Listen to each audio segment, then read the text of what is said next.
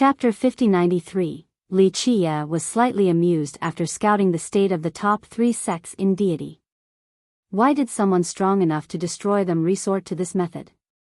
For example, Conqueror didn't need to do it so secretly if she wanted to destroy 8 Stallion.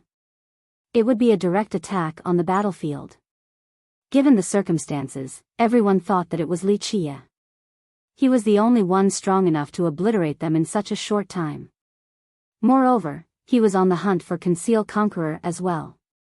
Everything seemed to make sense. Putting the blame on me?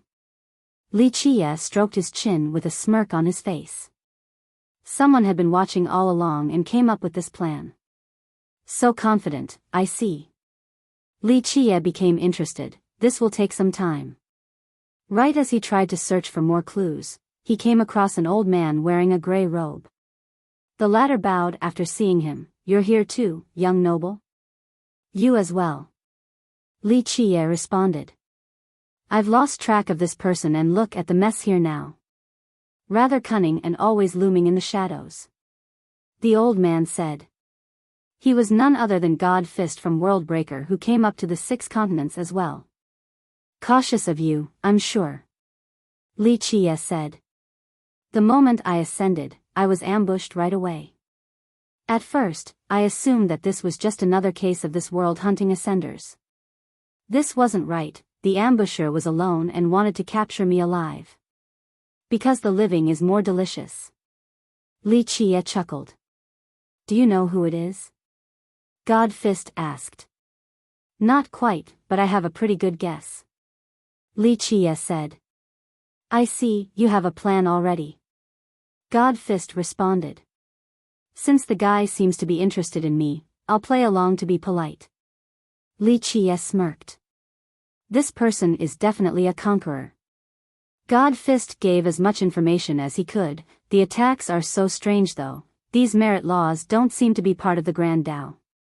It's not only for keeping the identity a secret, this is an ancient way, the most interesting thing about it. Li Qia said. Is there anything I can do, young noble? God Fist asked. Don't disturb the snake in the grass, ignore it for now and wait for them to take the initiative. I don't want to waste time forever here. Li Qia shook his head. I understand. God Fist cupped his fist and left after understanding Li Qia's intent. A quick look at bit. ly/3ibfjkv will leave you more fulfilled. If he kept on searching for the assailant, it would only make the person hide even more. This would end up wasting Li Qia's time. After the old man left, Li Qia entered a special dimension to start a search. After getting to a particular location, he reached out and forcefully created an opening. Bam!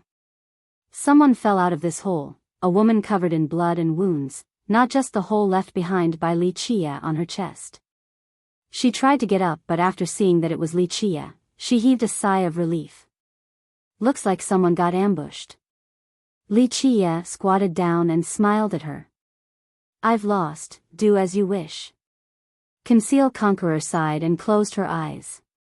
Resisting was futile even if she wasn't grievously wounded. She couldn't exert 20% of her strength right now. Li Qia observed the wounds and said, looks like the ambusher wanted you to survive. She didn't respond. She had escaped back to deity after fighting Li Qia.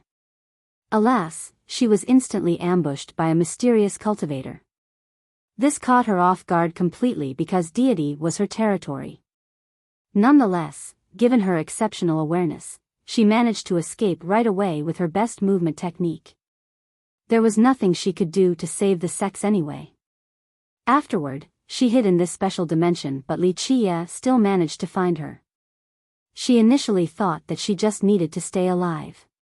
One day, she would become strong enough to deal with any foe. Alas, she had underestimated Li Qia's scouting ability. Why was I left alive? She realized that Li Qia was making a great point. She hasn't had time to think about the circumstances due to her wounds, so that I could light the beacon?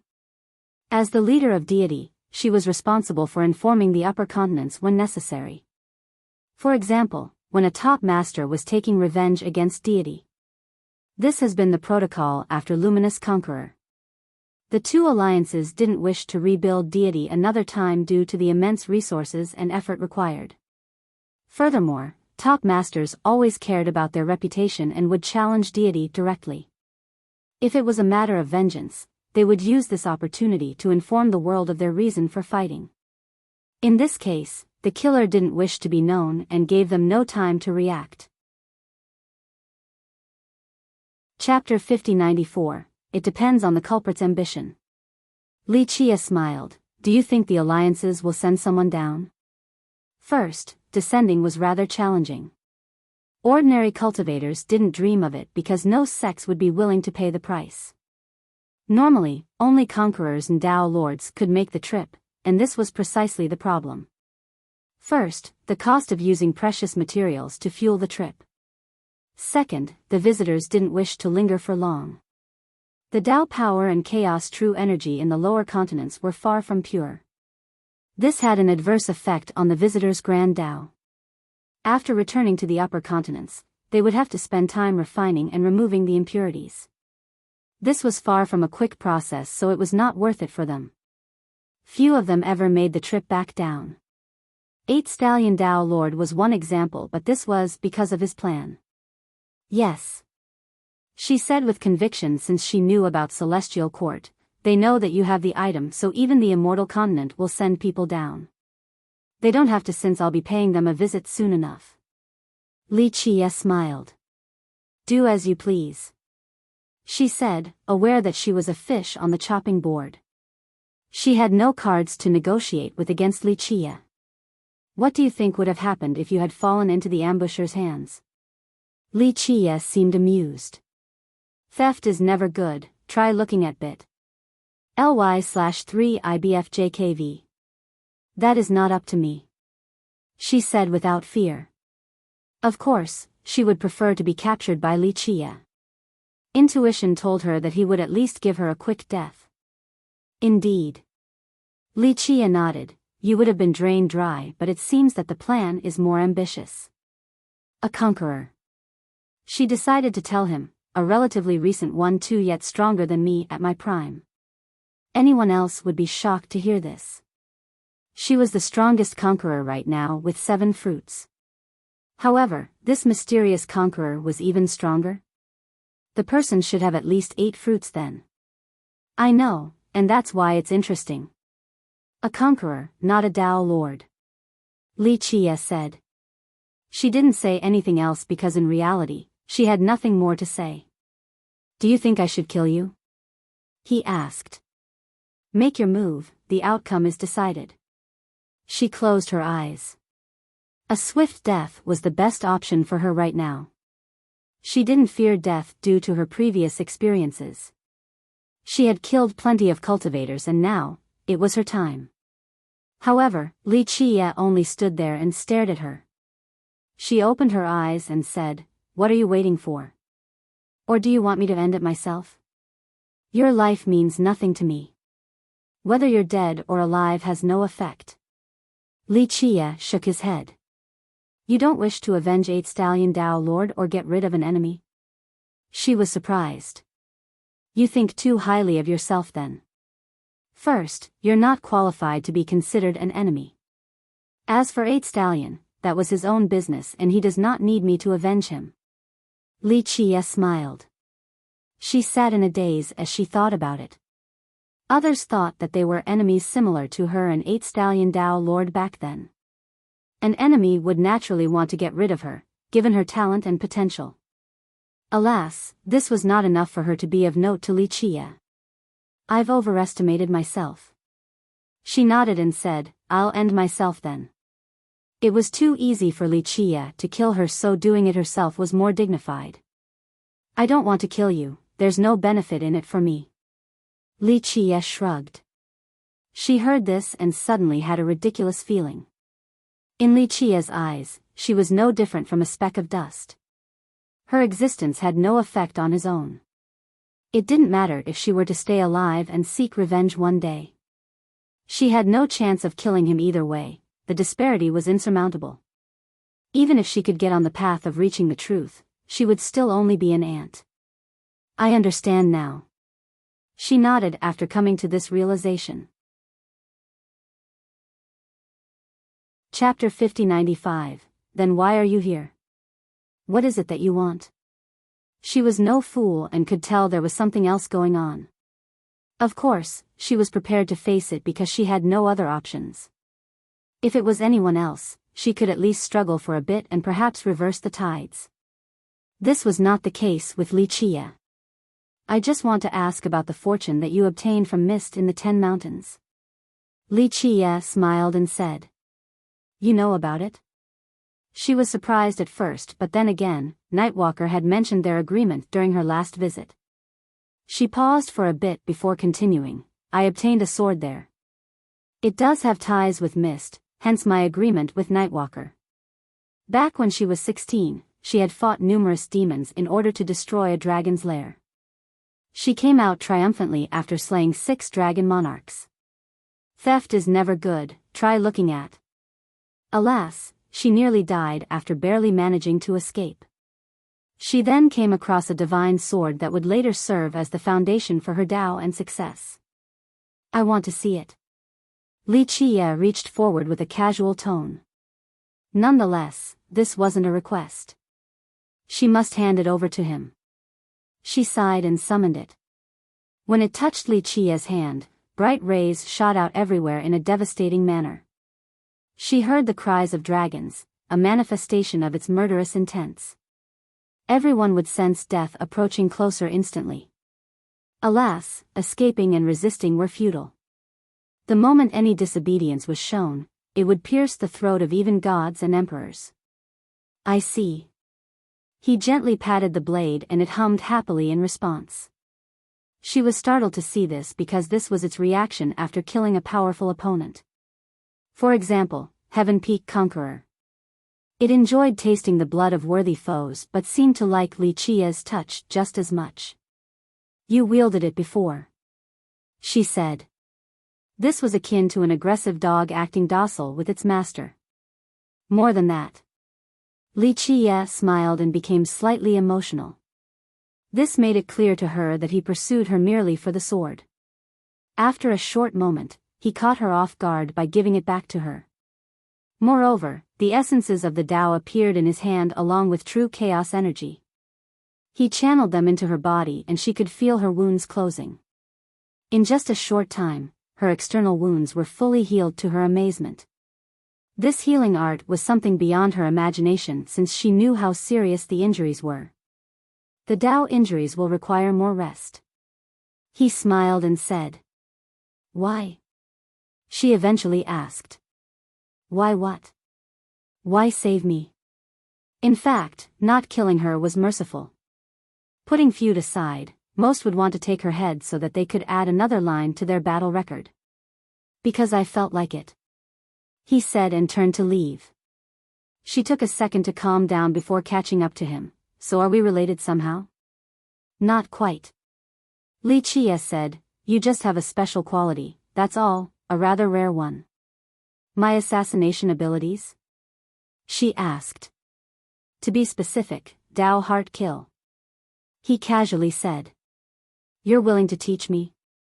She asked again. I've taught you already. To which he responded. She hesitated for a second before replying, I haven't learned it.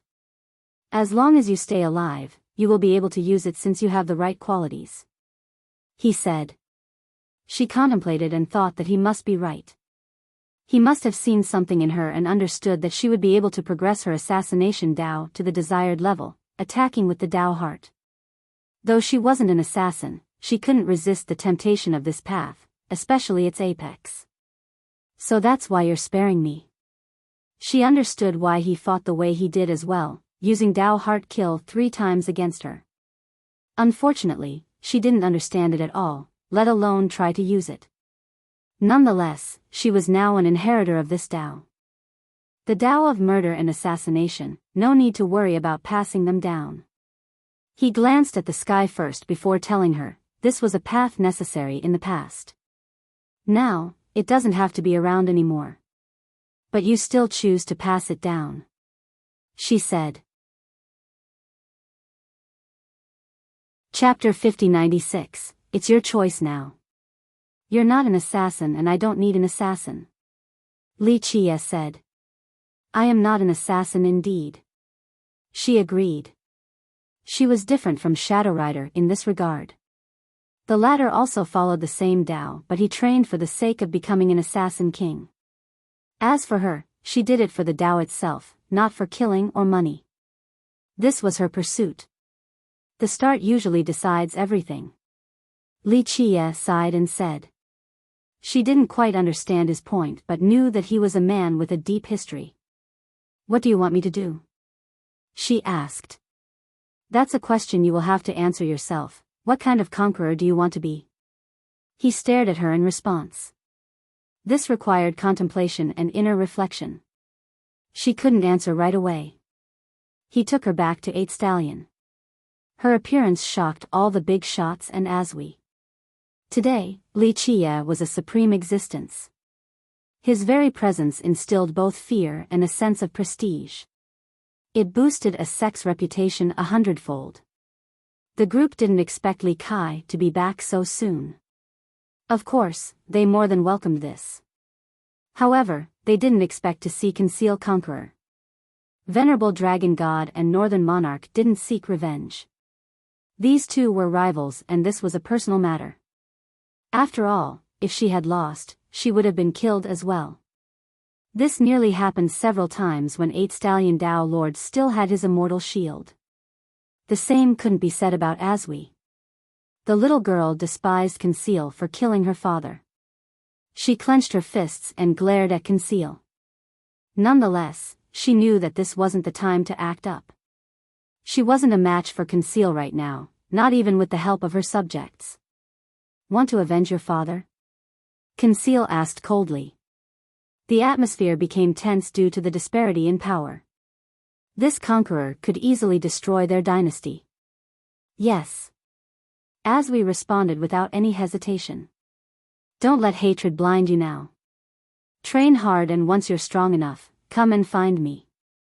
Conceal coldly uttered. Theft is never good, try looking at bit. ly/3 IBFJKV. The seniors understood that this was a hopeless endeavor. Conceal was exceedingly talented, even more so than Aswi's father. There was a chance that she could become a 12-fruit conqueror and seek the truth. Aswi, regardless of her effort, wouldn't be able to reach this level. Thus, to live for the sake of vengeance meant living a pitiful and meaningless life. Your father doesn't want you to avenge him. Li Chia said. How would you know? Aswi disagreed and scared the seniors. They didn't want her to offend the monstrous existence. Have you killed before? Li Chia asked. The girl didn't answer and glanced over at Northern Monarch and Venerable Dragon God instead. True masters avenge themselves, to live and kill the enemies one day. They do not fear defeat and death.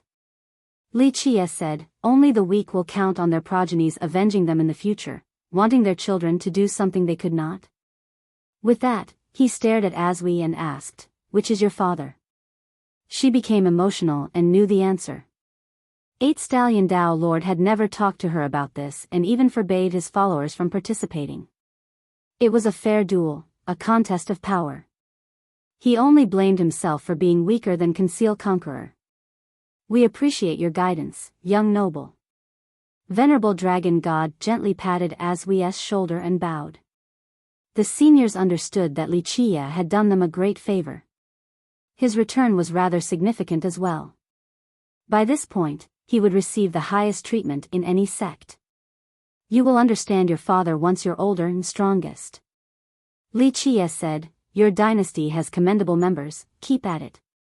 With that, he stretched and said, I'm tired, time to rest. I will arrange a place for you, young noble. Fireblade led the way for Li Chia. While following the two, Conceal turned back and said, if you want revenge, find me in the upper 2 continents in the future. Aswi didn't respond since this future was still so far away. After the trio was gone, Venerable Dragon God told her, His Majesty hoped to see you always smiling. He could have fled but he did not, choosing to fight bravely instead. He told me that it was a battle of destiny and honor. I know. She nodded. Northern Monarch sighed as she listened. Even if Aswi wanted revenge, she had a tough road ahead because Conceal was monstrously talented. Moreover, she wouldn't be alone either and might serve as a representative of Celestial Court. This was another reason why 8 Stallion didn't want anyone to avenge him.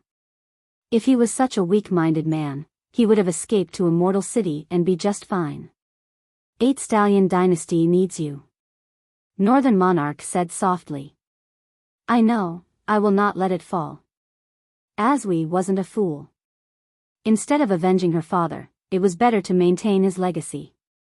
After all, he still worried about it before his last days. Chapter 5097. The news of Li Qia staying in 8 Stallion prompted a visit from a familiar face, Jian Yunyun. Looks like you have something to tell me. Li Qia smiled after seeing her. She bowed and said, yes, young noble. I have retrieved Primal's treasure. Back in Demon, she didn't follow the group into the Divine Nest and returned to Primal instead. Divine Empress Dowager had left her a mark. After deciphering the runes, she understood something and used the key to retrieve the item. What does this have to do with me? He asked. I'm not sure, intuition tells me that it is related to you, young noble. She said with a serious tone. Moreover, her intuition has been correct ever since she met Li Qia for the first time. She believed that Li Qia was somehow related to her lineage. The first thing on her mind after obtaining the item was to bring it to Li Qia. We are bit. ly/3IBFJKV, find us on Google. Given her status, she should have used it to stabilize her position in Primal or even use it to revitalize the lineage. Thus, her action was rather questionable. Some could consider this traitorous. How could she present their sex legacy to an outsider? This was egregious and should be heavily punished. Do you know what you're doing? Li Qia asked. I know, this is arguably treason. She nodded. Yet here you are. Li Qia smiled. I believe that this is the right way to benefit Primal. Not doing so means declination until destruction. She took a deep breath and said. What you lack in innocence when compared to Mingshi is made up with decisiveness. You will make a great leader. Li Qia nodded approvingly and said. Here, young noble, please take a look.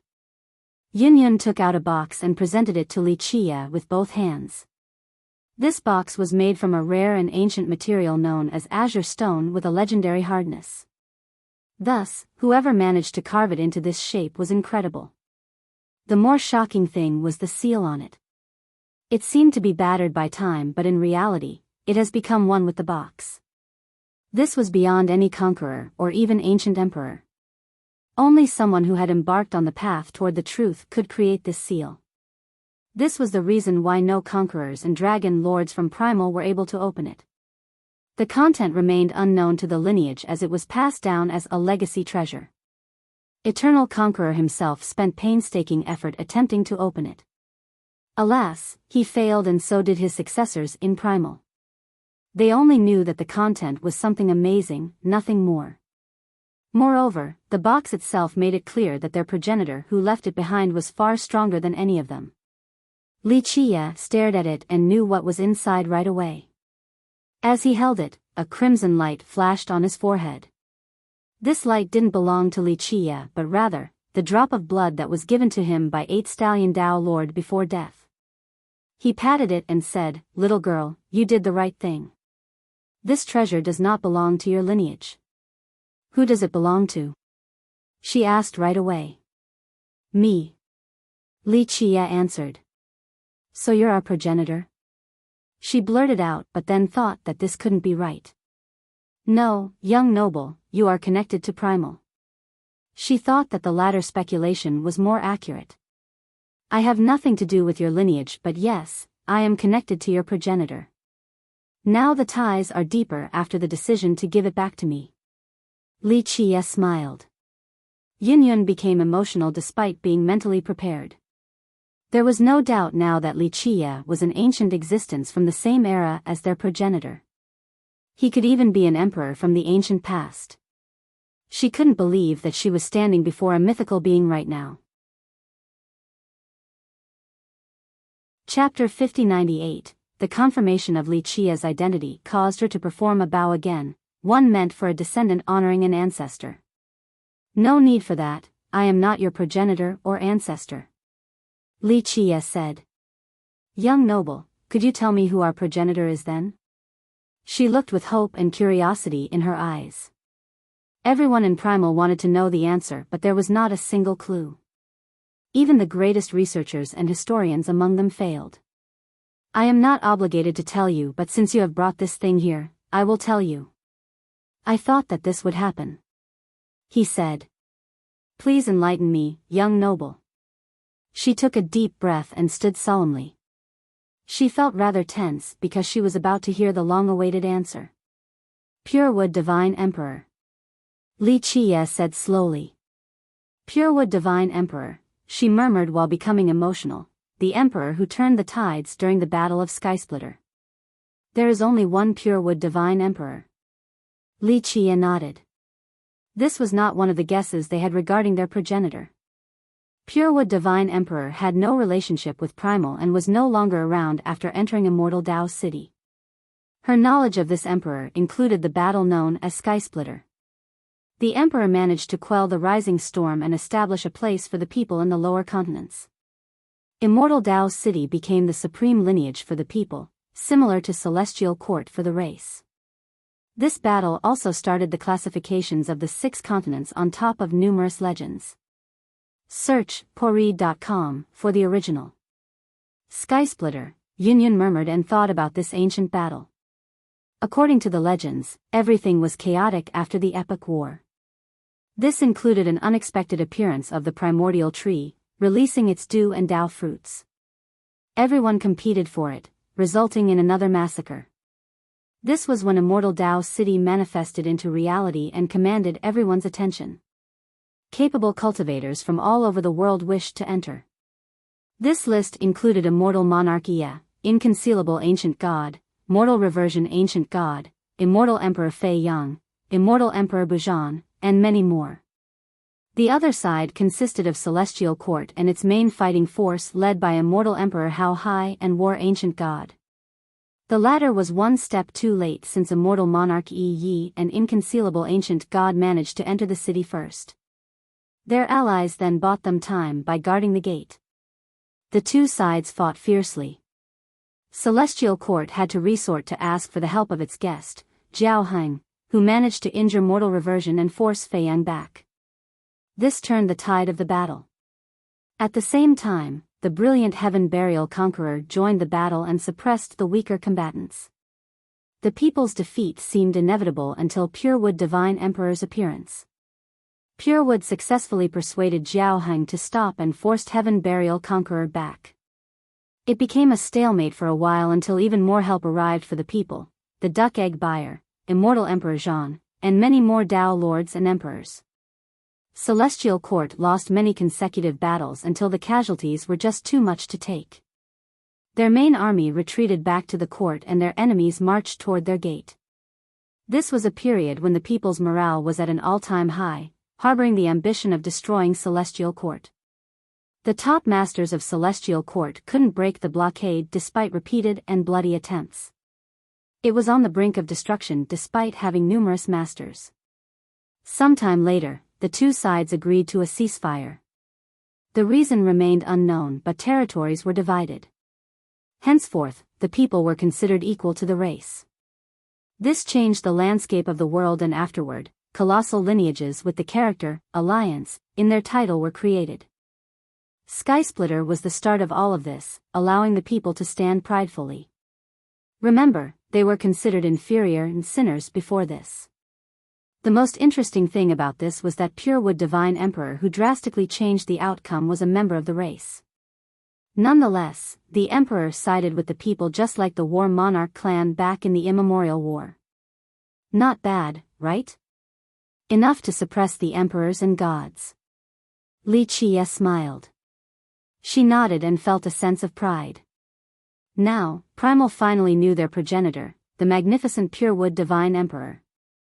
The descendants of Luminous Conqueror and Heaven Burial Conqueror always bragged about their impressive backgrounds.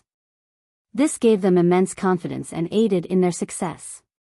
Primal lacked this history once until the appearance of Eternal Conqueror. Now, they had another thing to be proud of. Purewood Divine Emperor was arguably greater than the other progenitors. 1. This is a tough one without more context. The literal can be translated several ways, but it has the characters for Jiao Heng without the immortal emperor part. The others always have their full title with the exception of dialogue. This is narrative, so it should have been Immortal Emperor Jiao Heng. I don't think this is Immortal Emperor Jiao Heng, but I can't make that call. It would make sense for Jiao Heng to be powerful, but why is he on the side of Celestial Court? Other ways this could have been translated depending on the context is, arrogant guest/official, as a title, or just an arrogant guest. All in all, not quite sure about this one, but I have to leave Jiao Heng in just in case it is really him too. Usually immortal emperors have 2 words in their title, Zhan only has 1, Zhan Xian Di. This could be interpreted as an emperor who wants to against immortals instead of immortal emperor. Keeping it as Immortal Emperor Zhan for now. In reflection, there have been a lot of titles in the past 5,000 chapters. Maybe 2 to 3% of them should be something different now that the context is known. 20% could have been better or used a different format. Looking back with my current experience, would translate Immortal Emperor titles as adjectives instead of pinyin proper nouns. It is nice keeping them as pinyin too, since the line between a title and a name is so blurred in Chinese. Only the distinction is clear in English when I have to translate. I don't want to change all the Immortal Emperor titles to match the rest of the novel because those names are too memorable now.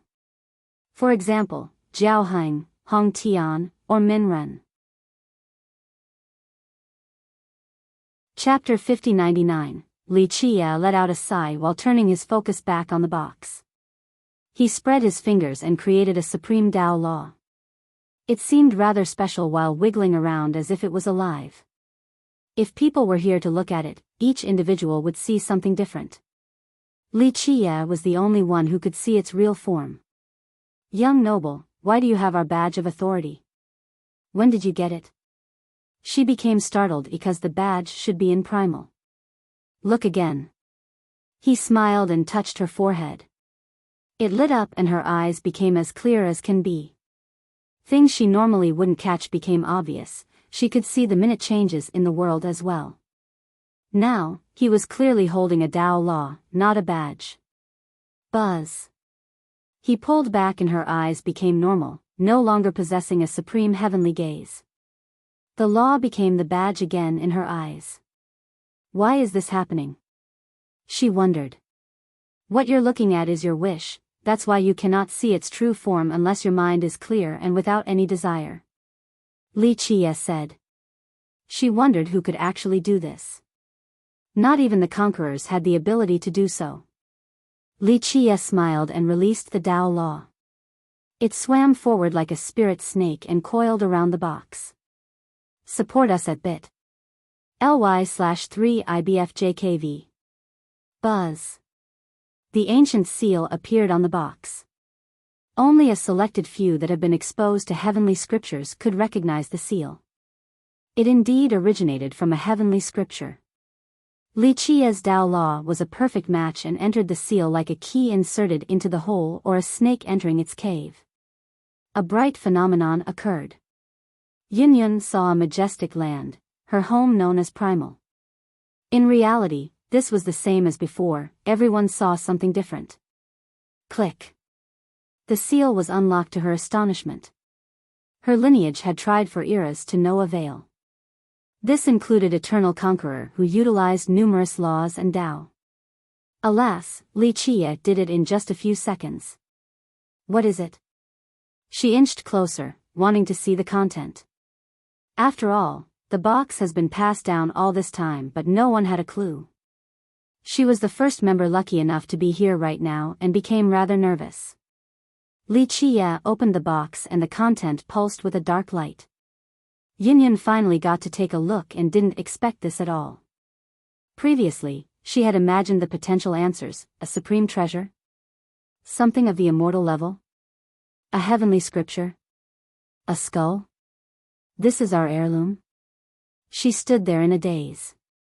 It seemed to be infected by something and was as black as ink from top to bottom, nearly being fused by endless darkness. One wouldn't even notice the skull amidst the darkness. The question was, did the darkness envelop the skull, or was the skull the thing devouring all light? At the very least, she could tell that this wasn't a human skull. The shape was rather strange and gave a creepy feeling. Suddenly, she felt something deep in her heart being affected. No ancestors and disciples would believe her about this issue, their heirloom being a creepy skull. Buzz. A bloody ray erupted from Wuxia's forehead. Something seemed eager to break out. This was none other than the drop of blood given to him by 8 Stallion Dao Lord. The skull released dark rays after seeing this, especially from the eye sockets. The rays were capable of refining any affinity. What the hell is this? She became startled. Seal. Wuxia shouted and suppressed the skull with a single finger. The drop of blood and the skull immediately halted, not daring to try again. Yun heaved a sigh of relief because that sudden eruption scared the hell out of her. Chapter 5100. Yun remained confused as to why their great progenitor continued to pass this skull down. It should have been something like an immortal item. Back to me again. Wuxia sighed. He had previously obtained it back in the 9 worlds but lost it after causing the calamity. Purewood Divine Emperor came across it and sealed it. What is it? She asked. A skull that does not belong to any current race. Wuxia said. I see, she murmured. Why did our progenitor leave it behind? That's a good question. Answer this first. Why did your progenitor create Primal? Wuxia smiled. As an inheritance and a legacy? She said. This question was acceptable since more often than not, this was why top masters would create lineages. This applied to Heaven Burial Conqueror and Luminous Conqueror. Are there any traces of Purewood Divine Emperor in your lineage? Wuxia asked. The question was obviously no, since they didn't know anything about their progenitor previously. It is to remember someone, or perhaps two. Wuxia said. Do you know who? She asked. He sighed and said, Divine Ancestor and Trinity Ancestor. She murmured the titles and was not aware of these beings, at least not in their records. Who are they? She said softly. Trinity Ancestor, is that the creator of Trinity against the heaven? Yun asked. Wuxia smiled and glanced at the throne, and so did she. No, just similar in names, the formation is related to someone else. Who is it? She asked. Primal Ancestor. Wuxia told her after a short pause. Are these ancestors related? She asked. They're from the same era. To which he responded. Is there more to this than just the timeline? She inquired further, feeling that these ancestors might be more connected than that. They're ancient bloodlines. Wuxia said. Ah, Peacebringer Trinity.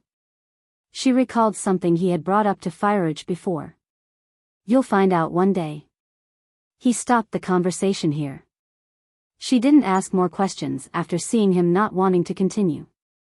The lore can be often vague because the only one in the know is Wuxia, and the author try to be mysterious. If I spot confusion that might have been due to inaccurate translations, I will explain it in a footnote when necessary. Meanwhile, the lower continents were still dealing with the aftermath of the Great Power's destruction. Everyone thought that Wuxia was the culprit. After all, he was the only one strong enough. Moreover, they also believed that he had killed Conceal Conqueror. The brilliant Conceal Conqueror still couldn't escape death. Some found this regrettable since she couldn't fulfill her potential.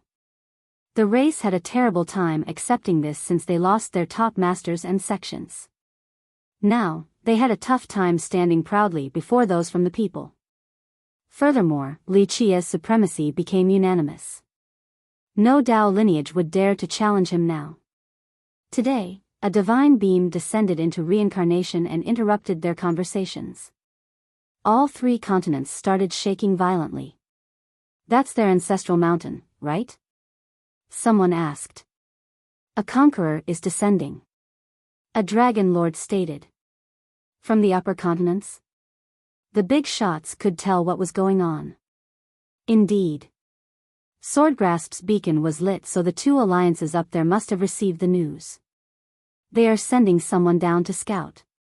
The Dragon Lord said. This caused everyone to take a deep breath. Divine and Heaven Alliance were part of Celestial Court. This could escalate to a dangerous point.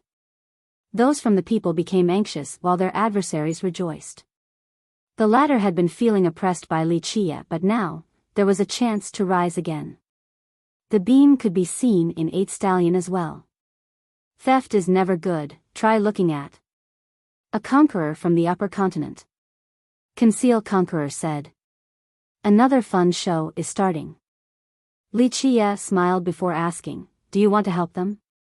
What do you think I should do? She asked.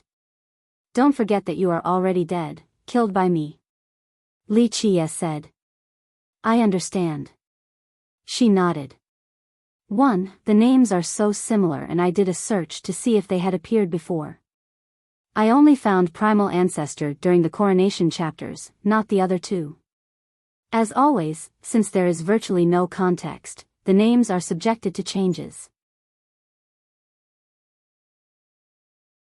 Chapter 5101, Mountain of the Ages was enveloped by a blinding radiance.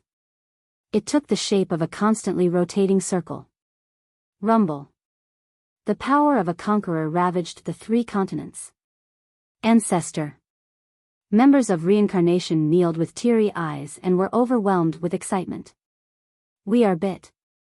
ly/3IBFJKV, find us on Google. The ball of light continued to release waves of light. Eventually, a majestic figure landed on the ground, accompanied by an ocean of laws. Green Mountain. The mantra included the title of this conqueror. It's Green Mountain Conqueror. This news traveled swiftly. He had once dominated the lower continents and reincarnation prospered under his reign. He ascended to the upper continents after obtaining 4 Dao fruits. He has 8 fruits. The ancestors of the sect became emotional. This was enough firepower to unite the lower continents. He joined the alliances. A few ancient ancestors and dragon lords quietly discussed. Reincarnation was a special existence in that it didn't have a clear allegiance to the race or the people. Though some said that reincarnation was a tributary of divine alliance, it had sided with the people before in previous conflicts. Of course, it also had periods of being rather close to deity and heaven burial before. Rumor has it that their conquerors didn't always join the race. One example was Blazing Conqueror, who most likely joined the people instead. Now, Green Mountain Conqueror clearly represented the race in this case. What a shame, he was very close to the people back then. One ancestor sighed and said.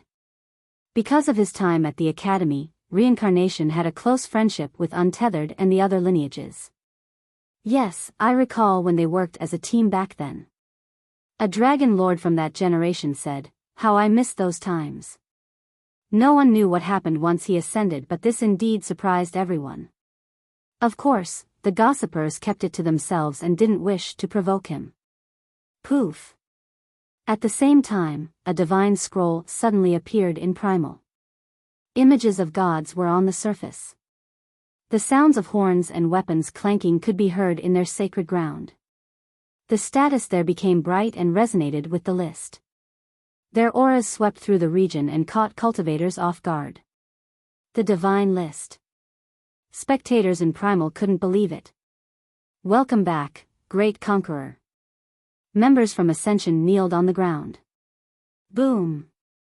Someone landed and all the statues kneeled before him. Ascension Conqueror. They shouted his title. He has 8 Dao fruits. Someone saw the 8 fruits floating above the list. The younger disciples were ecstatic to see a famous historical figure from their sect. Alas, the ancestors had a solemn expression. Primal had always been a part of the people. This was due to the background of their members. In history, primal, untethered, and hundred races always protected the people's interests. When Eternal Conqueror united the continents, he represented the people. This was the golden age of primal. Ascension Conqueror came from this side as well and supported it during his reign. Why did he join the race after ascending? This was rather ironic for primal, so the older members felt bitter about this result. Of course, the two sides weren't as antagonistic as before, but it was still a tough pill to swallow. Chapter 5102. In a sense, this wasn't traitorous because the upper continents were separate from the lower continents. A conqueror had the right to choose after ascending, but it was still difficult for Primal's members to accept this. Ascension Conqueror. Jian Yunyun, who was watching from a distance, became emotional after seeing this ancestor switching sides. She was the future ruler of Primal, so witnessing this was rather unpleasant. It's common. Conceal Conqueror said, since she knew more about the situation up above. After all, she had a direct line of communication. The allegiance in the lower continents no longer mattered once ascended. Conquerors and dragon lords were free to pick the other side. This change was often due to their unique experiences. Now, despite being vexed by this, members of the people didn't dare to say anything. The other side had two 8-fruit conquerors now. He once fought the dragon lords of deity with his divine list. Oh, his unbeatable style back then. An ancient ancestor recalled a beautiful memory. Now, it was a reminder of a lost time. Now, these two conquerors represented heaven and divine alliance. The race's members finally became excited once more after recent setbacks. The light of divine and heaven will always shine the race. Some regained their lofty aspiration. Rumble. Laws started shooting into the air in deity as well. The pieces of broken pagodas suddenly came together again, rebuilt by true chaos energy. The gate returned to normal as if time was reversing. Ancestor. The lucky survivors of Immortal Pagoda kowtowed repeatedly. Another majestic figure descended after a loud explosion. 8 fruits could be seen along with 6 treasure pots. Each of them exuded a unique affinity and could be felt all over the lower continents. Inhabitants heard the cries of 6 dragons. Their draconic auras were suffocating. 6-pot Conqueror. Members of deity shouted in excitement and ran toward Immortal Pagoda to greet this ancestor. It's back. They saw the radiant pagodas once more. Rumble. A similar phenomenon occurred in Swordgrasp as well. True chaos energy engulfed the area like an ocean. The broken buildings were reassembled once more. Its foundation poured out enough power to help the process. Endless sword energy swept through the lower continents as well, cutting off any peak that was too high. Just the sharp waves alone intimidated people. Clank. They eventually came together to form a ship above Swordgrasp. A beautiful and majestic figure appeared on the deck with 8 fruits. Ancestor. The survivors of Swordgrasp prostrated. Vessel Conqueror, an old voice trembled after seeing her. A quick look at bit. ly/3IBFJKV will leave you more fulfilled.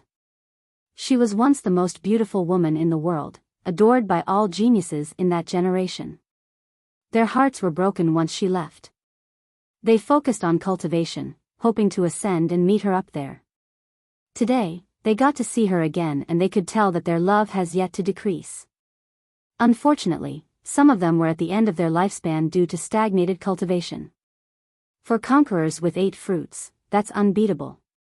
Those from the race jubilated, looking rather haughty again.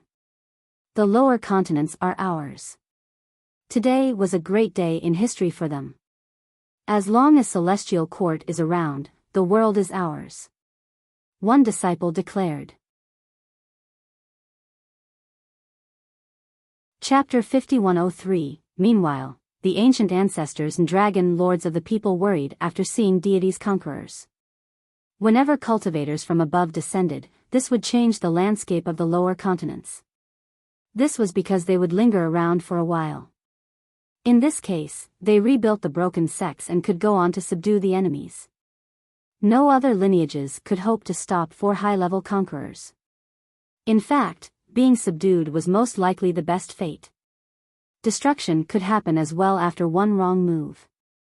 This was a rather rare occurrence. Something big must have happened. Now, if Imperial and Dao Alliance were to not send anyone down, it would be over for those from the people in the lower continents.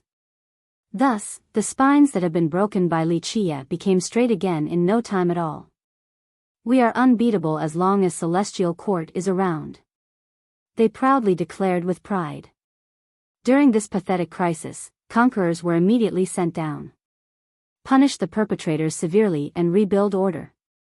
A stern voice echoed across the realms. The speaker was none other than Green Mountain Conqueror. This scared the hell out of everyone from the people. Punish those who had offended deity too. Others from the race demanded. Yes, make an example out of them. No one is allowed to trample on the race's dignity. Some ancestors expressed their attitude. Not long ago, they were afraid of Wuxia and didn't dare to say anything. Now, though they didn't say his name outright, everyone knew the target. We demand an explanation for the destruction of Godchaser and Swordgrasp. Sixpot Conqueror spoke. Where is Wuxia? Ascension Conqueror shouted. I'm ready for your reason for destroying Swordgrasp. Vessel Conqueror's voice was pleasant, but no one dared to underestimate her. Can Wuxia stop them? The ancestors of the people wondered. One Dragon Lord said, Wuxia is unbeatable, but there are too many conquerors on the other side. This is the end of the roar for him. This is the result of antagonizing us. A weak cultivator from the race snorted. This is just what happens when Celestial Court decides to unleash its wrath. Only death awaits. Another said. Find the original at pourri.com. The bees are buzzing in full force today, so annoying. A lazy voice answered the conquerors. Everyone shut up right away, even those from the race who were spewing threats earlier. The latter still didn't dare to be so direct toward Wuxia.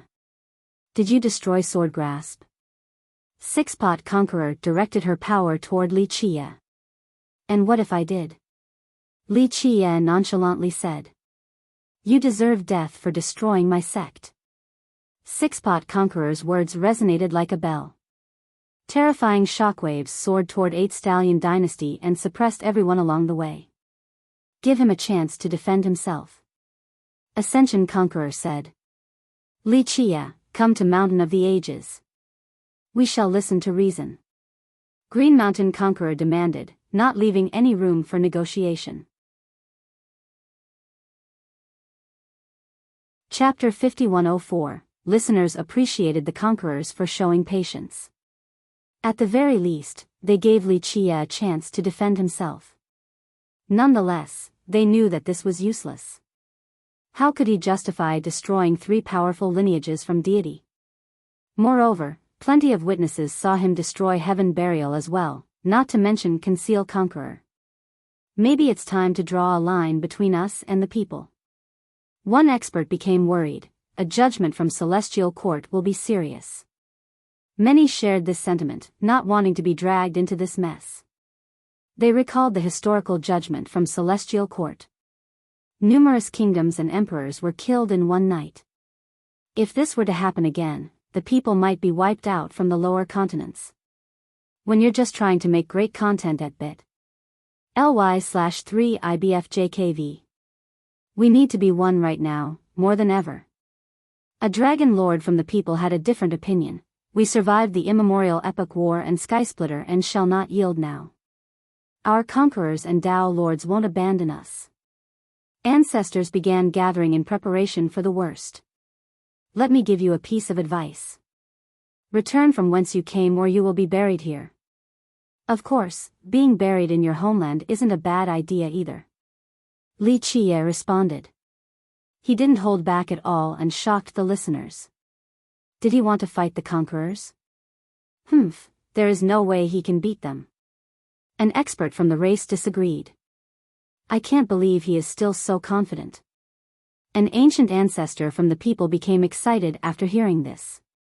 Yes, the other side might have 4 conquerors, but this was Wuxia.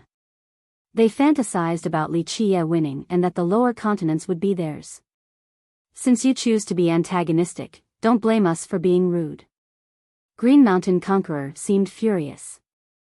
Give him a chance to defend himself first. Vessel Conqueror said. His crimes are as clear as day. Six-Pot Conqueror said, admit your crimes and there might be room for negotiation. Just pick a date and decide this with force. Wuxia smiled and said. Very well. Green Mountain coldly uttered, we shall wait at Mountain of the Ages. A battle it is. So be it. Ascension agreed. There we go, a 1-on-4 will be fine. Wuxia stated the condition. The conquerors were livid since he spoke with such disdain. They were dominant during their generation and haven't been disrespected before. 3 days later then. Vessel said, I will not hold back if you are indeed the culprit. In 3 days. Wuxia agreed. Inhabitants of the lower continents required a long time to digest this development, a battle between Wuxia and 4 conquerors at the Mountain of the Ages. This could very well decide the future of their land. What if Wuxia loses? An ancient ancestor said with a solemn expression and didn't dare to finish this thought. In this case, the order of authority would completely shift toward the race. Even if the 4 conquerors were to not start a massacre, the lineages of the people would be suppressed and treated as second-class inhabitants. But if Wuxia wins, our golden age will come. An expert remained optimistic. Both sides believed in their own chances of victory. No one can stop 4 conquerors with 8 fruits. Someone from the race asserted. All in all, most couldn't wait for the battle. Powerful ancient ancestors and dragon lords came to the mountain in order to watch. Putting the implications aside, just observing the battle would be immensely beneficial for their Dao. 3 days, a period that wasn't too long or too short. Nonetheless, it took everyone's breath away. The only exception was Wuxia, who was relaxing in 8 stallion. Alas, his peace was interrupted by someone who insisted on seeing him. Wuxia himself was surprised by the visitor, the current Lord of Reincarnation, Qing Sonka. Wuxia killed his father but also saved him twice. In reality, he had forgotten about the boy since he couldn't remember all the people with grievances against him. Chapter 5105. What do you want? Wuxia smiled and said. Qing Sonka stared at Wuxia for a while and didn't say anything. The guy was his father's killer. As the saying goes, patricide, vengeance, not even the heavens can reconcile. Did he hate Wuxia? His hatred was profound, but in reality, how many people had his father slain in the past? Now, since his father was dead, so the victim's family members were targeting him instead. He had the responsibility to avenge his father. Otherwise, he would be unworthy as a son. His intent didn't matter, the act must be carried out. Of course, he also knew that this was a one-sided affair. The mere thought of carrying it out only served to console his state of mind, for success was an impossibility. He was not qualified to become a real threat. This was a man who killed conquerors and dragon lords like they were nothing. In fact, just meeting Wuxia now was a great honor. Top masters didn't have this privilege, but Wuxia chose to grant him an audience. This complicated situation made him feel helpless and trapped in despair. As Wuxia had stated in the past, he was not eligible to stand in the long line of those who want to kill Wuxia. The disparity was immense and he knew his own limits. He could try his entire life only to amount to nothing. He also knew that Wuxia was merciful for not killing him, let alone saving him twice. Others would kill everyone to get rid of a potential problem in the future. Wuxia didn't need to do it himself, plenty of people would dirty their hands for him. Being saved by the enemy was torture, and all of this made him speechless. At least say something, don't just stand there. Li Qie said with a smile. You shouldn't go to Mountain of the Ages. He eventually said. Oh. What makes you say that? Li Qie asked. It is a trap. He said with hesitation. Go on. Li Qie said. Qing Songke didn't expect this response because he had thought about the various scenarios before. He came to warn Li Qie but thought that the guy might laugh or mock him. All in all, his expectations were mostly negative. In this case, Li Qie actually became interested, seemingly believing him. Remember, he was currently the Lord of Reincarnation, the Conquerors were on his side. Coming here to give Li Qie information was nothing short of traitorous. Others might actually consider this a ruse. I don't know the details, just that it is certainly a trap. He responded. I appreciate your kind intentions. Li Qie nodded in response. Qing Songke heaved a sigh of relief when Li Qie accepted the gesture. Since Li Qie had saved him twice, this was considered paying off the debt. With that, he would have less problem avenging his father. A trap it may be, but I am a man of my word and must go. Li Qie smiled and added. It can be hard to make great work when it's stolen from Pori.com. Very well, take care. Qing Songke didn't try to convince Li Qie. He turned and left since why would an ant need to worry about a dragon? As he was walking away, Li Qie's voice came from behind. Do you wish to avenge your father? Qing Songke froze. This scenario sounded as if Li Qie would not let him leave this place alive. However, he thought that he was overthinking it. It was clear that Li Qie had no intention of killing him. He turned around and faced Li Qie. It is the son's responsibility to avenge his father. Rather courageous. Li Qie chuckled. At this point, some ancient ancestors would tremble before Li Qie, let alone utter these fighting words. Do you want to kill me? Li Qie asked. Of course, it is my mission. He took a deep breath and said. Even if you cultivate your whole life and become a conqueror, you still won't be able to kill me. Li Qie said, I'm not telling you to give up on avenging your father, but obsessing with vengeance is no way to live. It doesn't matter how strong you become, you will be swallowed up by the only thing on your mind. How pitiful. That's my business. Qing Songke paused for a moment before coldly uttering. Fine. Li Qie responded, if you want revenge, then check a scroll known as Chronicle of the Ages left behind by your ancestor, Blazing Conqueror. Others might view it as a shallow mantra that can be trained by anyone, but it will be very useful to you. Qing Songke couldn't believe it. His enemy was clearly giving him a hint on how to improve. Go. Li Qie waved his hand. Qing Songke regained his wits and bowed once before leaving.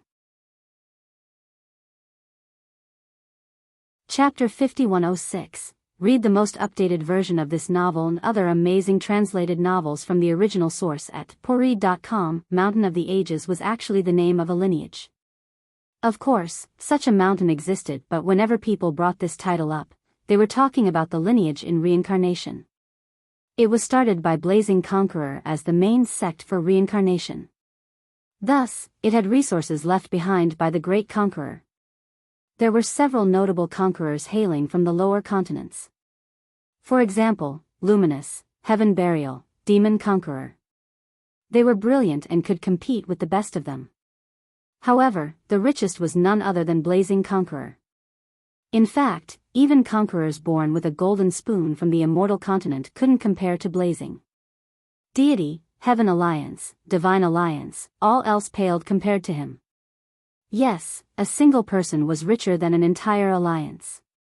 Rumor has it that the conqueror might be richer than the 3 lower continents combined. Thus, due to his wealth, he never lacked beauties and friends.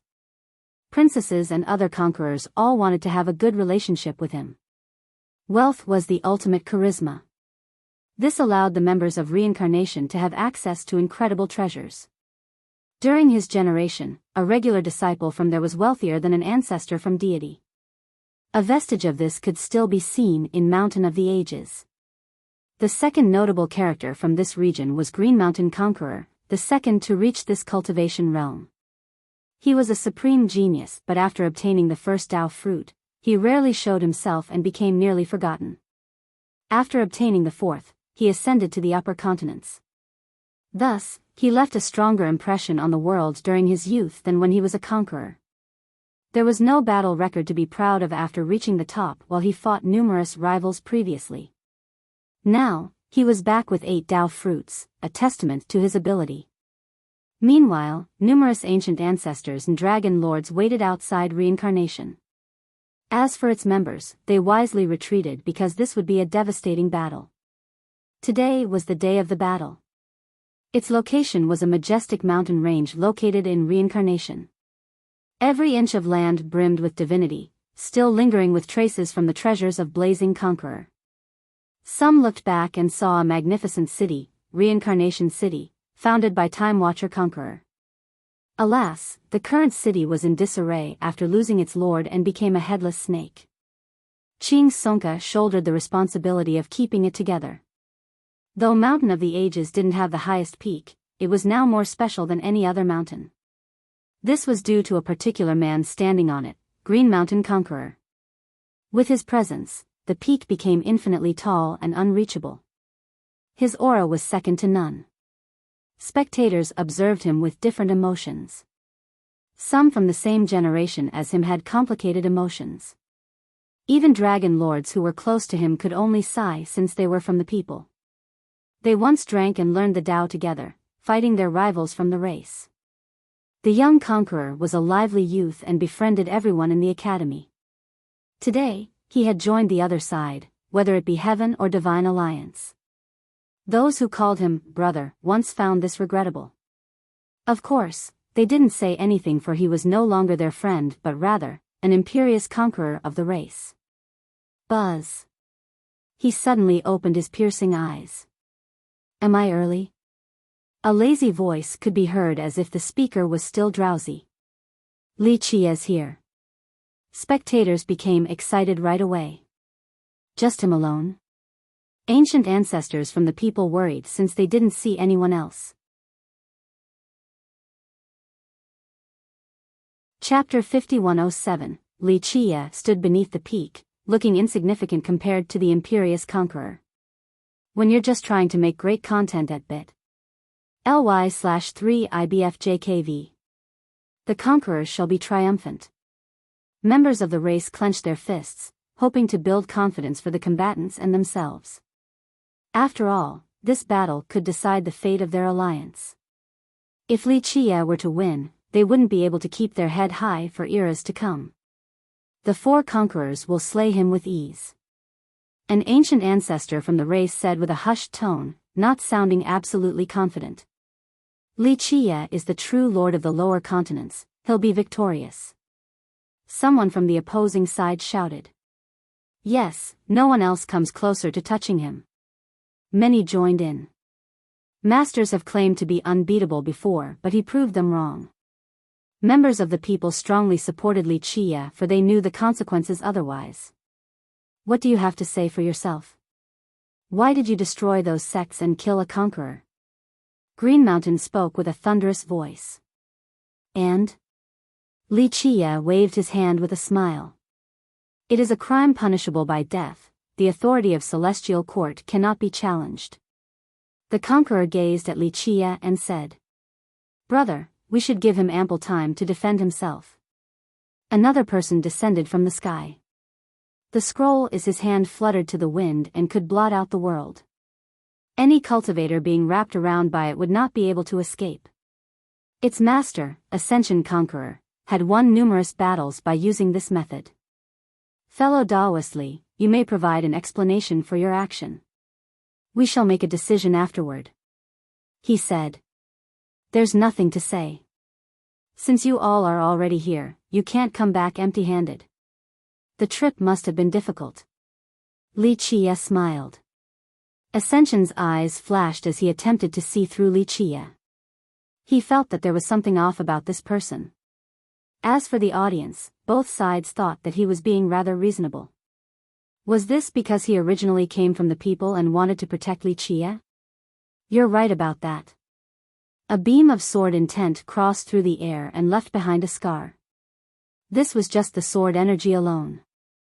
An actual slash could easily take down a relatively large kingdom. A supreme beauty rode the beam and appeared before the crowd. People didn't dare to appreciate her delicate features due to her cultivation. Older dragon lords became overwhelmed with love but only observed her from a distance. Alas, they didn't have the power to actually be with her. In fact, just seeing her one more time was a dream come true for them. I won't stop you from sharing your account of the events that have transpired. Vessel said, but if the accusation turns out to be true, you shall be punished. After all, she came from sword grasp and wouldn't let this go easily. Whether I did it or not doesn't matter. Just do what you have to do. Li Qie smiled. If you admit fault, you shall be eradicated in order to appease the souls of your victims. Green Mountain said. Your bullshit is nauseating. Li Qie chuckled. Do you confess? At this point, another figure joined the battlefield with 6 rotating pots around him. These 6 pots have been his treasures ever since his Dao debut. The reason why Six Pot became his title was that he never used any different weapon or treasure. Does it matter? If I say that I didn't do it, will you act as if nothing happened? Li Qie said. We can assess the situation accordingly depending on your answer. The truth is yet to be revealed. Ascension remained relatively neutral. Everyone thought that Li Qie should at least defend himself before fighting the Conquerors. Why did you destroy Heaven Burial? Vessel asked. It was confusing due to the different methods employed by the perpetrator. The foundations of deities' great powers weren't destroyed. Otherwise, it would have taken them a long time to rebuild everything. I felt like it. Li Qie smiled. I consider that as a declaration of war against Celestial Court. Sixpot said with a serious tone. The atmosphere changed the moment Celestial Court was brought up. This entity had always loomed above everyone, capable of easily suppressing them. Chapter 5108. The sentiment is correct, but allow me to elaborate. I am not declaring war on Celestial Court. Li Qie smirked and paused for a second before finishing, but rather, I shall destroy it. This generation shall be its last. Listeners couldn't believe their own ears and felt as if 1,000 suns were exploding at the same time. Both sides became speechless. Many brilliant conquerors had tried before, Luminous, Demon, Night Moon. Even the monstrous Maddened couldn't do so. Putting individual efforts aside, Celestial Court survived several great wars. The full force of the people couldn't take down Celestial Court. We are Pori.com, find us on Google. During Skysplitter, Immortal Emperor Zhan and the Duck Egg Buyer led a coalition to the very gates of Celestial Court. Alas, after grievous casualties on both sides, they had no choice but to withdraw. It was one thing to talk about killing a certain conqueror or emperor. As for destroying Celestial Court? Impossible. Ridiculous. He might be unbeatable here but is still just an insect before the might of the court. An ancestor from the race snorted. He'll be dead if Celestial Court wishes so. Another was furious. Celestial Court was the supreme pillar of glory for the race. Spewing such arrogance meant becoming the enemy of its members. Those from the race found this ludicrous despite Li Qie's power. Of course, the people didn't say anything because they firmly supported Li Qie. The conquerors exchanged glances after hearing this. They had met incredible masters in the upper continents who didn't dare to say so. Their expression became serious as they channeled their power. Space instantly crumbled into dust, but Li Qie was completely unaffected. Something became rather obvious: their foe was a frightening one. Meanwhile, the majority of the inhabitants in the lower continents trembled in fear. This was the might of Celestial Court. Just 4 conquerors from there alone could dominate the lower region. You seem confident in your ability. Vessel Conqueror said. Destroying Celestial Court is no difficult task. Li Qie smiled and said. Ascension couldn't help but laugh. I've traveled the world and this is my first time hearing this declaration. All things Tao Lord and Demon Conqueror didn't have this level of arrogance. So is that why you joined Celestial Court? Li Qie smirked at him. All eyes were on Ascension Conqueror, especially from the members of Primal. They had a hard time accepting the change in allegiance. Of course, this didn't matter because Ascension was a conqueror and they were nothing in his eyes now. The issue was that the ancestors of Primal paid with sweat and blood while fighting against the race. Now, one of its conquerors chose to join Celestial Court instead. Ascension paused for a moment before answering with a hearty smile. I am far from being the only one in history to join Celestial Court. As the saying goes, a smart bird chooses the right tree to roost in. That's a clever way of putting this, and sure, it is rather common in history. Li Qie applauded. Every individual makes their own choice while embarking toward the Tao. Ascension didn't seem awkward at all.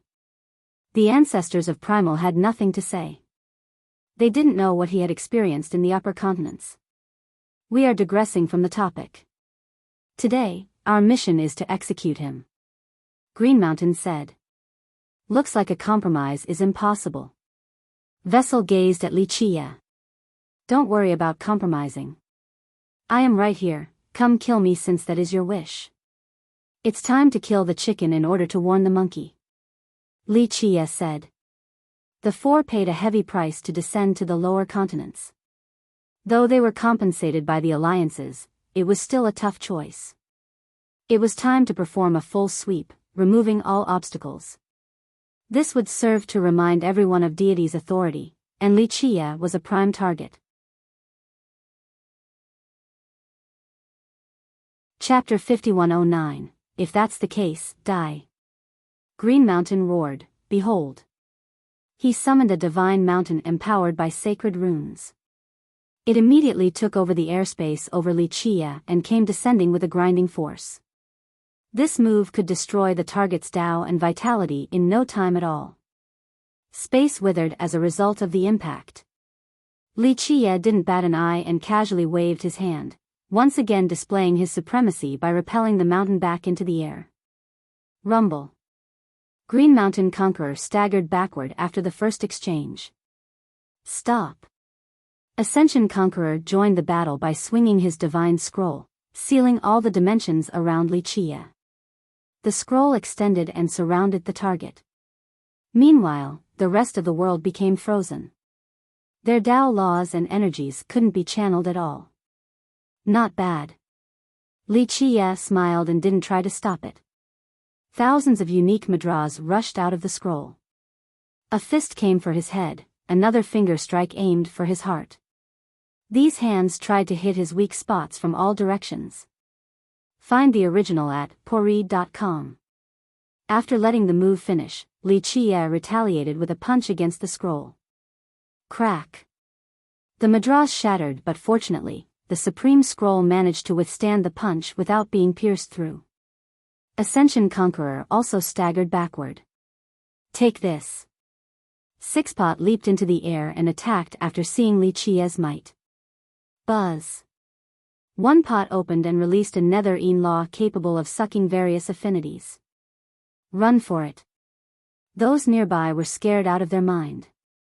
They felt a nether wind passing by and robbing them of their Tao and strength. This was the een pot, one of the six. Its effect sucked vitality and power into the darkness, leaving the victims helpless. Experts and ancestors found themselves trapped in the void, unable to muster an ounce of strength. They fell to the ground while screaming in horror. Li Qie was the main focus, so he became trapped in the void as well. The een affinity attempted to steal his power. My turn, I apologize, fellow Taoist. Vessel summoned her personal sword. Everyone from her generation recognized it right away. It'll be a devastating slash. A dragon lord said, recalling how she used it to dominate her peers back then. Although the technique and the sword were the same, she was far more powerful now. The sword itself was unbelievably sharp. Rumor has it that during the collapse of an ancient epoch, a vessel made from an immortal metal made it out unscathed. The sword was made from a part of its hull. Wave cleaver. She roared, and her technique summoned numerous ships and swords. They traveled in the direction of her slash with one target in mind, Wuxia. Clank. The crowd bellowed in horror because its speed surpassed time itself. It reversed time in its trajectory, making it impossible to dodge. Spectators felt as if Wuxia's head was already cut off before the actual impact. Scram. Wuxia slapped the slash as if he was disciplining a child or crushing an ant. Boom.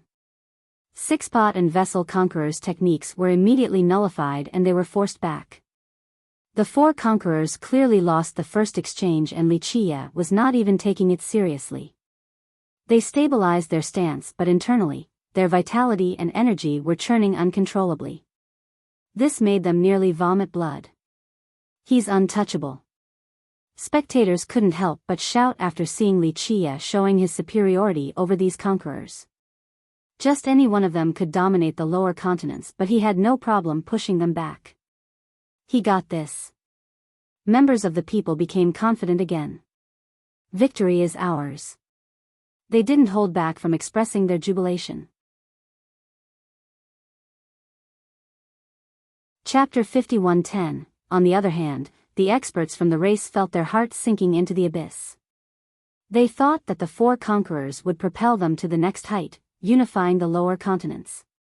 Prior to this, they were hopeful of Conqueror as well, but she was utterly crushed during the battle. The only thing they could do was pray for Wuxia's death. The four conquerors' expression changed dramatically. The opponent was far stronger than them. They didn't understand, how could the lower continents have such a powerful cultivator? Sir, where did you come from?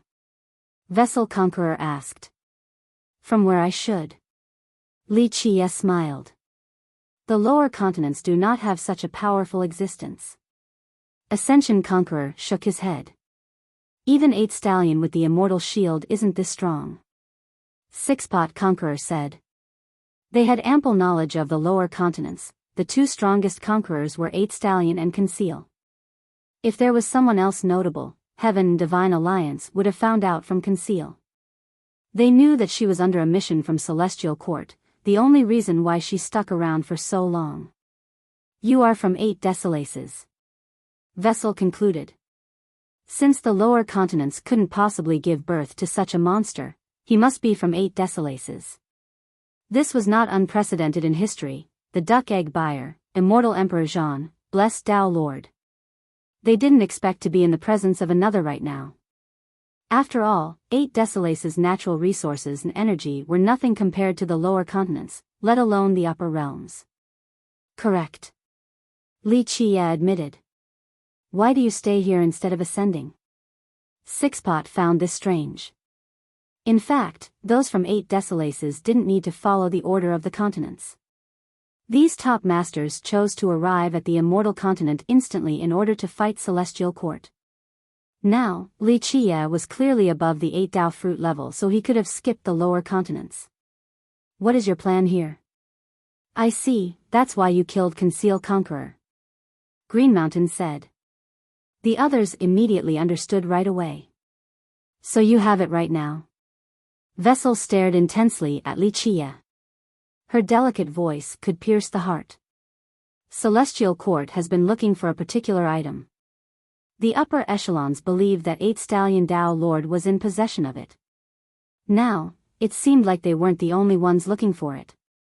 Perhaps Immortal Dao City and Imperial Field were doing the same. It was known that 8 Stallion Dao Lord represented Immortal Dao City. Wuxia was obviously not a part of Celestial Court. Was he with Imperial Field? Regardless of the circumstances, they knew that he had it right now. Talking about that drop of ancestral blood? Wuxia smiled. They became emotional after hearing the confirmation. As for the listeners, this was their first time hearing of it. What was this ancestral blood? Do you know what it is for? Ascension asked. Asking the wrong person, you should be asking Celestial Court this. Wuxia said. The group exchanged glances and Vessel answered, the ancestral bone. Listeners knew about this particular legend.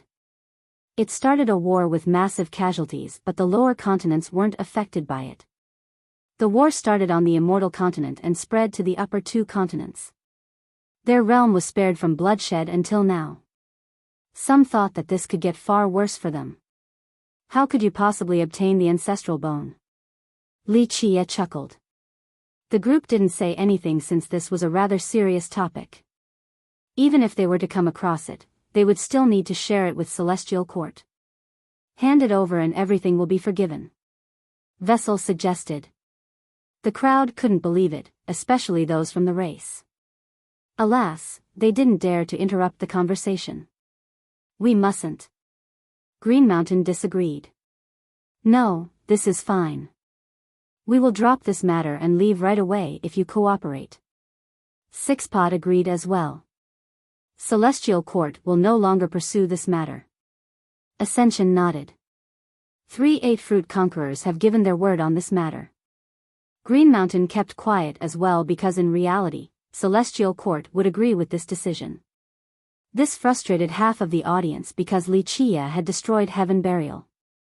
Its members wanted nothing more than vengeance on top of the Conqueror's help in rebuilding their homes. This was the case for the members of Deity as well.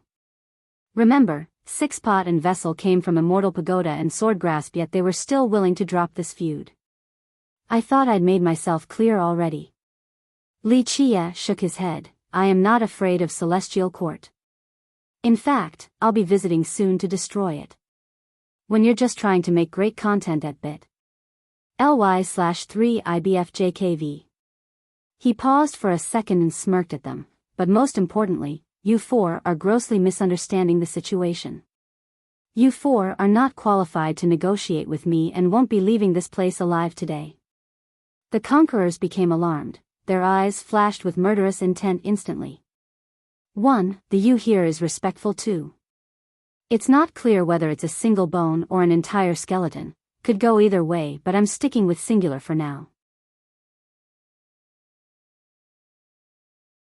Chapter 51:11. Nonetheless, they remained calm and collected. Fellow Daoist, why do you insist on making an enemy out of Celestial Court? Vessel didn't start a fight right away. All problems can be mediated. Ascension said, allow us to lend you a hand in solving this issue, turning swords into silks. As long as you are willing, we can negotiate because Celestial Court's doors are open to everyone. Given your power, you will absolutely shine there. Sixpot nodded in agreement. Although they wanted to kill him earlier, they still tried to recruit him. This made ancestors from the people rather nervous.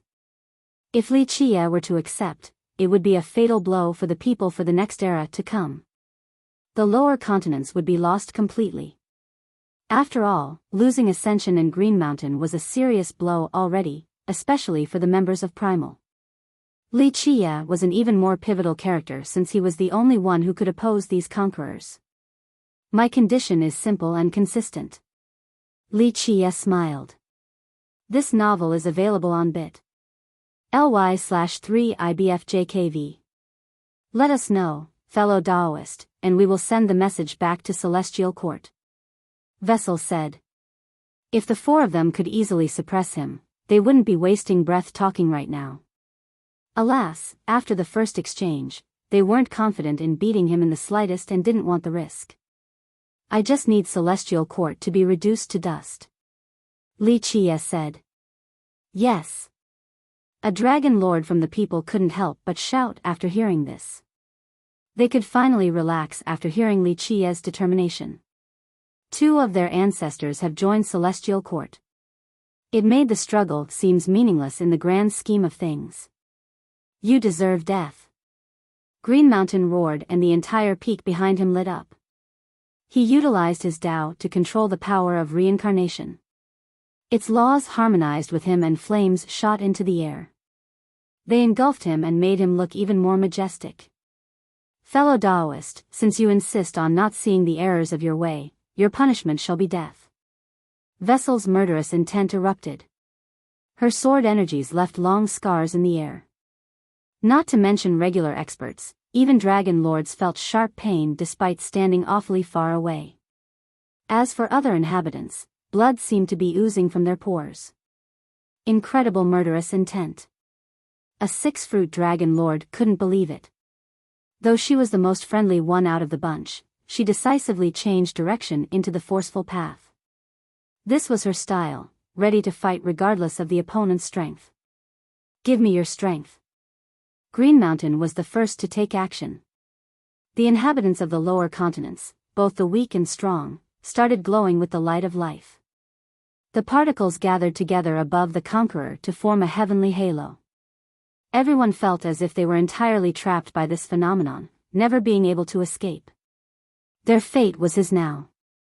Of course, his only target was Wuxia. Clank. The halo wrapped around Wuxia, wanting to seal his Tao power, chaos true energy, and anything from the Fate Palaces. The name of the technique was World Halo. This Tao allowed him to obtain the first Tao fruit. In fact, it made him competitive with those on a higher level. Formidable foes couldn't break free from this restraint.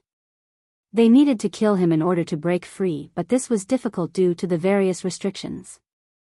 Moreover, the longer the battle, the stronger the suppression. Activate. Ascension Conqueror released his divine scroll again.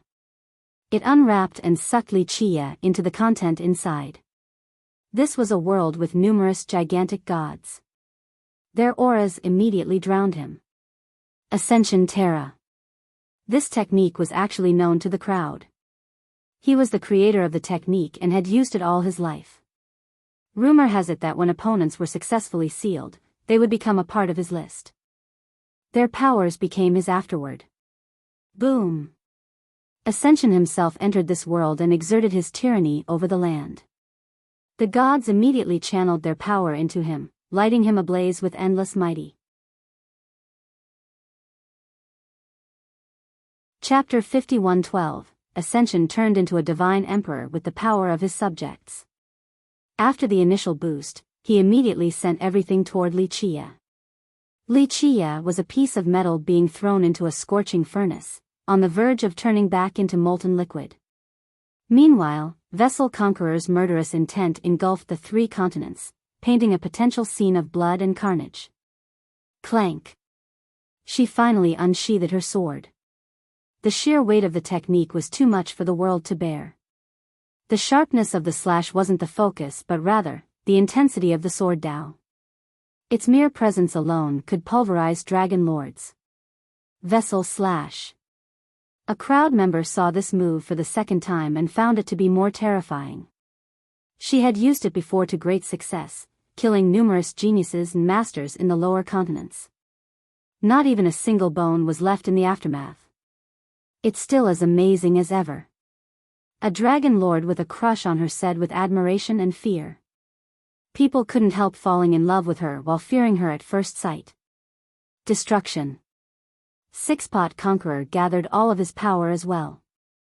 It seemed as if 1,000,000 volcanoes were erupting at the same time. When you're just trying to make great content at bit.ly/3ibfjkv. All 6 pots activated as he shouted, Karmic Yin-Yang Reincarnation Pots. They flew into the scroll and exerted these affinities upon Wuxia, encircling him with the unceasing rotations of the mortal coil. Some had heard of a particular story about this technique before. During Six-Pot Conqueror's generation, he had another conqueror as his rival. Alas, the powerful rival was eventually taken down by this technique. Even the Tao fruits were reduced to ashes after being stuck in the cycles. Boom! All 4 conquerors struck Wuxia in unison. Spectators saw the time and space around Wuxia being subjected to refinement. He has to escape the karmic cycle in order to survive. An ancient ancestor from the people turned pale. The confidence from their side wavered after seeing the attacks. Yes. On the other hand, the race's members shouted in excitement. Their conquerors went all out from the very beginning. Ascension Terra inside the scroll shook violently while the 3 continents felt the same violent quakes. During this crucial moment, everyone saw Wuxia raising the various affinity with a single hand. Our ancestor is unstoppable. The people's members became emotional and saw hope at this moment. Lifting the affinities with one hand. No one can beat him. A dragon lord was moved to tears.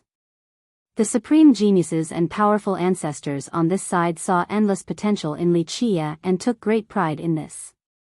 The great luminous conqueror and demon conqueror couldn't have been better than this. One ancient ancestor became teary. The former fought the countless ancestors of deity while the latter dominated alone. After so many years, the people finally had another cultivator of this level.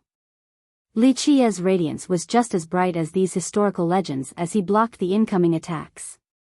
This is insane. On the other hand, ancestors from the other side felt their knees buckling. Though they wanted nothing more than to kill Wuxia, they couldn't help but admire his incredible power. The race respected strength and ability. For example, despite being beaten by Luminous and Demon, their descendants had nothing but praise for these conquerors. This applied to Wuxia as well. Rumble.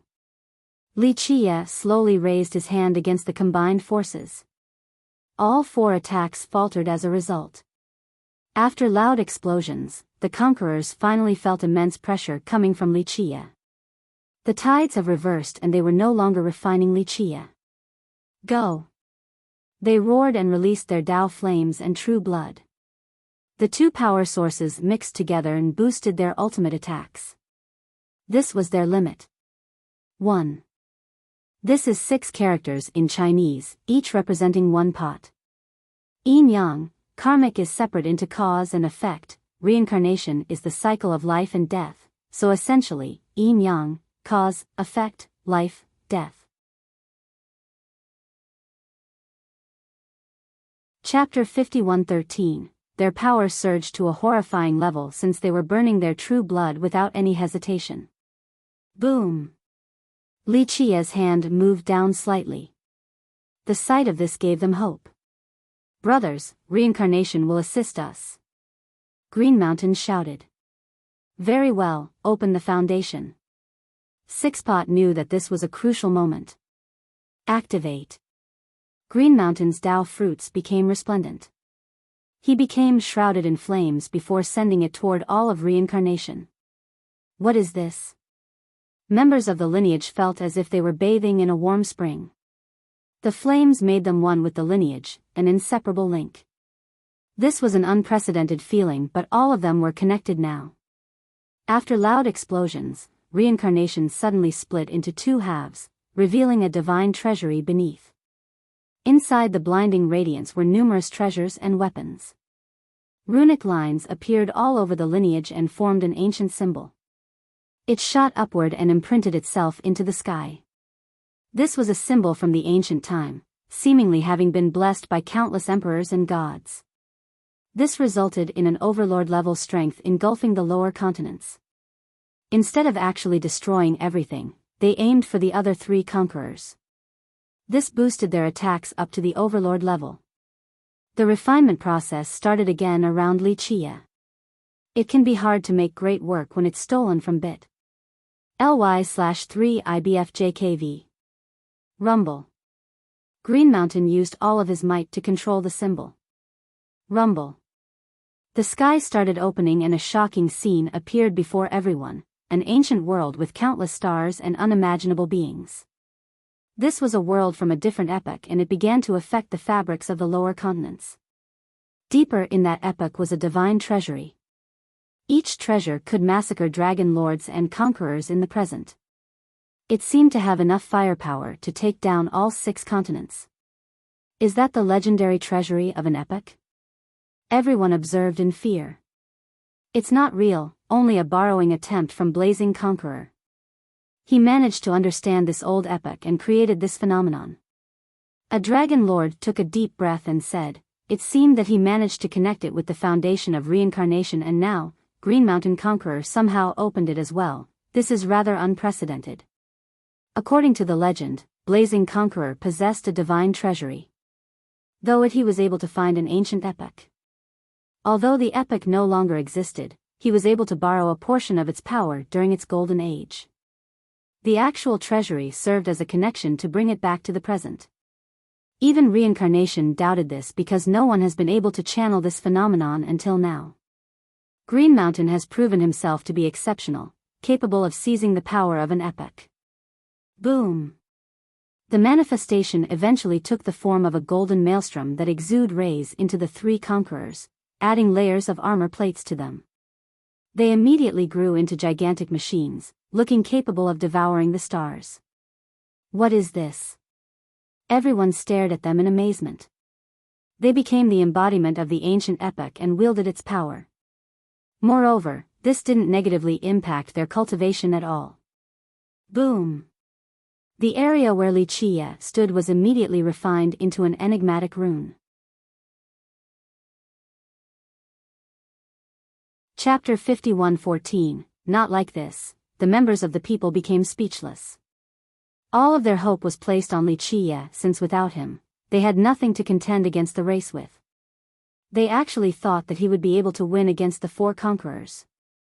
Alas, Blazing Conqueror's special ace card was too much to take. Reincarnation had never used it before. Its Time Watcher Conqueror never resorted, perhaps out of inability.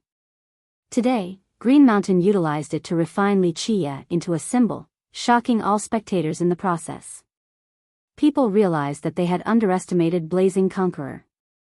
They only remembered his wealth, not his actual power. With Wuxia gone, who would be able to stop the conquerors now? We shall unite the world. The big shots from the race jubilated and saw their ambition coming to fruition.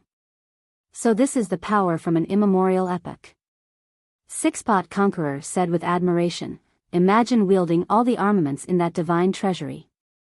Some crowd members believed that an ant with this treasury would have been unstoppable as well. Fellow Daoist Green Mountain, why didn't you empower yourself? Vessel Conqueror asked.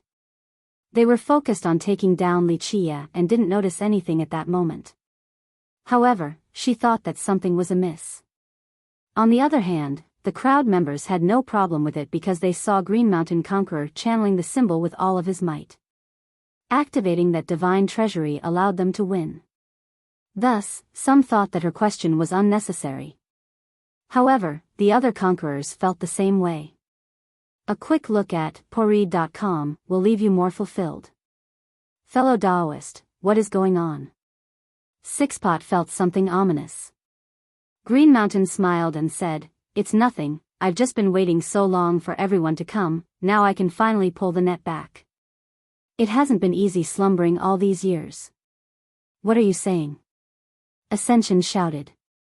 Meanwhile, the crowd became lost at this development.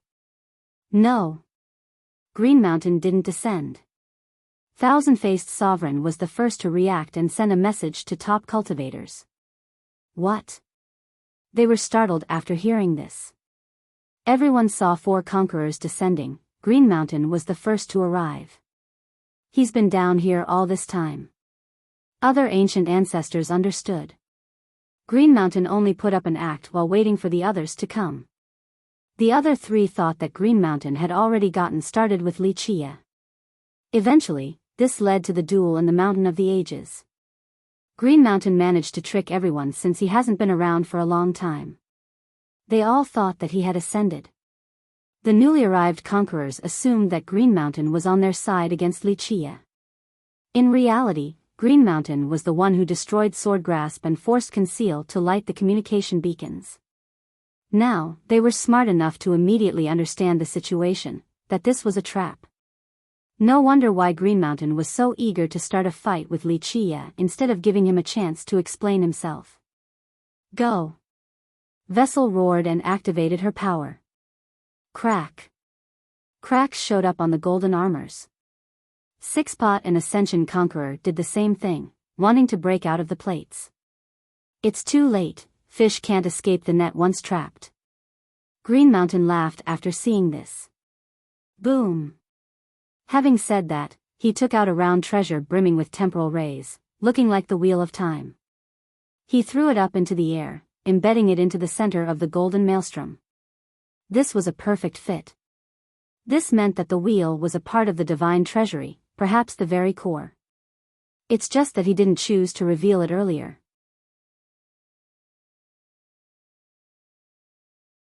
Chapter 51-21. A visitor came to 8 Stallion Dynasty during Li Qia's stay. Uncle Xiang. Li Qia smiled and said.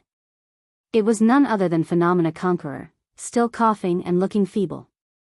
His lungs seemed to be on the verge of being coughed out of his body. If he didn't reveal himself, no one would think that he was a conqueror. Thus, the members of 8 Stallion treated him with nothing but respect this time around. They didn't realize it and thought that he was just a sickly old man. This was a case of being unable to see Mount Tai, although it wasn't quite their fault. After all, Phenomena Conqueror was known as a supreme genius who was even more talented than Conceal Conqueror. Most thought that he would have no problem reaching 12 Dao fruits. Now, his cultivation had stagnated due to the ambush and Conceal had surpassed him. Young noble. He bowed slightly and said, I apologize for hiding my identity during our first meeting. It is not your fault given the circumstances. Anyone could be an enemy. Li Qia shook his head. Yes, 10,000 years wasted just like that. Phenomena sighed. He had no choice but to hide at the start because the ambusher was clearly stronger than the other conquerors around. Conceal couldn't have protected him.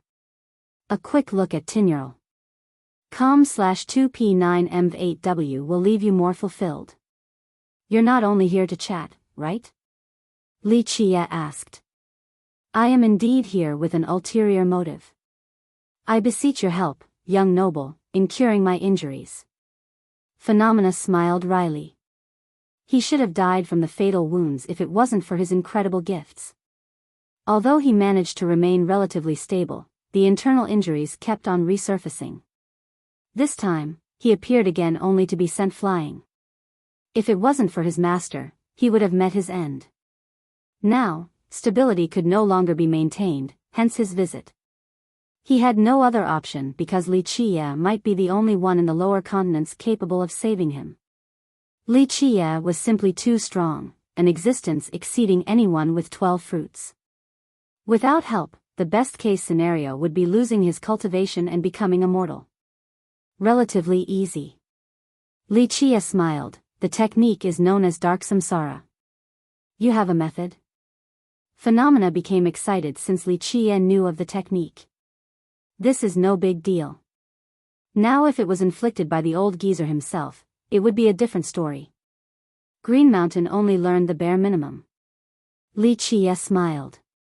Please cure me, young noble. Phenomena lowered his head, something he would never do, but this was the only option. I will be of service whenever you need me in the future. Conquerors took their promise rather seriously. In this case, Phenomena knew that only sincerity would move Li Qia. Treasures and merit laws were meaningless. Li Qia smiled and raised his hand, piercing through the myriad Dao and affinities along with the conqueror's body. The latter trembled, feeling as if something within him had been grasped by Li Qia.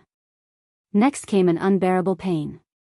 Given his history and experience, he had tasted all types of pain before. Alas, this one made him break out in sweats. Ah! He finally screamed when Li Qia pulled his hand back and fell to the ground. This was a samsara affinity infused with darkness. It seemed to be alive and morphed continuously in Li Qia's hand. This was the thing torturing him for generations now. He took a deep breath after seeing it. No wonder why he couldn't fully get rid of it. This was something far beyond his current level. The cycle never stopped in the last 10,000 years regardless of his effort. However, Li Qia easily severed the cycle without leaving any mark on his body. Poof! Li Qia then used a special Dao flame capable of burning the affinity into nothingness. Still the same boring play after so many years. If they want to join the darkness, why not come up with something new? Li Qia shook his head and complained. Meanwhile, Phenomena stood there in a daze wondering how Li Qia could get rid of this affliction so easily. His wounds were completely healed now. Chapter 51-22, Phenomena calmed down and bowed again. He sincerely said, as I've said before, just say the word whenever you need me and I shall be there. It is no big deal, just a matter of fate. Wuxia waved his hand. How so, young noble? Phenomena stared strangely at Wuxia. You cultivate one of the hallowed three forms, world. Your lineage has ties with me. Wuxia smiled and said. Yes, I trained with it until I created my own Tao later. Phenomena didn't hide it. Rumor has it that Lunar was in possession of one of the 9 scriptures, hallowed three forms. Phenomena cultivated the world version and after reaching a high level with it, he created his own Tao. His title referred to having numerous phenomena in a single world. It must have been difficult recording it. Wuxia said sentimentally. A quick look at poread.com will leave you more fulfilled. You've seen the real thing, young noble. Phenomena realized something. In reality, Lunar didn't have the actual scripture, only the merit laws. They never had access to the actual content since these merit laws were passed down by their progenitor. Phenomena then understood the connection brought up by Wuxia. Who passed the merit laws down to your lineage? Wuxia asked. Our progenitor. Phenomena honestly answered. Who is your progenitor? Wuxia inquired again. I do not know. Phenomena's eyes flashed for a split second before he answered. The progenitor of Lunar was mysterious and unknown even to its members. Some believed that the big shots such as the Conquerors of Lunar were privy to this information. However, they kept it a secret. A popular speculation included Night Moon being the progenitor of Lunar. This was widely accepted as the truth despite existing evidence of Lunar being far older. Lunar was started by Night Moon Conqueror. Phenomena answered. Night Moon? Wuxia smirked. Your true origin does not start with Night Moon. There are records of this in Lunar, all of them point to Night Moon progenitor. Phenomena insisted. Of course, have to make it believable. Wuxia smiled. In reality, you already knew, that's why you guarded the cemetery here. Phenomena's expression changed after this. This was kept a secret by Night Moon Conqueror and the rest of them. They chose to popularize the rumor of Night Moon Conqueror being the progenitor. Alas, Lunar had existed way before that as a reclusive sect. It only rose to popularity when Night Moon debuted and fought against Celestial Court. The cemetery in 8th Stallion Dynasty seemed to have nothing to do with Lunar. After all, one was in chaos while the other was in fragmentation. Phenomena was one of the few privy to this information. Of course, Wuxia was another to his astonishment. Don't worry, I'm not from Celestial Court. Plus, I am connected to your progenitor. Wuxia said. Phenomena took a deep breath and bowed. I see. I should address you as ancestor instead of young noble. No need for that, I am still young. Wuxia waved his hand and stared at the horizon. Lunar, it's been a long time since I've talked about it. There are very few records left. Phenomena said. It is to avoid unnecessary problems, Night Moon had to change her cultivation from a heavenly emperor to a conqueror.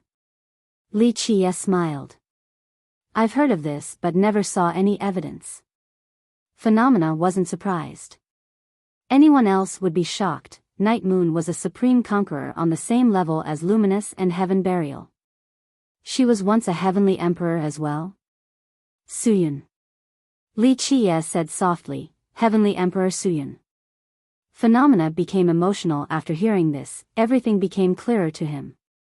It was hard to see a connection between Heavenly Emperor Suyun and Night Moon Conqueror. The former was from the distant past while the latter had made her mark in this epoch. For Wuxia, the name, Suyun, had tremendous significance to him. The same applied to the Heavenly Emperor since it represented remorse and yearning. She wanted to kill him back then because he was the main culprit. She held a grudge against him for a long time. Eventually, the Heavenly Emperor disappeared in the river of time, forgotten. She then appeared again as Night Moon Conqueror. Despite lacking information, Li Qie could imagine the tears and sadness behind her story. After all, she had 8 heaven's wills once but had to throw it away to cultivate again. Of course, this was not in vain.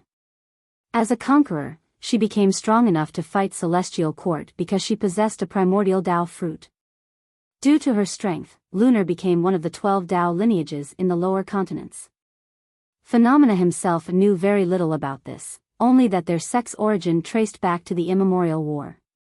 The emperors paid a heavy price. Li Qie said. Why did they oppose Celestial Court? He asked. Well, it pertains to the origin of the 3 races. You don't need to worry about this since it is not your responsibility. Li Qie smiled. It is only a matter of time due to my bloodline. He said. If that is your wish, then seek everlasting life and the tree of anima. If you can't reach this goal, then stay back and protect your lineage, that's still good enough. Li Qie said. I will remember your guidance, young noble. He bowed again. 1. This was mortal before, changing it to world. I might change it again after I see the names of the other 2. 2. I cannot find the title of this heavenly emperor used in the past, but Suyun is a familiar name that fits the context.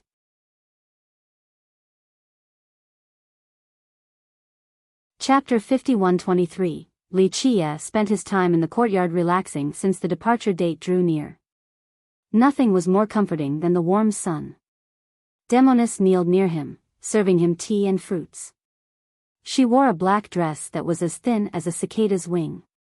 The barely visible curves were full of temptation, making it hard for people to not take another glance. You are definitely the best at recognizing the situation in 8 Stallion Dynasty. He said. Serving you is an honor, young noble. Her soft and tender voice made people feel a little fuzzy inside. In reality, Li Qie didn't ask for anyone to serve him. She came of her own volition.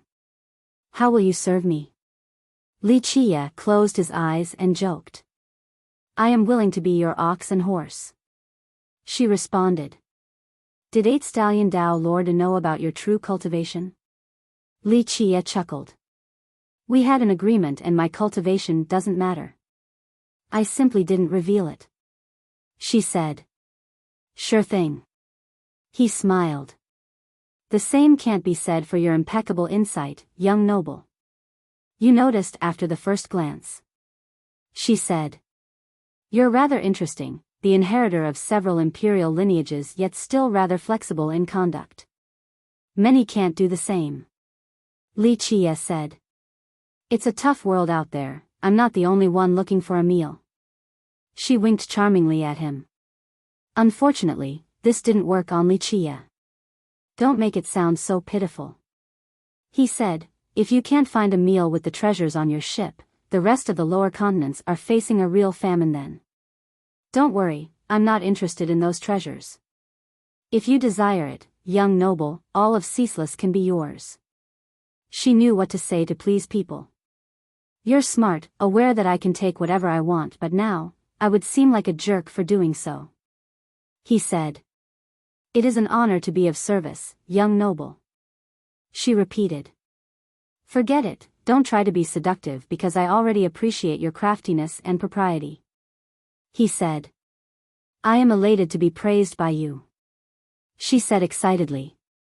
Sigh, a dragon lord should act properly or people will spurn you. He said.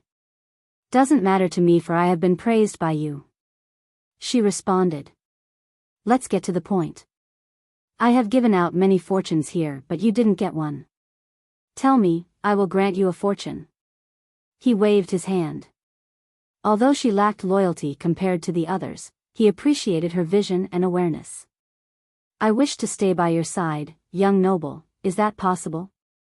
She asked eagerly. No wonder why those geezers are willing to let you be in charge of Ceaseless, you can indeed shoulder the responsibility. He smiled at her. I am merely speaking from the heart. Staying by your side is the best possible outcome. She said. Yes, it is a supreme fortune. One that can spare you from all disasters. He nodded. Will you take me in, young noble? She winked again. Will you be able to leave ceaseless? He answered with a question. I can let go of everything if I get to be by your side. She paused for a moment before responding. You are someone who can achieve great things. He couldn't help but praise. You don't need an idiot, and I will try my best to not be one. She said. Yes, and that's rather hard to find recently. Wuxia nodded and thought about it. After a short moment, he said, You should still stay here since this world needs you. When the old geezers left behind Ceaseless, they had something in mind. You know this too. I shall follow your order. She said submissively, looking rather pitiful. Okay, don't be so sad. He said, I will bless your Ceaseless. She immediately got on the ground and bowed after hearing this. We will never forget your kindness, young noble. This was her goal in the first place. They've gone to great lengths to prepare for a calamity. He said. Is it possible to escape, young noble? She looked up and asked. Depends on the scale. That's why Ceaseless needs someone like you to lead it. He said. I understand, it's just that I wanted to explore beyond the limits of this world. She said. Then let us see what you can do in the future. Alas, everyone has a limit, it depends on your own effort. He said. Yes. She understood that following him was impossible. What should I do when another calamity comes? She then asked. Theft is never good, try looking at bit.ly/3ibfjkv. There is no perfect solution under such dire circumstances. A minor one can be dealt with ceaseless, but as for a serious one? Just run as far away as possible. He guided. Will you come back, young noble? She asked. I am heading to the final battle. Wuxia said. Sometimes, I imagine the places that can be reached with the Tao. I feel powerless that I cannot help you on your journey. She sighed and said. Some accept their fate, others don't. He elaborated, if you do, then you'll be able to live and die at home, that's not a bad ending. If you do not accept, then prepare for the worst, a death without a burial, far, far away from home. I understand. She bowed again before staring at him. I don't have flowers on my face. He smiled. Young noble, what do you think is the hardest thing in the world? She asked. You have an answer? He responded. To see someone away. She said, although our relationship is shallow and short, you are a unique existence in this world, a shimmer of light flashing ephemerally in my life. I won't be able to see you again after this, the world will no longer see your light. It's even harder being the one leaving. Wuxia stared at the horizon and said. That's you, young noble. She murmured. Right, you will, at least, still be staying near home. He said. You won't since you will not stop. She understood. You're smart, I would have taken you with me in the past. He smiled. It's not too late to accept me now. She said. Times have changed, I must go alone this time. He shook his head. Sounds rather lonely. She said softly. People didn't lie when they talked about the loneliness of the Tao. He calmly said, you who must pretend to be holy and superior, it's rather cold at the top too. Everyone else are mere ants in comparison, would you feel lonely then? She took her time thinking before answering, that's why people can't leave home. It's difficult and requires resolution, forging a path forward unceasingly until you are the only one left. Any wavering can result in compromises. He said. This is why some can't make it and fall into the darkness. She understood. Chapter 51-24. Many big shots came to see Wuxia's departure since the news have spread across the lower continents. It is time to leave. Wuxia glanced at this world and there was nothing else keeping him here. The members of 8th Stallion Dynasty were on their knees including Asui and the leaders. Truth Conqueror, Thousand-Faced Sovereign, Phenomena Conqueror, and many others were present. Young noble, please visit the 10 great mountains when you return later. Goldcrest young noble lowered his head. He was rather emotional to see Li Chia leave because his current achievements today were given to him by Li Chia. I won't be returning once gone. Li Chia smiled. Farewell, young noble. Goldcrest understood and bowed, aware that he won't be seeing Li Chia again. Young noble. Jian Yunyun was sentimental as well. So much had changed after their first meeting. Now, she was the ruler of all of Primal. This world is worthy of your watch. He tapped her shoulder and said, you will be capable enough to do so one day. Theft is never good, try looking at. I understand. She nodded. We really won't meet again? The one who didn't want to say goodbye the most was Princess Mingshi. He wiped her tears and said, well, as long as you continue forward bravely, maybe that day will come. Li Chia clearly had a higher evaluation of Mingshi's future. Her fate and Yunyun's were different. Asui and Yunyun had a mission for their world, a responsibility. Princess Mingshi was meant for something different. I will take this to heart. She clenched her fist and nodded solemnly. Conceal Conqueror, whom everyone thought was dead, also showed up. I'll see you again later, young noble. She bowed. She was different from everyone else because she was already qualified to enter the upper continents. It was just a matter of choice to her. Keep up with learning, he said. She nodded and didn't say anything else, true to her cold style. All right, I'm going. He smiled and took one step forward. Boom! Thousands of dimensions suddenly opened up in front of him. It just took one step for him to leave the cycles of the lower continents and disappeared from sight. This shocked all the spectators.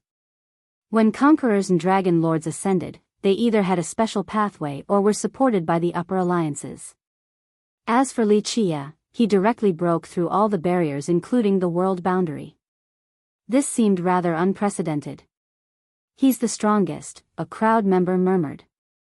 Li Chia left a deep impression on everyone since he was a level above the strongest cultivators. Goodbye. Some of the crowd said quietly. Although they didn't know him or Li Chia didn't know them, they still felt relatively sad about him leaving. They understood that the only reason they were still alive was due to him. Otherwise, Green Mountain Conqueror would have made meals out of them. Thus, the warm sun reminded them to remember his name, Li Chia. Li Chia crossed through the dimensions and boundaries to reach a realm of chaos. There were numerous strange phenomena and windows here.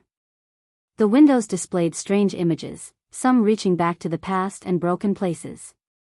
He also saw battles between emperors and monarchs. These were the visions from the previous wars. They were devastating enough to leave permanent memories in this place. Li Chia crossed through them and entered a particular dimension. This one caught his attention. He walked up a winding path, seemingly reaching the heaven. The paved stones seemed to be from time immemorial, each served as an entire era. Stepping on them meant shouldering the innate temporal immensity and memories. They were all worth watching and pondering. The magnificent scenes inspired admiration, sorrow, and many more emotions. Of course, not just anyone could withstand it. This power could instantly crush someone or make them lost in time forever. Li Chia was able to escape from the cycles, hence his ability to travel untethered. He himself wasn't interested in these remnant memories, only the wooden gate above. The construction was simple, being made from 3 pieces of timber tied together. In fact, even the timber used could be found in any forest. How did they withstand the test of time? This was due to the person who assembled them into this shape, allowing them to be eternal by infusing them with incredible divinity. Li Chia focused on a couplet with 10 characters written on a side piece. It was unclear whether the asymmetry was due to a lack of time or intentional. The calligraphy style was free and unrestrained, flowing like clouds and waters while giving off a domineering feeling. Only 3 gates for me? Laughable indeed. Li Qiue's smile was distinctive. Even those who knew him best had never seen him wear this expression before, one tinged with a sense of fondness and adoration. 1. This is a quote from the Book of Songs. Hard to make it poetic or memorable without being awkward/forceful.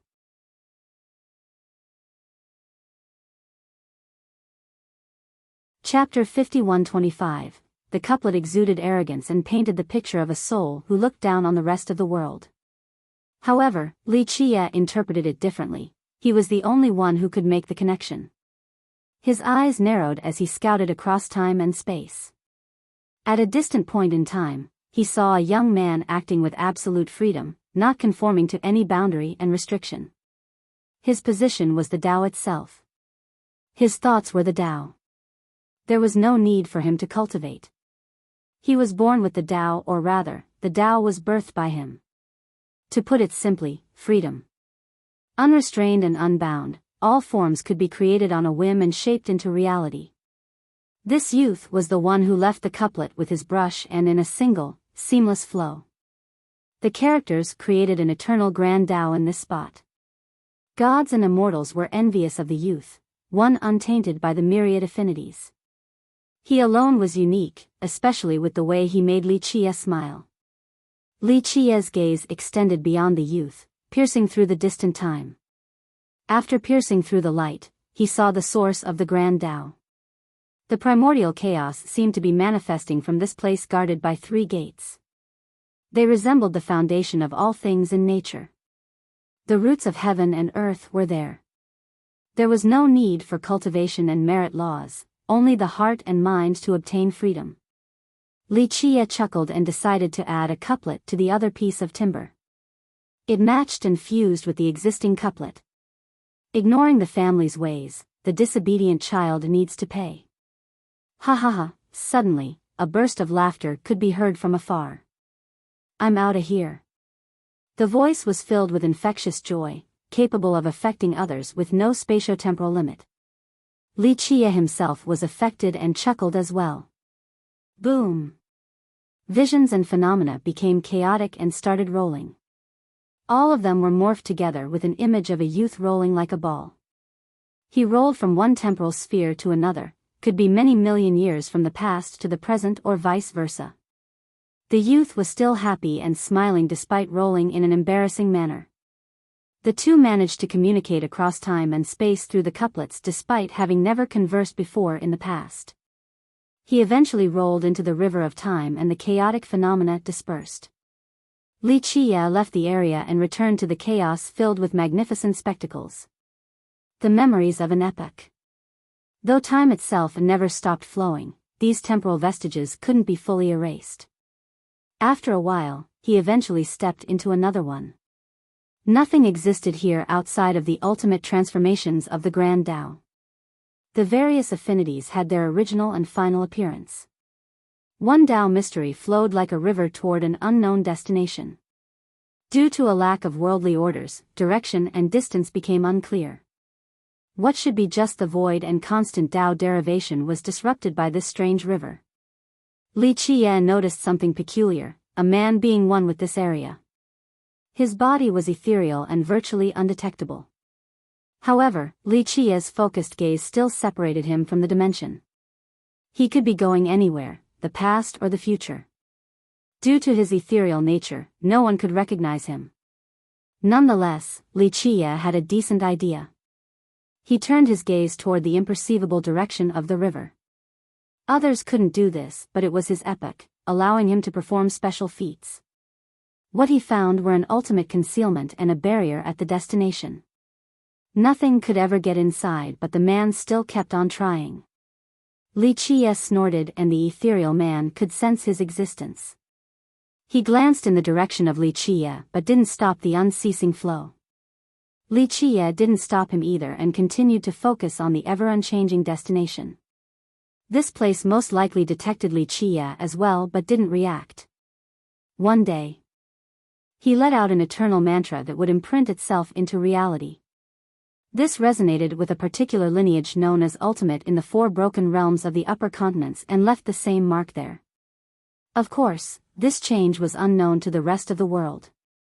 Li Qie didn't pursue this matter because it was only one of the final destinations. In fact, it could even be a bait. He chuckled because regardless of the truth, he did gain information from it. Those in the past were still around, unable to give up. They continued to search for the truth or hide in the darkness. This ethereal man was one of them. We are bit. ly/3ibfjkv, find us on Google. 1. The joke is hard to explain. In Chinese, when you want someone to leave, you use the literal word for roll. This can be playful or disrespectful. Li Qie loves using this. When it is used against enemies, it's disrespectful. He also uses it against the juniors in a playful manner. In this particular context, the youth said, "I'll roll," but he's either accepting defeat by the playful prose or is running from a potential beating. It's a playful response. I could translate it more literally as, "I'm rolling then," or "I'll roll," but I think "I'm outta here" matches the tone without being disruptive to readers. The two proses and these lines are so vague and might be changed if there are new contexts. For example, the word for gates can also mean trials. I translated as trials initially until the previous passage of the three gates description. I am unsure of what they are completely, but the resulting translation maintains the vagueness and it makes sense. This is just the nature of translating ED. In this particular instance, it's interesting enough to not be frustrating. There were crazy passages like this with words of several meanings that were just ridiculous. This one seems to be a reward from the authors to long-time readers, so it's fine too. The word for ultimate can mean poor as well. This can change after more context.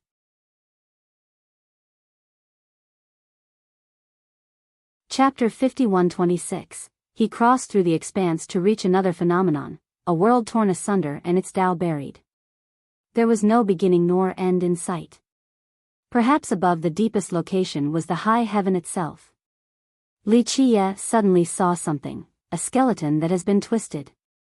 He looked at the ribcage and saw a unique seal made from ancient runes with the shape of a crow. It was essentially golden, but time had painted it gray. Nonetheless, it still had a feeble glow, a representation of life itself. As long as there was a single particle left, life still flowed even in the weakest of states. His expression changed since he knew who it was. He raised the skeleton to take a closer look, but why here? This shouldn't be possible because she was no longer in this world. Yet here she was, dead. Something drastic and unexpected must have occurred without his knowledge. Undying seal. He sighed and said. He recognized it because he was the one who imprinted the seal in the first place. What happened? He touched the seal and said softly. Unfortunately, skeletons couldn't speak to answer him. Can't be undying forever, I suppose. He didn't expect this development during this epoch. Villainous heaven, watch me take this life back. He then glanced upward and became serious. We are Pori.com, find us on Google. Boom. He raised his hands and stole the fortunes of the heaven, delving deeper into the mysteries above. Rumble. Tribulation lightning bolts descended and struck him. These heavenly bolts were immensely thick. Just a single one could obliterate an immortal emperor or conqueror. An entire ocean was unstoppable regardless of the defensive method employed. Go. Li Qie roared and relied on his Tao heart to close the eyes of the heaven. Though the barrage of lightning bolts struck him, his Tao heart remained indomitable. Pop. He eventually lasted long enough to obtain a few drops of life water from the high heaven. He dripped them on top of the skeleton and they were immediately absorbed. The dead skeleton started showing signs of life again like a withered tree enjoying a strong rain. Buzz. The undying seal exuded golden rays once more.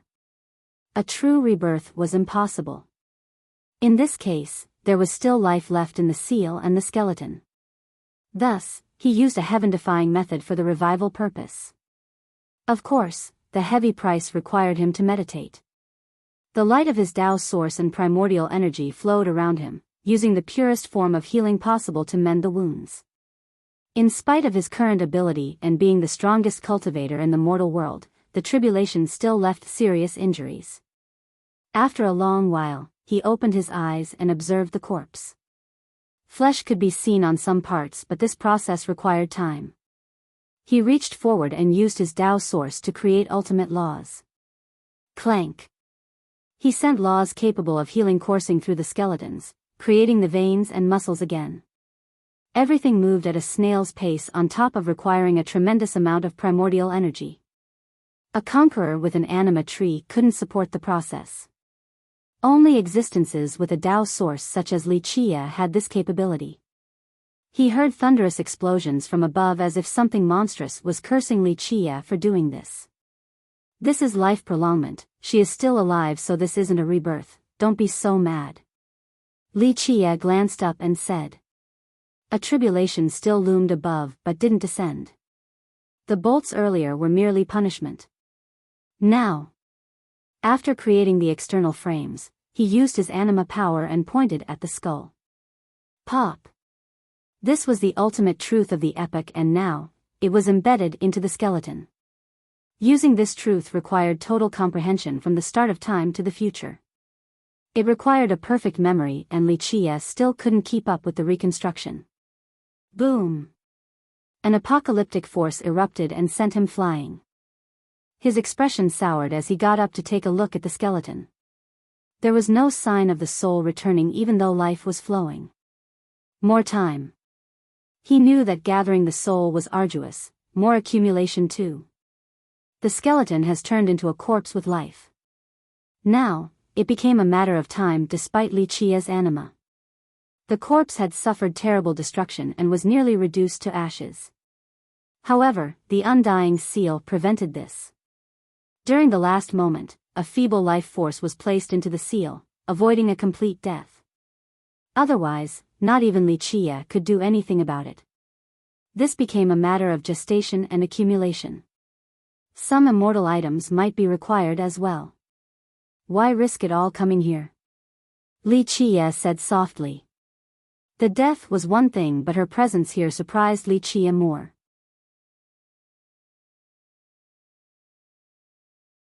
Chapter 51-27, In Sever Aqua. Wuxia sighed and thought about the requirements. Reviving the corpse required more than just this liquid. A supreme vein as energy was needed as well, on top of a supreme coffin. The problem was finding this liquid in the mortal world was nearly impossible. He only saw it once during his life. Let me see again. He activated his heavenly gaze in order to calculate all the ages. Boom! The power of time and karma didn't let him off easily, instantly pouring into him. Billions of years with the accumulation of karmic ties tried to cut him down.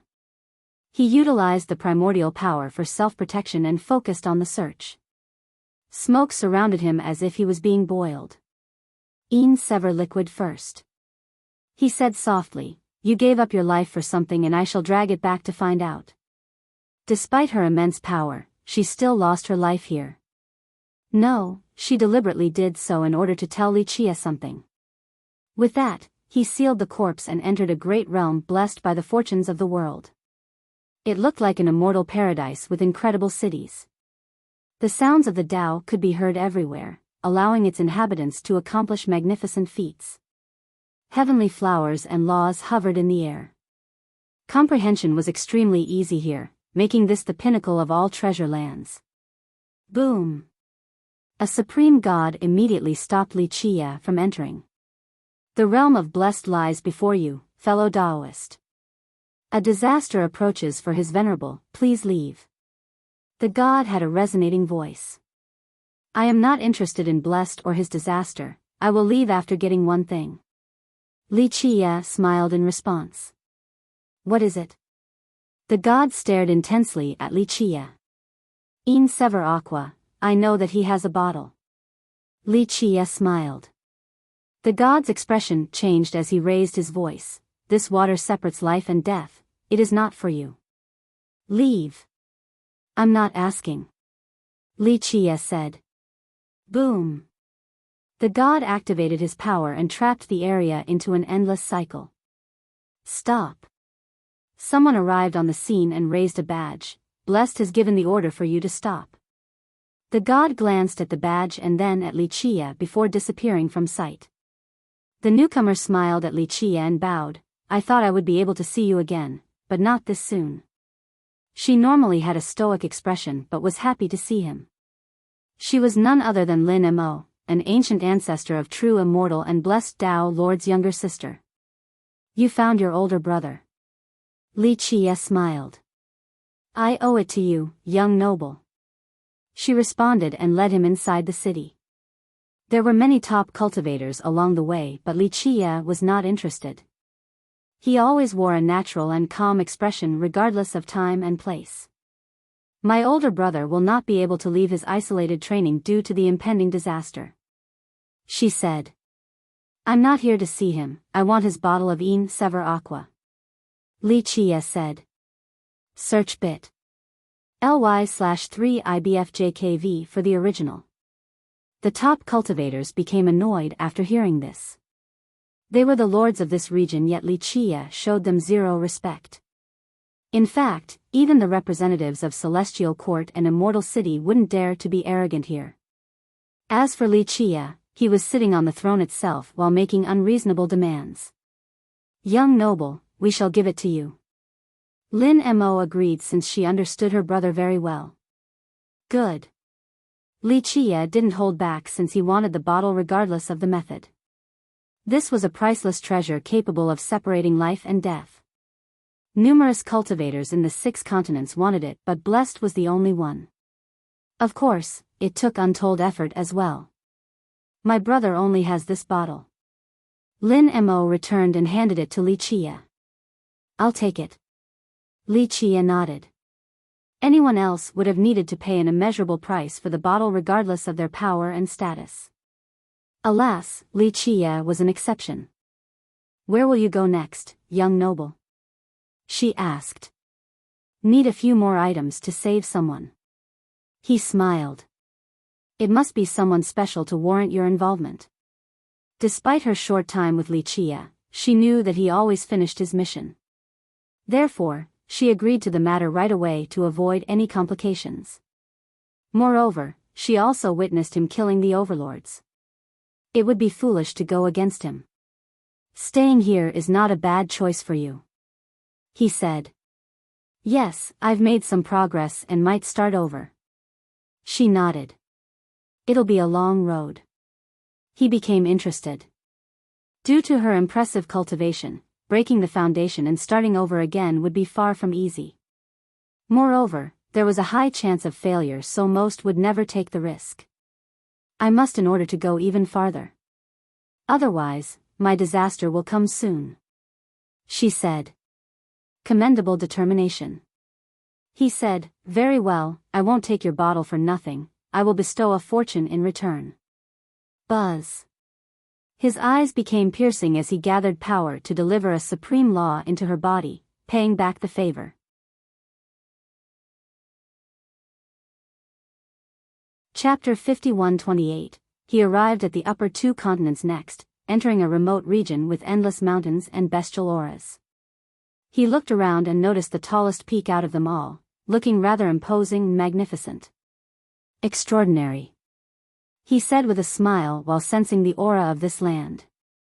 Not bad, decent enlightenment. He commented. He came searching for a coffin. Just the Ain Sever Aqua from Lin Mo alone was not enough. This particular coffin was famous and already had a master who was versed in hiding. Search Tinural. com/2p9mv8w for the original. Along the way, a group with an impressive aura blocked his path. Given their appearance, they were no ordinary robbers. Heavenly Sword has business here, scram. A heavener shouted at Wuxia.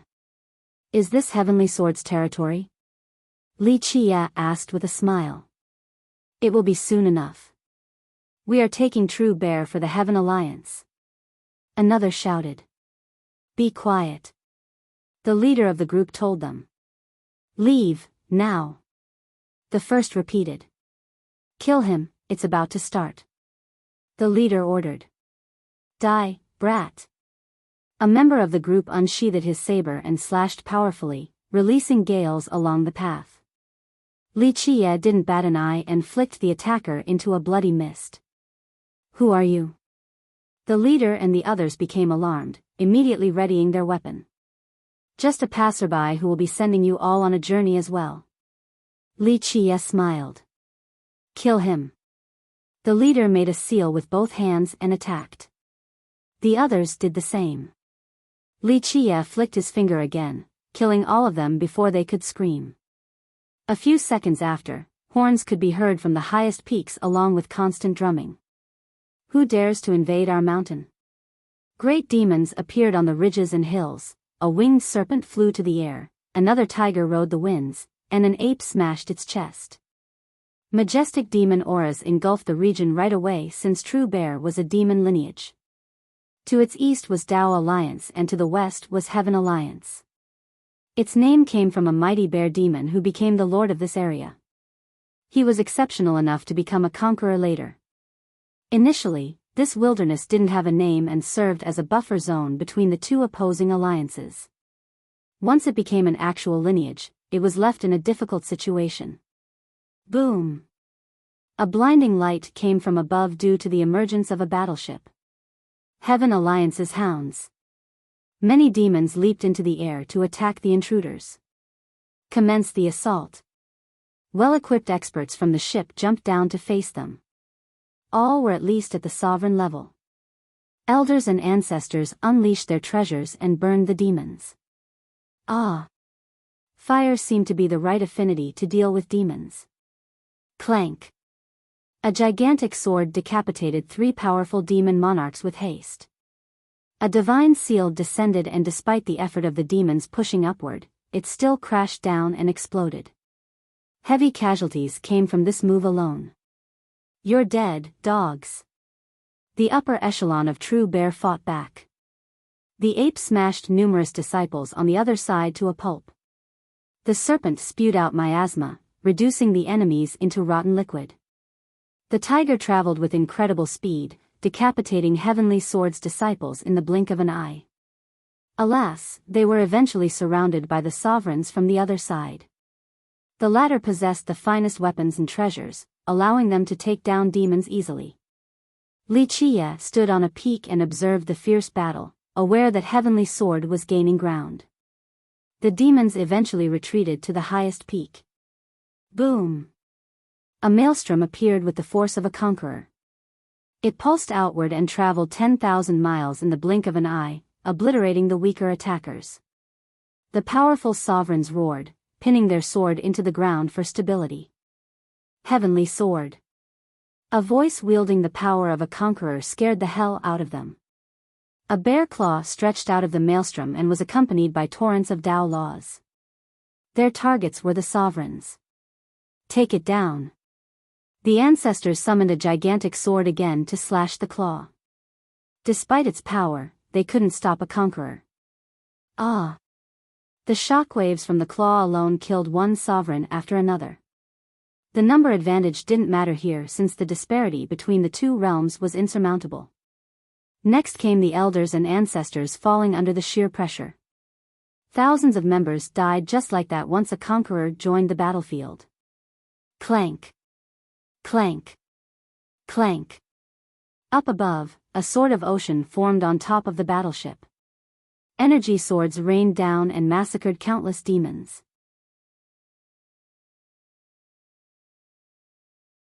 Chapter 51-29. The aftermath consisted of demons being crucified on the peaks.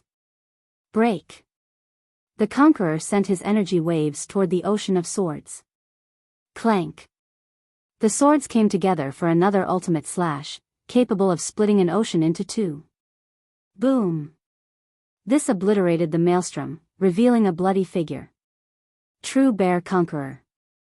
Both sides became emotional to see a conqueror. Alas, the demons were alarmed due to the visible wounds. On the other side, the swords disappeared and were replaced by an old man. He stroked his white beard while everyone avoided looking at his domineering eyes. Soaring Sword Monarch. True Bear Conqueror's expression changed after seeing the opponent. He then reverted to his original form, a colossal black bear. His black fur draped down like waterfalls. Alas, his aura was clearly weaker than the old man's sword energy. The strands rampaged like true dragons as he stood there. Soaring Sword Monarch was an ancient ancestor of Heavenly Sword with 6 sacred fruits. Why are you attacking our mountain? True Bear roared furiously, causing all listeners to tremble in fear. Only the powerful sovereigns could withstand his aura, albeit barely. Isn't it rather obvious? The monarch responded, "You refused the recruitment call, so we shall not show mercy. Members of True Bear will not be controlled by anyone." The Conqueror's eyes exuded incredible flames.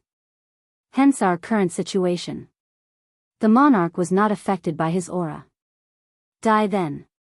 The Conqueror realized that there was nothing else to discuss and immediately swung his claw forward. The sheer destruction obliterated the peaks nearby along with the weaker attackers. Humph. The monarch stopped the devastating claw with a slash and added more power to it. Clank. It severed all affinities in its path, forcing True Bear to use his weapon, a staff as large as a mountain range. Rumble. The latter parried the slash but staggered several steps backward. Skizmasher. The Conqueror spun his staff wildly and caused serious damage to the terrain, ready for another attack. Slaughter Blade. The monarch utilized a rain of swords to combat the staff before delivering the main swing. Bam! It cut the Conqueror, forcing him down to the ground while vomiting blood. Clank! The monarch pointed his blade at the fallen combatant. Conqueror, being smart is a virtue. He declared his victory. You wish to recruit me? The Conqueror showed no sign of submission despite losing. Heaven Alliance is always recruiting capable cultivators. If you join us, your future will be limitless. You will gain more Dao fruits in just a short time. The monarch said. Heaven was one of the 4 major alliances in the upper continents. It represented Celestial Court and had many conquerors and Dao lords on its side. I'm not interested. The Conqueror proudly refused. I know you are close to Windchaser Conqueror and Divine Alliance, but they will not be able to help you. Times are changing there. The monarch snorted. Search Pori.com for the original. What are you saying? The Conqueror's eyes narrowed. He was a bear demon who took several 100,000 years of cultivation before becoming a conqueror. He only had 1 Dao fruit at the start and has yet to gain another. Some conquerors and Dao lords could seize 12 Dao fruits at the same while others were stuck with 1 for their whole life. As for True Bear, he was not from a powerful lineage and lacked resources. There was a long way to go for him before becoming competitive with the high number of conquerors found in the upper continents. Principal Conqueror has abdicated. The Guardian of Divine Alliance is now Sword Sea Dao Lord. The monarch revealed. Brother Principal abdicated? The Conqueror didn't expect this. Since he had cultivated for a long time, he had met many important figures, one of them being Principal Conqueror. The Guardian role was only second to the Alliance leader, so Principal was rather famous and prestigious. He was certainly one of the strongest conquerors right now, hence his position. The legend regarding him stated that he was only a regular disciple of Dao Alliance. He trained and trained to only be at the elementary level at the age of 80. Even his descendants surpassed him. 3,000 years later, his sons were dragon lords already. However, the slowest one in the family didn't give up and eventually became a conqueror. This achievement didn't slow down his ambition and determination. 12 fruits and prestige became his rewards. In terms of time, True Bear actually spent more time cultivating than Principal. Of course, his circumstances were even tougher. The two of them met by chance in the past. Since they shared similar struggles, they became close to one another. This played a large part in why True Bear Mountain remained standing despite being located in a perilous situation. Moreover, he was also friends with Windchaser Conqueror. Alas, they were finally under attack today by Heaven Alliance since their backer has abdicated. Of course, True Bear was shaken not because of this. True conquerors didn't rely on anyone, it's just that this had serious implications. Principal has been in charge for a long time now. This abdication signaled a storm rising on the horizon. True Bear understood why Heavenly Sword picked this moment to attack them.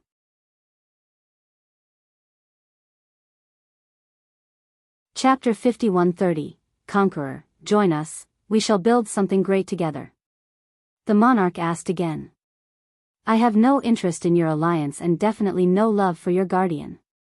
Come back later when there is someone else in charge. True Bear laughed. I'm afraid you won't be able to wait until then. If you refuse, True Bear Mountain shall be no more. The monarch's tone became threatening. Rise and fall are inevitable. True Bear said, I will not join Heaven Alliance. So be it, I will send you on your way then. The monarch uttered coldly. With that, a sword ray shot into the sky and illuminated the region.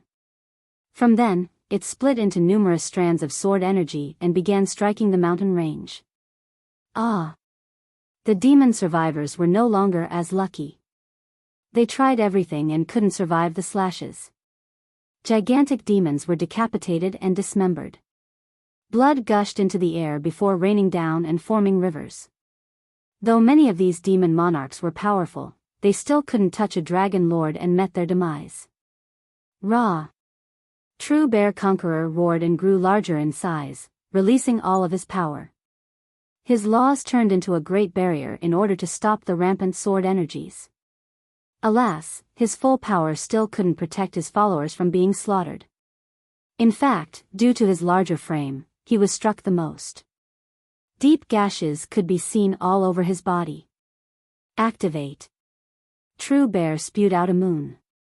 It floated up into the air and became resplendent. His Dao fruit activated like a blossoming lotus to empower the moon, causing it to become several times stronger. The stars in the sky paled in comparison.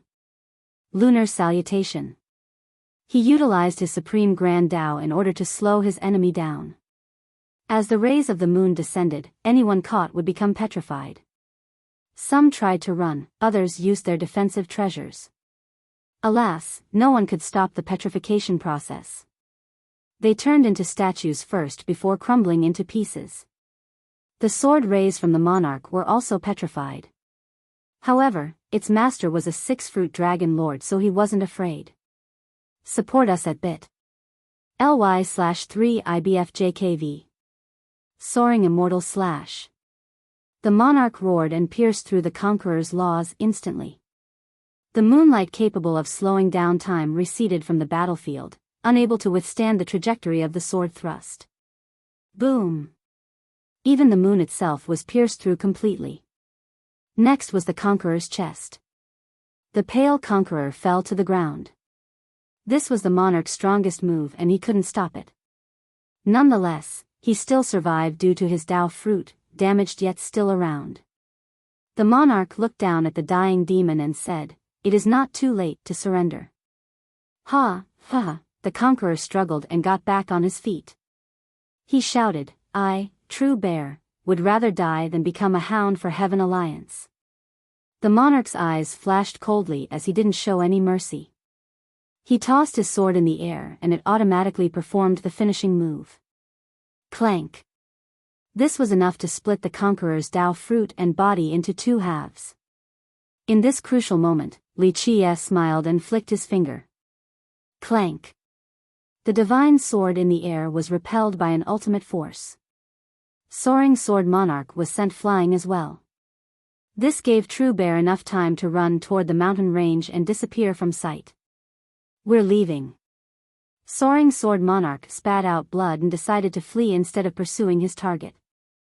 The survivors from Heavenly Sword flew back to their battleship for a full retreat.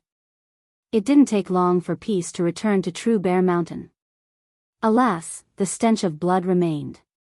Broken peaks, dismembered corpses, rivers of blood, the magnificent sect was no more. The surviving demons also ran from their home. Only insignificant and young demons lingered around. They wouldn't be able to revitalize the sect. Li Qie observed the destruction while shaking his head. As he was leaving, a middle-aged swordsman appeared above the region. I'm too late, True Bear is finished. Heaven Alliance was swift this time. He wore a cowl, only revealing his jade-like skin and exceedingly bright eyes.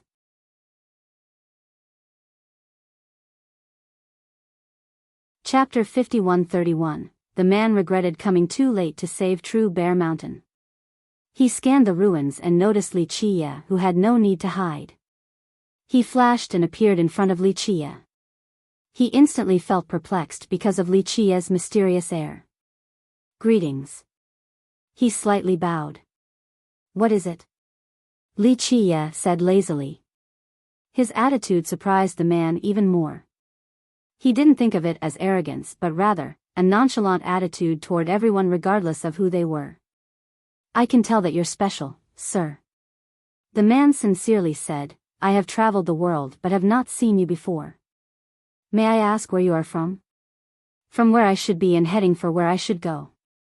Li Qie smiled. The man was surprised to hear this response. He bowed again and asked, could you please elaborate? Why should I? To which Li Qie responded. The man smiled wryly and said, you're right, I was out of line, my apology. You're rather interesting. Li Qie chuckled. I'll take that as a compliment, thank you. The man excitedly said, seems like we were brought together by fate, would you like to visit Dao Alliance for a bit? Not even a little bit, I don't care about the alliances since I'm just passing by. Li Qie shook his head. You're so direct, sir. The man said, how about a drink then? He didn't wait for an answer before preparing a table and boiling a pot of tea. Li Qie didn't refuse this time and sat down. He poured a cup for Li Qie and said, this is a special product from Dao Alliance, it will be worth your time. The finest tea we have to offer, I believe it is comparable to the Grand Dao tea from that one village, please try. He introduced. Find the original at bit.ly/3IBFJKV. The tea emitted the sound of the Grand Dao. Its steam had a shape of a phoenix. Li Qie took a sip and nodded approvingly, it's good. The man poured Li Qie another cup, his movement was in tune with nature. This is not your true appearance. Li Qie said. Right, it's just that my true appearance can be problematic when I travel. The man smiled. Buzz. He became as small as a fist just like an elf. His clothes had the symbol of a lotus. It would be foolish to underestimate him because of his appearance. His radiance had a creation affinity, turning him into the center of the world. The celestials floated in accordance with his whim. Despite his tiny frame, his demeanor became different, domineering and aggressive instead of friendly. A sky spirit. Li Qie smiled. The man changed back to his disguise and said, my little trick couldn't fool you. I heard about a particular story regarding a sky spirit being ambushed in the midst of Dao comprehension by numerous ancestors. However, someone from a forbidden zone came out and protected him, killing all attackers in the process. Li Qie said. The man immediately stood up and bowed again. Ah, another native, it is my pleasure. Li Qie accepted the gesture and smiled. Those from 8 Desolaces are always exceptional, not inferior to anyone from the 6 continents even though they are blessed by the heavens. I wholeheartedly agree. The man laughed. Seems like everyone is doing well in this foreign land. Li Qie said. Yes. You are a friend if you're from 8 Desolaces. You should really come to Dao Alliance then, the current guardian is Brother All Things. He'll be elated to see you. The man said. Not interested. Li Qie refused again. Hypothetically, if you must pick an alliance to join, which one do you prefer the most? The man became curious. Trying to probe my intention? Li Qie asked. No, I'm merely curious. The man said, I don't know how long you've been here and how much you know about the 6 continents, but you should know that there will be another war very soon, one on the same scale as Immemorial Epoch War and Skysplitter. He paused for a second before continuing. In my opinion, no one will be lucky enough to escape it, all sects will be dragged into this mess. Now this is a topic I'm interested in. Li Qie smirked. The leader of Heaven Alliance is ambitious, and after Brother Principal's abdication, Divine Alliance might join them too. They will definitely attack Dao or Imperial Alliance afterward and start another war between the two sides. He calmly elaborated. Celestial Court believes that the time is right? Li Qie asked. I am sure that they have some backers. The surviving emperors from the previous wars talked about strange guests there, but none actually saw them. The man shook his head. We believe that they are concocting a plan to take over all 6 continents at the same time. Is that why you're traveling everywhere to recruit members of the people? Li Qie asked. My goal is to help brother all things in achieving solidarity among us. That's the only way to stop Celestial Court, or it'll only be a matter of time before they take over. The man earnestly said. I can see your determination, but some say that joining Celestial Court is not a bad choice. Li Qie said. The man's eyes suddenly became dreadful and piercing after hearing this. It only lasted for a split second, but Li Qie smiled and said, Oh? Want to kill me first? I'm sorry. The man smiled bitterly and shook his head. My Dao heart was not firm enough, so I made a fool out of myself. It's understandable, wanting to slay a potential enemy. Li Qie didn't mind. You've just arrived from 8 Desolaces and might not know the situation well, yet I already wanted to kill you. This is no different from falling into the darkness. It seems like my obsession might turn me into a monster in the future. He said. It's good to be vigilant. Li Qie nodded. The man sighed and said, Brother Sword C and I argued over this issue, and he went to join Divine Alliance later. What a shame. The alliance chosen doesn't matter, everyone has the freedom to choose. You chose yours and he chose his. If a war is inevitable, so be it, fear nothing. Why bother forcing someone to join you? Li Qie said. If I had been less aggressive and said these words to him, it might have gone differently. The man slapped his thigh and said, Thank you for enlightening me, sir. He bowed in gratitude.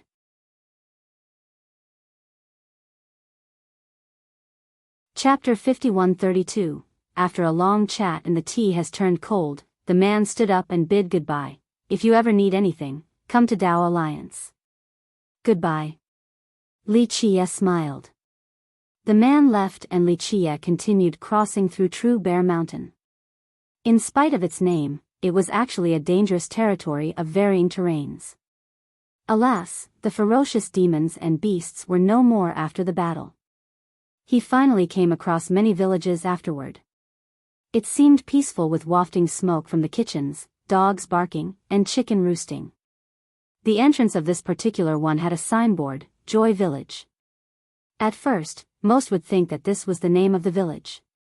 However, in reality, all the villages had this signboard at the entrance. First-timers would find this rather confusing. Upon closer inspection, each signboard had a distinctive mark beneath. For example, one had 2 tiny characters, Plum Blossom. Another had the number 6. Outside of the signboard, they all had a female statue as well, depicting a girl dressed in a simple manner with her hair casually tied behind her head. Normally, such an ordinary-looking girl wouldn't be celebrated in this manner. Alas, there was an indescribable charm to the statue as it told a story.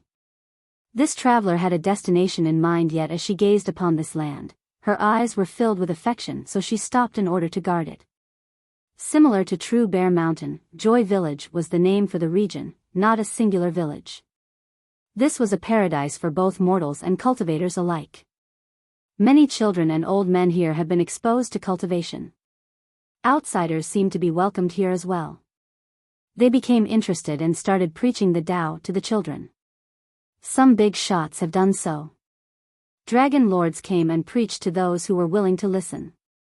Of course, not all mortals gave a damn. They actually chose to work on their farm or just laze around instead. This was a rather rare scene, mortals and cultivators actually living together without any distinction. Other cities had this, but mortals always kept away from cultivators and vice versa. There were unwritten laws regarding conduct between the two sides for the sake of maintaining orders and protecting mortals. Here, there were no sects either. One could learn and ask questions from anyone or even just watch an old man during his cultivation. Some outsiders found this awfully interesting and decided to impart their crucial Tao knowledge to the villagers. Here, cultivation was not pursued for fame, power, or everlasting life. Instead, it was simply a hobby to pass the time. It was like drawing for a child today and playing tomorrow. There was no pressure to cultivate. Wuxia became interested in these unique villages and admired them. He stared at the female statue, especially her tied hair and eyes. Achieving your ambition in such a meticulous manner. Wuxia sighed and touched it. That is Peace Goddess. A villager came over and said, "You must be an outsider?" They weren't afraid of cultivators due to the culture of the region. "Yes, but I feel like I'm home," Wuxia said sentimentally. "That is her wish and our creed." The villager said, "Virtually all visitors want to stay, whether it be mortals or cultivators. When the goddess was preaching her Tao in the past, this place was a true paradise. According to the legend, a girl descended to the mortal world and was considered a goddess. She lived among mortals and taught them the Tao, not forming any sect in the process. Her stay lasted for hundreds of thousands of years. What began in a small village spread to an entire region for the betterment of the world.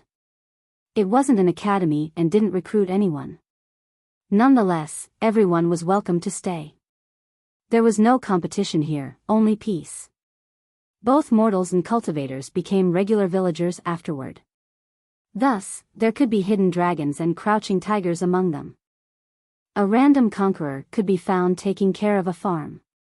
An old man could actually be a dragon lord who was once the ruler of a great sect. Today, he preferred to sunbathe and swat some flies during his free time. Find the original at pori.com. All in all, Peace Village was a unique paradise in the upper continents. Those weary of constant fighting and killing could come here to live without worries. An amazing person indeed, Wuxia said. The little girl has turned into a revered god through a unique method. Yes, we are protected by her and live happily here. The village appreciated the comment. Outsider, if you wish to stay, there is an empty plot to the west. Let me know and I'll go ask around for you. I'm only looking for someone. Wuxia shook his head. That's harder then. The villager shook his head. Our population is rather high, not to mention that people come and go. The person you're looking for might not be here anymore. It's all right, I'll take my time. Wuxia smiled and said goodbye to the villager, taking his time strolling through the villages. 1. This word has many meanings, but picking joy right now.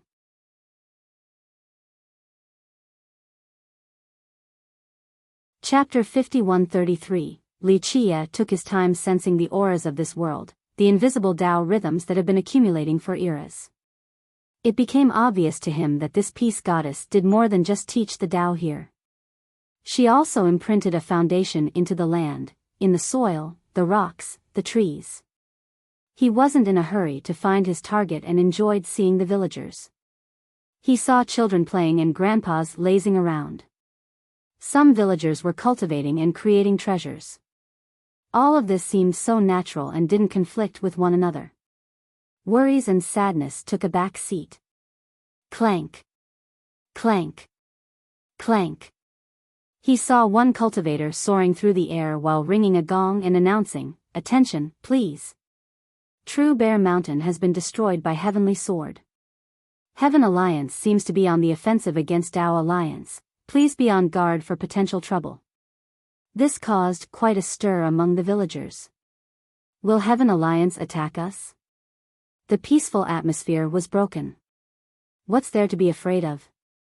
It's not a new thing, immemorial, skysplitter, Grand Tao, so many wars already yet our villages are still here. One villager lay back down and relaxed. I guess so. The others agreed because peace didn't care for the struggle between Celestial Court and Immortal Dao City. Let Windchaser Hall deal with it. Another said, Heaven Alliance will start there first, not our villages. The cultivator who warned them earlier came from this sect. Windchaser Conqueror will have to stop the first wave. They began talking about the potential war. The Conqueror might not be there right now. An older villager shook his head. They were very familiar with this Conqueror since he came from peace. According to the rumors, he came across a special fortune at a young age, allowing him to obtain a Dao fruit. He then started a sect right outside of the village, Windchaser Hall. Afterward, he occasionally visited the village since it was his home. Many ancestors from there came to the village to teach the Dao as well. There was a friendly relationship between the two sides. Recently, the Conqueror rarely appeared. Some believed that he had left Windchaser to join Dao Alliance. Leave this matter alone for a bit. Let the brats in the village prepare for the incoming Teapluck festival and test their luck. A few old men said. A towering peak existed in peace, as enormous as a colossal giant. All the villages seemed to be built around it. Since it was surrounded by clouds and fog, its whole appearance couldn't be viewed. Paths could be seen leading to the elusive pinnacle. Up there was a tea tree with branches looking like dragons. It seemed tiny compared to the peak, but its aura was second to none, like a dragon ready to soar. It was rather famous throughout the two continents. Its Dao tea could be considered the best. A quick look at bit. ly/3 IBFJKV will leave you more fulfilled. Rumor has it that this was the abode of Peace Goddess. Some went further to say that she eventually transformed into this peak. These rumors couldn't be verified, but no one doubted the effectiveness of the tea. The goddess herself planted the tree. After drinking the tea, one would be connected with the chaos and the Dao. Cultivation speed and comprehension soared subsequently. Thus, whenever the leaves were ready to be plucked, children from the village would climb up to test their luck. This included outsiders as well. Meanwhile, Li Qiye was at the base of Peace Mountain since he saw a large gathering including villagers and outsiders. They stood before the stone path leading up to the pinnacle. A wooden arched door awaited and welcomed them. Everyone's here for some tea leaves. He got closer and conversed with them. The clouds and fog are still there, we have to wait. A villager enthusiastically said, it's too dangerous otherwise, and even afterward, only the faithful can get up there. Yes, only a few can make it. An older villager joined in, I think this is true for many eras now. Windchaser Conqueror made it up there. Another said, that's what reason why he was able to become a conqueror. The crowd started talking about the Conqueror right away since they recognized him. Suddenly, a youth and his entourage boisterously interrupted their conversation. He had the aura of a sovereign who was quite impressive given his age. Many villagers staggered backward, unable to handle the pressure. The tea leaves are available now? He looked at them and asked. Only the faithful can get the tea leaves. A villager snorted. For now, that is. True Bear is gone and this land will become a part of Heaven Alliance soon enough. This peak will be under our jurisdiction then. The youth uttered coldly.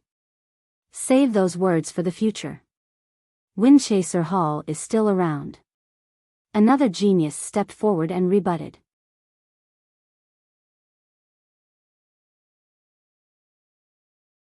Chapter 5134. The young sovereign unsheathed his sword right away and sneered, Oh? Good, I don't have to send a message myself then.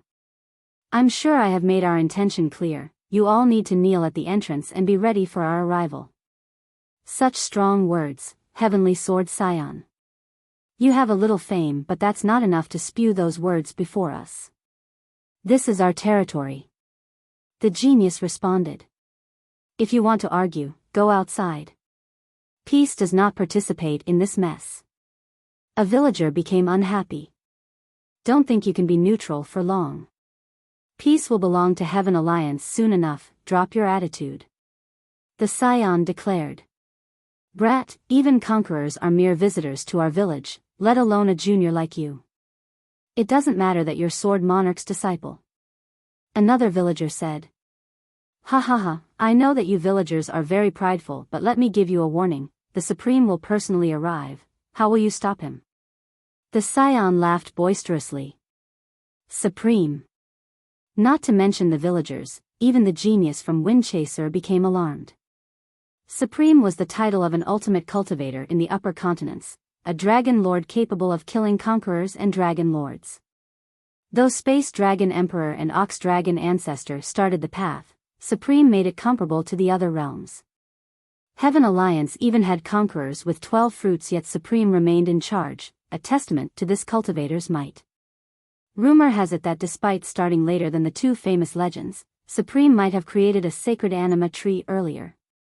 Though some of the crowd didn't give a damn about Heavenly Sword and Heaven Alliance, Supreme was a different story. Their silence pleased Heavenly Sword Scion. Bringing up Supreme always had this effect.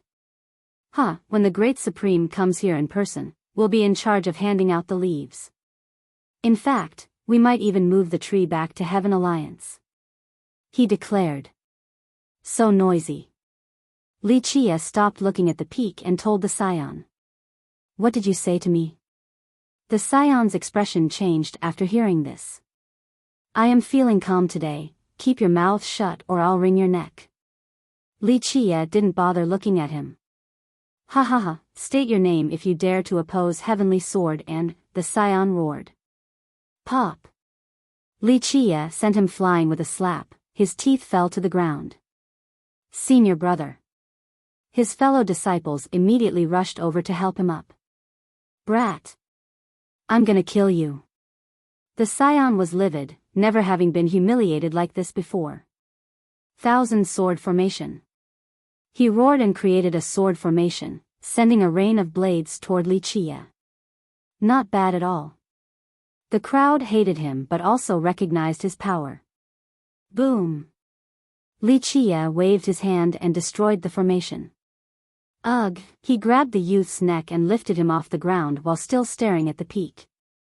What are you? My master is a sword monarch, my master is Soaring Sword, he shouted in horror. Never heard of them. Wuxia said. I am working under Supreme's order, your clan will be massacred if you touch a hair of mine. He screamed. Never heard of them. Wuxia repeated. You, crack.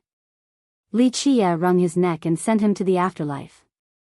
Everyone exchanged glances after seeing this. I do not wish to be disturbed today, leave. Wuxia ignored them and entered the entrance of the stone pathway. The frightened disciples from Heavenly Sword rushed over to grab the corpse and escaped. Creak. The gates suddenly closed after Wuxia's entry. What? I've never seen it closed before. The villagers became confused. Try going up. Another said. There was an invisible force blocking entry, the only possible path was through the gate and the stone pathway. Boom. Something repelled the villagers from approaching. Other experts didn't give up and rushed over. Boom. The same thing happened to them. The villagers understood that this was a special occasion, that the peak was meant for that guest alone. Wuxia took his time climbing the steps. There were mysteries preventing others from climbing easily, but it didn't matter to Wuxia. He made it to the peak and saw the dragon-like tree, always ready to leap into the air and summon winds and rain. Just a few leaves from the tree were enough to grant someone an amazing fortune. There were stone tables and chairs beneath the trees. Everything had been cleaned spotlessly. A pot of spring water was being boiled with firewood nearby, now simmering. On top of a table was a scroll held down by a special stone. Wuxia sat down and read it. The water is ready, please have a taste. I dare not disturb you. We are Pori.com, find us on Google. The characters brimmed with the Tao. Whoever wrote it did so with full sincerity.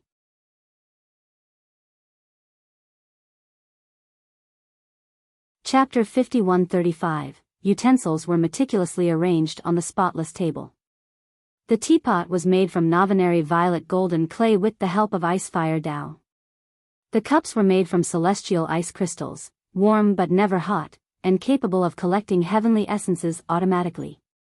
There was no doubt that only those standing at the apex had access to these tea utensils. Li Qie read the characters and smiled. Not bad at all, capable of seeing this already. He sat down and gazed at Peace Village beneath. From here, he saw a supreme grand Tao engulfing all the villages and gained the feeling of being one with the land. He then focused on the Tao tree instead. The barks looked like dragon scales at this point. It seemed that it was only a matter of time before a complete transformation. He sighed and knocked 3 times on the stone table, each in tune with the grand Tao. The tree resonated with his calling and Tao runes appeared, creating a temporal passage. Buzz. A figure walked out of the tree with a pleasant fragrance. Li Qie's memories resurfaced after seeing her. She was only around 16 or so, not breathtakingly beautiful by any means, just pleasing to the eyes. Her oval face was fair and delicate. Her eyes were clear and dazzling like autumn water. She wore no makeup nor an expensive dress. Her hair was tied loosely behind her back. This simplicity was elegant and youthful. Time didn't leave a mark on her. She remained the same in the past and would be the same in the future. Li Qie stood up and their eyes met, sending them back in time. So long ago. Li Qie gently patted her face, but it was only an ethereal image with no heat or flesh. I'm glad that you were able to go on the path you wanted, he said softly. The image bowed deeply and gestured for him to sit down again. He did so and she waved her hand. The finest tea leaf on the tree fell into the pot. She added the boiled water to the leaf and the sounds of a dragon could be heard. It seemed to be teaching the path of the true dragon, a way of transforming into the majestic creature. Li Qie slowly took a sip. The moment the tea entered his body, he became resplendent as if he was empowered by a draconic beast. He took his time with each sip while gazing at the villages. She continued to pour his cup whenever he finished. Peace is not a bad outcome for many, it's rather rare too. His voice could reach the past where a girl sat before the tree, waiting for his message. A single wish fulfilled through the Tao, how enviable. He added while she only listened, your effort and vigilance seem to have been rewarded. The image nodded. The two did so until the teapot was empty. We're out of tea, the same for fate and life. He put down the cup and said. She stood up and bowed again before dispersing into little particles. They fell down and scattered throughout the entire villages, completely undetected by the villagers. Goodbye. He sighed after seeing this and glanced at the tree. It appeared the same as before, but a hint of Tao has been lost. With that, he scanned the villages again and finally noticed a house built on a peculiar ridge. Only those strong enough would be able to see that it was special. He smiled and headed there. The house was built with old tiles and bricks, still not collapsing after all this time. It had a total of 3 small buildings, a study, and a separate bedroom. The large windows made them seem rather inviting and easy to live in. In the courtyard was an osmanthus tree that has barks as hard as iron. Its flowers blossomed and filled the place with its enchanting fragrance. Sun rays seeped through the cracks of the tree and warmed the person breathing below. Reading in the shade of this tree was perfect since multiple senses were being stimulated at once. One could forget about the flow of time while enjoying themselves here. This was the case for the middle-aged man wearing a clean robe. Not a single speck of dust could be seen. Search bit. ly/3ibfjkv for the original. Given his composure and elegance, he resembled a famous scholar instead of just a villager enjoying a hobby. The courtyard blocked out the rest of the world. Not a single distraction could affect him, but today was different. He looked up and saw Li Qie standing there looking at the osmanthus tree. He got up and bowed deeply. Seeing you is a supreme honor, sir. This tree isn't from this world. Li Qie smiled. I've heard that it is from a legendary world with immortals. I don't know how true it is since I came across it in a nightmarish realm. The man said. Seems like you have been waiting for me. Li Qie said. I, Landu, do not dare to display my slight skill before an expert since I only have a minor understanding of divination. 2 days ago, I calculated and prepared water for you up there. Jun Landu. Li Qie sat down and said. Just a nobody. He humbly said. You might be a nobody in the 6 continents, but in my opinion, you are one of the most brilliant souls. Li Qie praised.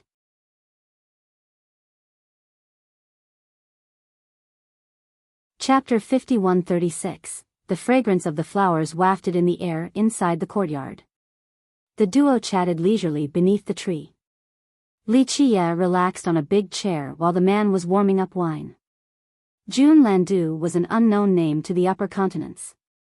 Only the academy from the lower continents recalled his name, perhaps only during the graduation ceremony and deer auction.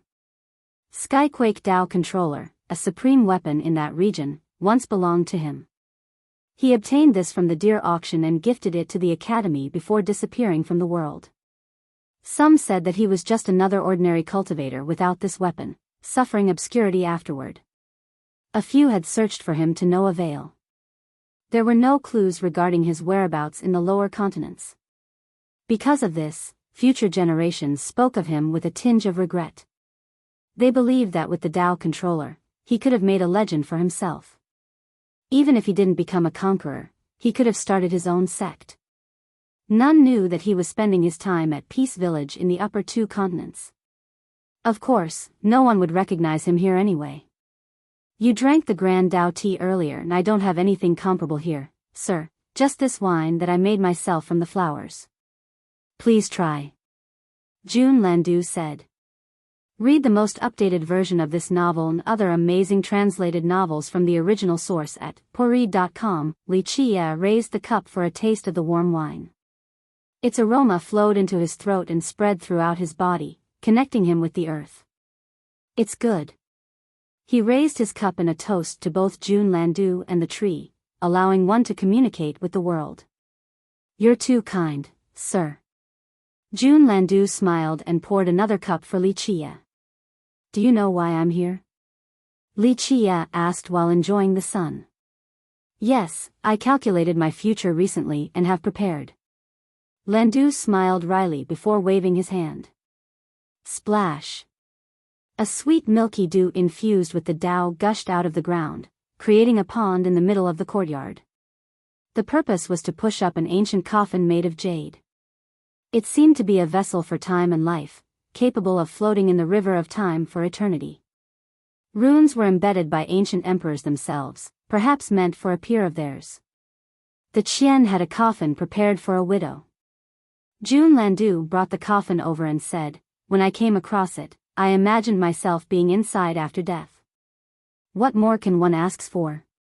He removed the lid and gently caressed the sidewall. Looks like I won't have the chance now. Many considered death to be a taboo and ominous subject. Jun Landu, on the other hand, didn't mind at all. You just need to worry about living well. Li Qie smiled. Death is inevitable and I am no immortal. Landu laughed. You might not be one but you have more freedom than them. Li Qie said. Earning such praise from you means that my life isn't so bad. Landu smiled and patted the coffin again. Today, it is returning to its rightful master. You were the one who gave it to the Qian, right? Li Qie chuckled and didn't answer him. He placed the sealed corpse into the coffin and branded it with a blessing. The inside became filled with immortal mist as if it was trying to nourish the corpse and bring life back. So this is the correct way of using this coffin. Landu observed the process and said, A true rebirth is unprecedented in this world, only you can perform it. Li Qie shook his head. There's no bringing back someone from the dead, that's reserved for the villainous heaven. Not even I can change this fact. Well, no one else but you can do it when there's only a sliver of life left. Landu understood the situation. Li Qie was pleased with the comment and sat back down. Landu poured him another full cup. Li Qiye enjoyed the drink for a while before asking, "What is your pursuit in life?" "An ordinary man such as myself wants nothing more than just 3 decent meals a day, maybe a little reading when I have time, listening to the insects and watching the sunset." Landu smiled. "I do not seek the apex, for I lack the ability, unlike you, sir. If there was a ranking of all the great men and women in the world, you would certainly have a spot among them." Li Qiye said. "Unfortunately, that doesn't mean much, for we're still insects. Heroes have turned into sand. Just imagine the greatness of World Emperor, a true legend, only to turn into smoke."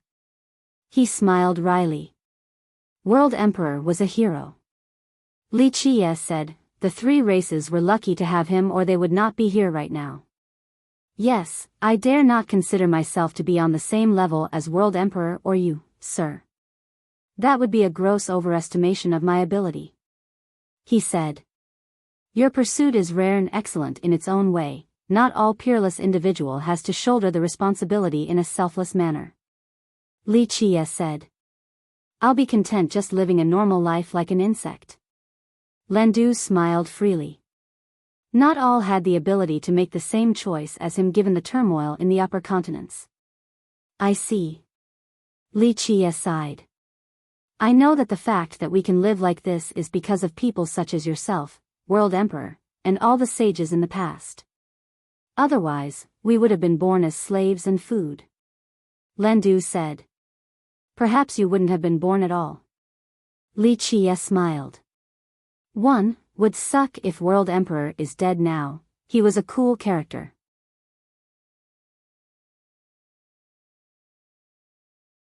Chapter 5137. In a way, I do find my lack of initiative shameful compared to the sages. Jun Landu commented. "There are no judgmental standards, everyone has the right to pick a path, whether it be heroism and justice or just 3 meals a day.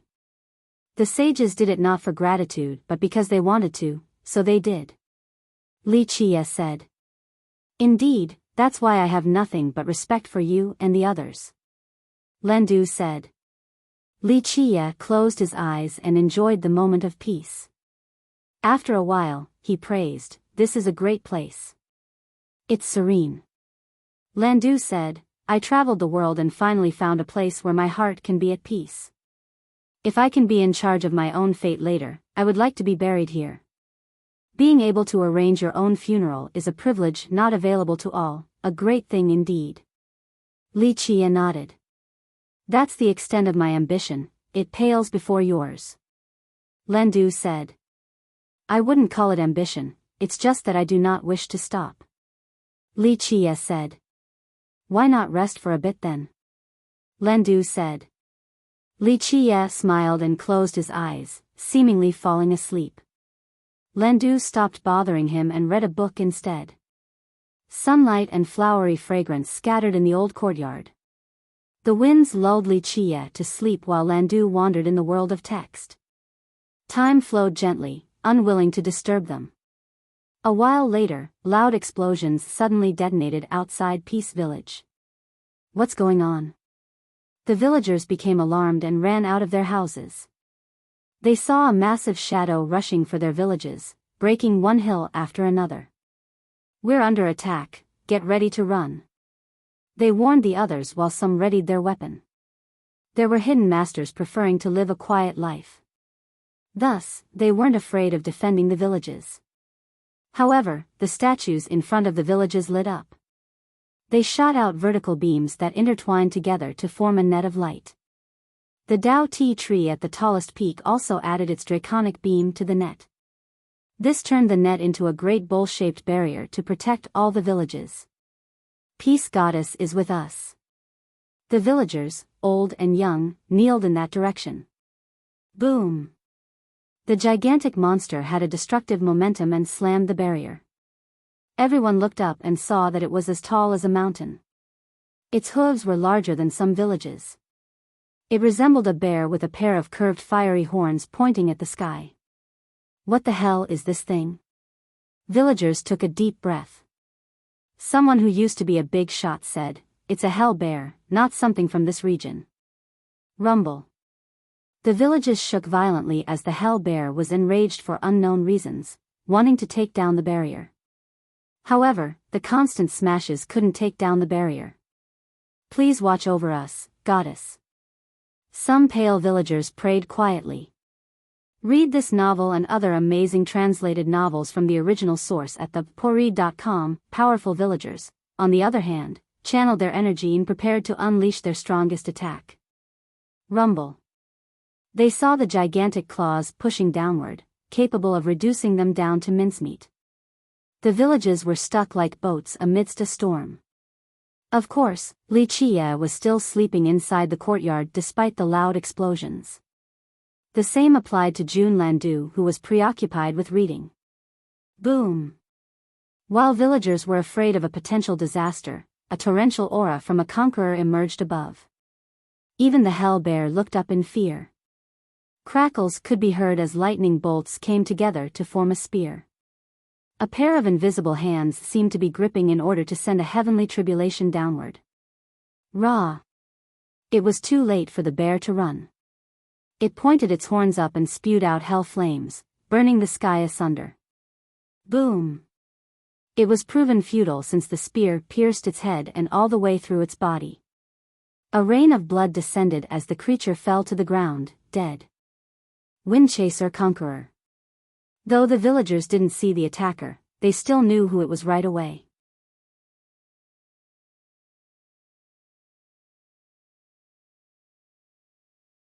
Chapter 5138. The Conqueror blasted the hell bear from a distance, never showing his face from start to finish. The villagers recognized him since he was a feral child from the village. He didn't forget this and always protected his home. It didn't take long before disciples from Windchaser Hall brought the corpse away. The barrier then gradually dissipated. Villagers heaved a sigh of relief. For countless years now, this paradise remained due to various protectors. It became the morning of the next day. Jun Landu looked up and saw the dawn. Wuxia finally opened his eyes and smiled. Now that was a nice break. Since you have some free time, would you like to go fishing and sightseeing as well? Landu asked. Why not? Since I'm here already, might as well enjoy myself. Wuxia responded. Landu put away his book and said, I'm sure you're hungry, so why don't we go eat something? I know a restaurant that makes their noodles by hand. Very chewy and the broth is rich, the chef is rather skilled. Perfect, let's go then. Wuxia smiled and got up to stretch before following Landu. As the saying goes, immortals reside in the East Sea in the morning and rest in the northern frontier at dusk. They could travel 10,000 miles with one step just to enjoy a bowl of noodles. At a particular hill were twisting trees with crows perching and entangling vines. After entering a half-abandoned road stretching through the ridge, it felt as if they have traveled to a different dimension.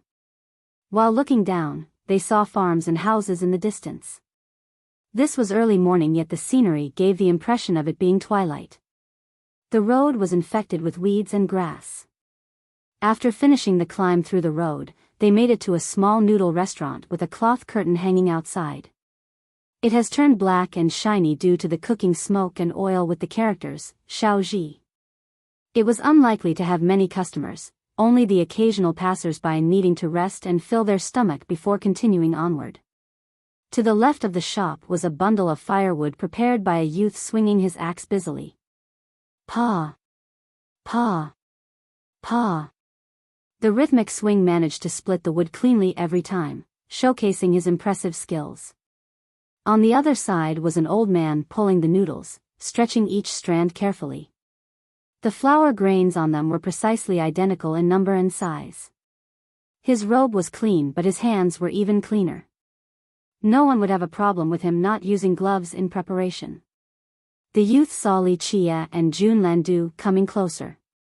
He wasn't surprised about Landu but paused for a moment when his eyes fell upon Wuxia. The same thing happened with the old man. He stared at Wuxia, who smiled back at him. He immediately put down the flour and went back to the store. Uncle Xiaoji, give us 2 bowls. Landu asked with a smile and handed the payment over. The old man accepted and put the coins into his chest pocket. "Xiao Hu, heat the broth," he ordered. "Yes." The youth added firewood to the stove in a masterful manner. Strands of smoke rose instantly like mountain spirits. Li Qie sat down, propping his chin and watching the youth while Landu took out his book again. Once the water boiled, the old man came over while holding a black carp. "I caught it just this morning. How about 2 bowls of tender fish noodles?" "That's fine." Landu agreed without looking away from the text. "Give us 2 bowls as well." 2 customers entered the shop, 1 male and 1 female. A quick look at Pori.com will leave you more fulfilled. They seemed to be a match made from heaven. Their appearance brightened up the shop. The man wore an expensive robe with an elegant air. The winds seemed to be accompanying him, giving him the ability to soar in the air. The woman's features weren't stunning at first sight. However, one would never get tired of looking at her.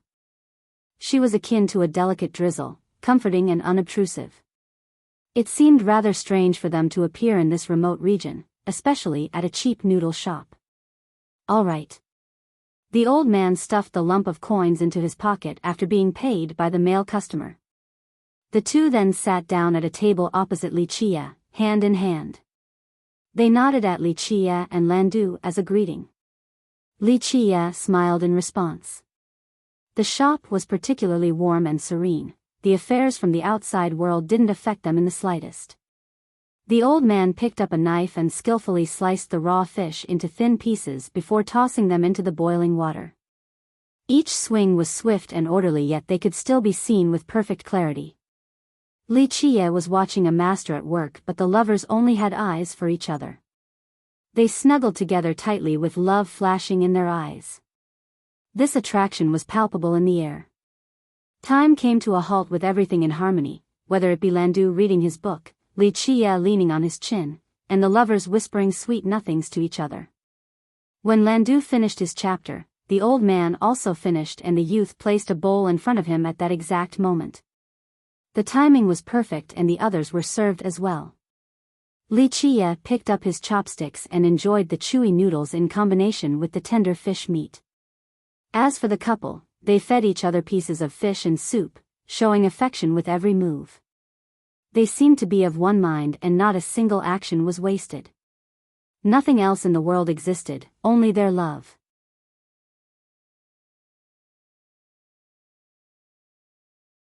Chapter 5139. The portion size was perfect for early morning. Eating the fish slices and slurping the rich broth made people think that it was going to be a great day. The youth was fast with his service and immediately took the bowl and chopsticks away after Li Qie was finished. He then brought tea over to Li Qie while the old man went to the corner to take a nap. This tea seemed unrefined and lacking versus the tea Li Qie had yesterday. It was bitter with a lingering aftertaste. The lovers were finished as well and got up to leave. As they were passing by his table, they bowed deeply to him and bid goodbye to Jun Landu. They returned to the winding road, their fingers still intertwined. The woman leaned into her lover's shoulder the entire way. Li Qie smiled as he watched the 2 disappear from sight and finished his tea. The youth ran over to pour him another cup. "It's best to fill tea up to 70%. Li Qie smiled. "Why is that?" The youth didn't understand but still obeyed. 70 will endure while any more and loss is insured. 70 is an eternity. Li Qie elaborated. 70 is an eternity? The youth stood there in a daze. The old man in the corner opened his eyes and asked, "How many % are you, sir?" "Me?" Li Qie took another sip of tea before answering, "I am perpetually full." The old man didn't respond but the youth asked, "How can anything be full forever?" "You're the cup in my hand while I am a boundless ocean." Li Qie answered. "I understand." The old man bowed and the youth did the same. That was delicious. Jun Landu finished eating after chewing everything carefully. It was unclear whether he had a weak appetite or just enjoyed savoring his food. "He's 50% full." Li Qie smiled and told the other two. They didn't say anything since they knew who Jun Landu was. This was not his first time coming here to eat. Your noodles are different today, Uncle Shaoji. Landu said. We have a distinguished guest today, so I added fish to the noodles. The old man responded. I've been planning on catching these carps and grilling them for a picnic, but you beat me to it. Landu said. The old man treated his words like gold. Li Qie finished another cup and the youth filled it up to 70% this time. Jun Landu went back to reading.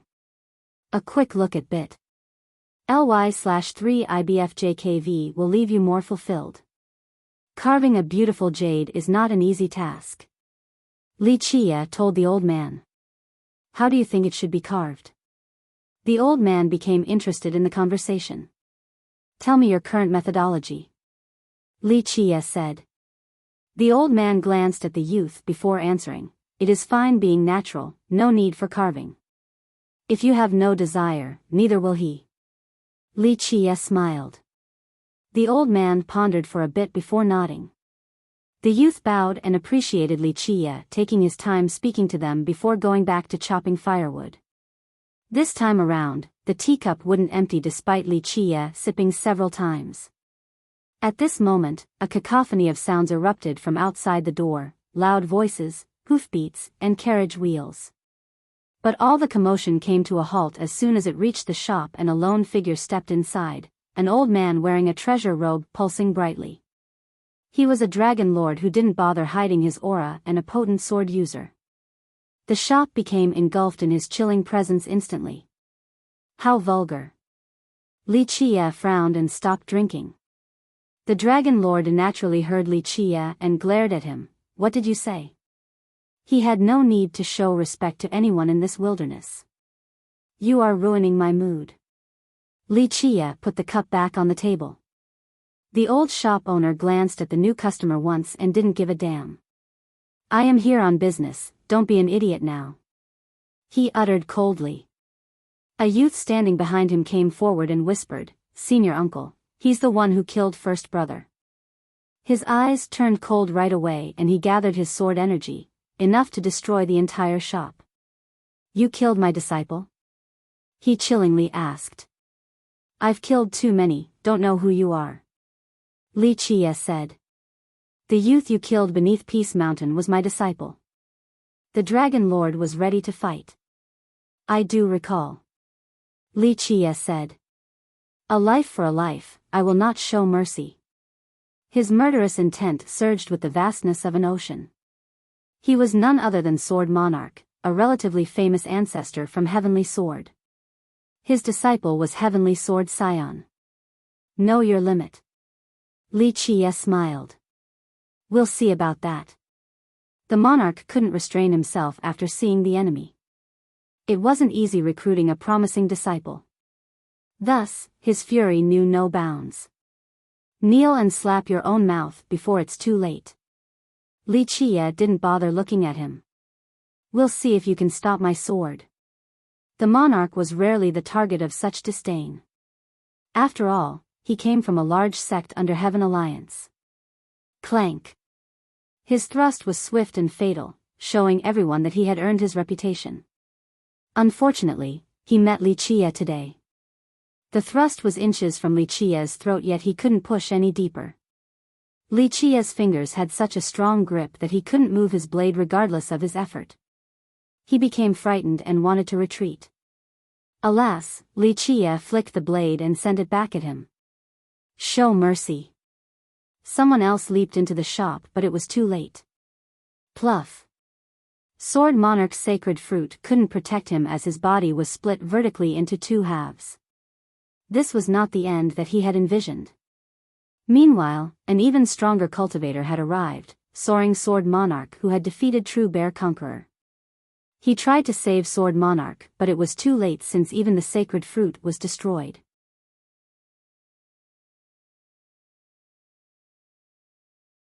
Chapter 5140, A Quick Look at Tinural. Com/2P9MV8W will leave you more fulfilled. Soaring Sword Monarch was both scared and furious. His disciple, Sword Monarch, had only become a dragon lord recently, but this didn't matter, he was still a dragon lord. This was enough to look down on the rest of the world. Alas, his killer had no problem slaying him and his sacred fruit. This meant that the guy was far stronger. Who are you? Soaring Sword filled the room with a murderous aura just like his disciple earlier. Someone trying to eat some noodles. Li Qie lazily said. Meanwhile, the youth from the shop hurriedly dragged the corpse away and cleaned the blood off completely. You! Soaring Sword nearly vomited blood. He didn't have time to do anything before his disciple's corpse was treated with such disrespect. This was akin to a waiter cleaning a dead cockroach off the floor. His sword intent surged as he thought about destroying everything here. Customer, are you here to eat or to rest? The old man opened his eyes and asked. His nonchalant words somehow crushed the aura like a gigantic palm, suppressing Soaring Sword completely and causing him to stagger backward. Meanwhile, all disciples waiting outside dropped to the ground from the pressure. You must be the Lord here. Soaring Sword took a deep breath to calm down, forgetting about Li Qie. Not a lord, just a chef trying to survive. The old man said feebly. Soaring Sword knew that he got the right person after hearing this. He bowed and said, I am under the order of Supreme to invite you to Heaven Alliance. Supreme. The old man's eyes narrowed after hearing this.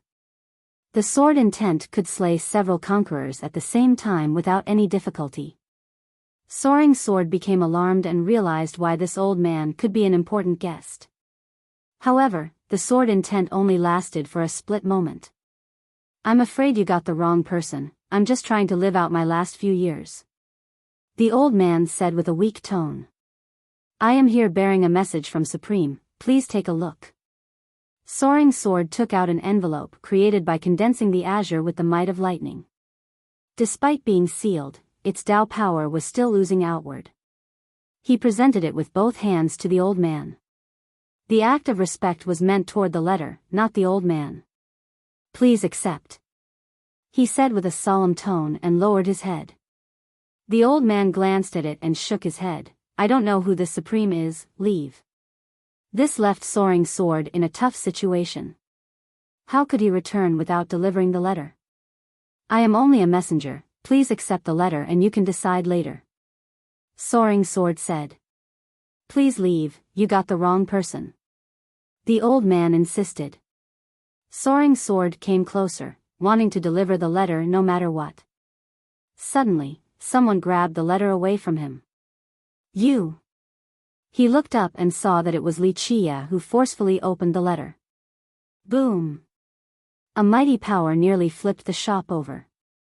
Fortunately, the old man channeled power to protect it. Intimidating someone to join in this day and age? Heaven Alliance is getting worse and worse. Li Qie smiled. Who are you? Soaring Sword was horrified because Li Qie dared to open the envelope. Li Qie then pressed his palms together and crushed the mighty power in the blink of an eye. Soaring Sword staggered backward in horror. The seal of the letter represented Supreme's will. Thus, this was a direct challenge to both Supreme and Heaven Alliance. Few in the upper continents had the ability to do so. Sir, do you know what you have done? Soaring Sword asked. No big deal at all. Now, scram before I kill you. Li Qie yawned. Soaring Sword took a deep breath and quelled his anger. He bowed and said, You are clearly an invincible master and so is our leader. If you meet Supreme, you will regret not having the meeting earlier and will join us. We welcome you with open hands. I will take a trip to Heaven Alliance, but that is to destroy it if it gets in my way. Li Qie declared. Soaring Sword hated being treated with contempt. Nonetheless, he couldn't see through Li Qie and believed that he was far weaker. Very well, we'll meet again. He left without any hesitation.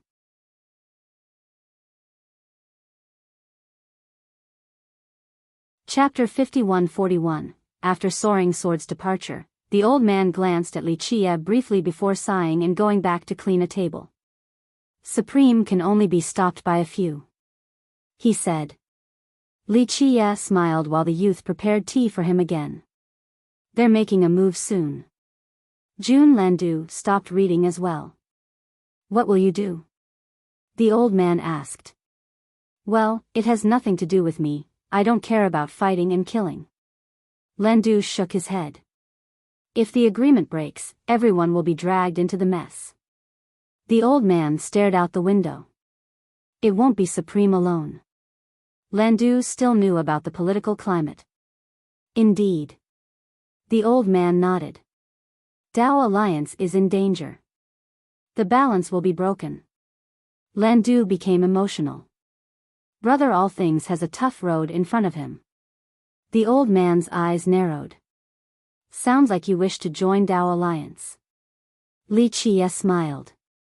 Among the 4 alliances of the upper continents, Divine and Heaven Alliance represented Celestial Court, while Dao and Imperial Alliance supported Immortal Dao City and Imperial Field. Imperial Alliance normally kept a low profile, so the burden of protecting the people was on Dao Alliance. I am but a chef, the old man said. Supreme definitely wants you to accelerate the process. When the balance is broken, everyone will have to pick a side just like back in Immemorial Epic War, otherwise, Celestial Court will brand them as sinners. Jun Landu said. Celestial Court. The old man's eyes turned cold. Supreme alone couldn't threaten the entire world, but the same couldn't be said about Celestial Court. They represented numerous emperors and gods, but most importantly, an unknown yet terrifying force. In the past, the Duck Egg Buyer and Immortal Emperor Zhan formed the ultimate coalition to attack Celestial Court. Although they won one battle after another, they still couldn't take it down. Though most emperors and Dao lords haven't seen this unknown force, they have heard rumors about it. I heard Principal Conqueror has abdicated. Landu said, this has to be the work of Celestial Court. Otherwise, he wouldn't be leaving given his prestige and supporters. All along, Principal Conqueror preferred peace and always maintained a good relationship with Dao and Imperial Alliance. Because of this, the upper continents enjoyed peace for eras now. Unfortunately, his spot was now taken by Sword Sea Dao Lord. Heaven and Divine will work together now, this is the prelude to a great war. Landu smiled, will you join, uncle? Thinking about escaping a great war unscathed, hopeful but unrealistic. The old man stared at him. The immemorial war drastically reduced the number of emperors and monarchs. No one managed to stay clear of its reach. The people suffered untold casualties and would have lost if it wasn't for ancient forces joining in afterward. Now, history was going to repeat itself. All the alliances and powers couldn't stay neutral forever. Paradises were going to become war zones. Top cultivators would find themselves experiencing a wake-up call about their invincibility.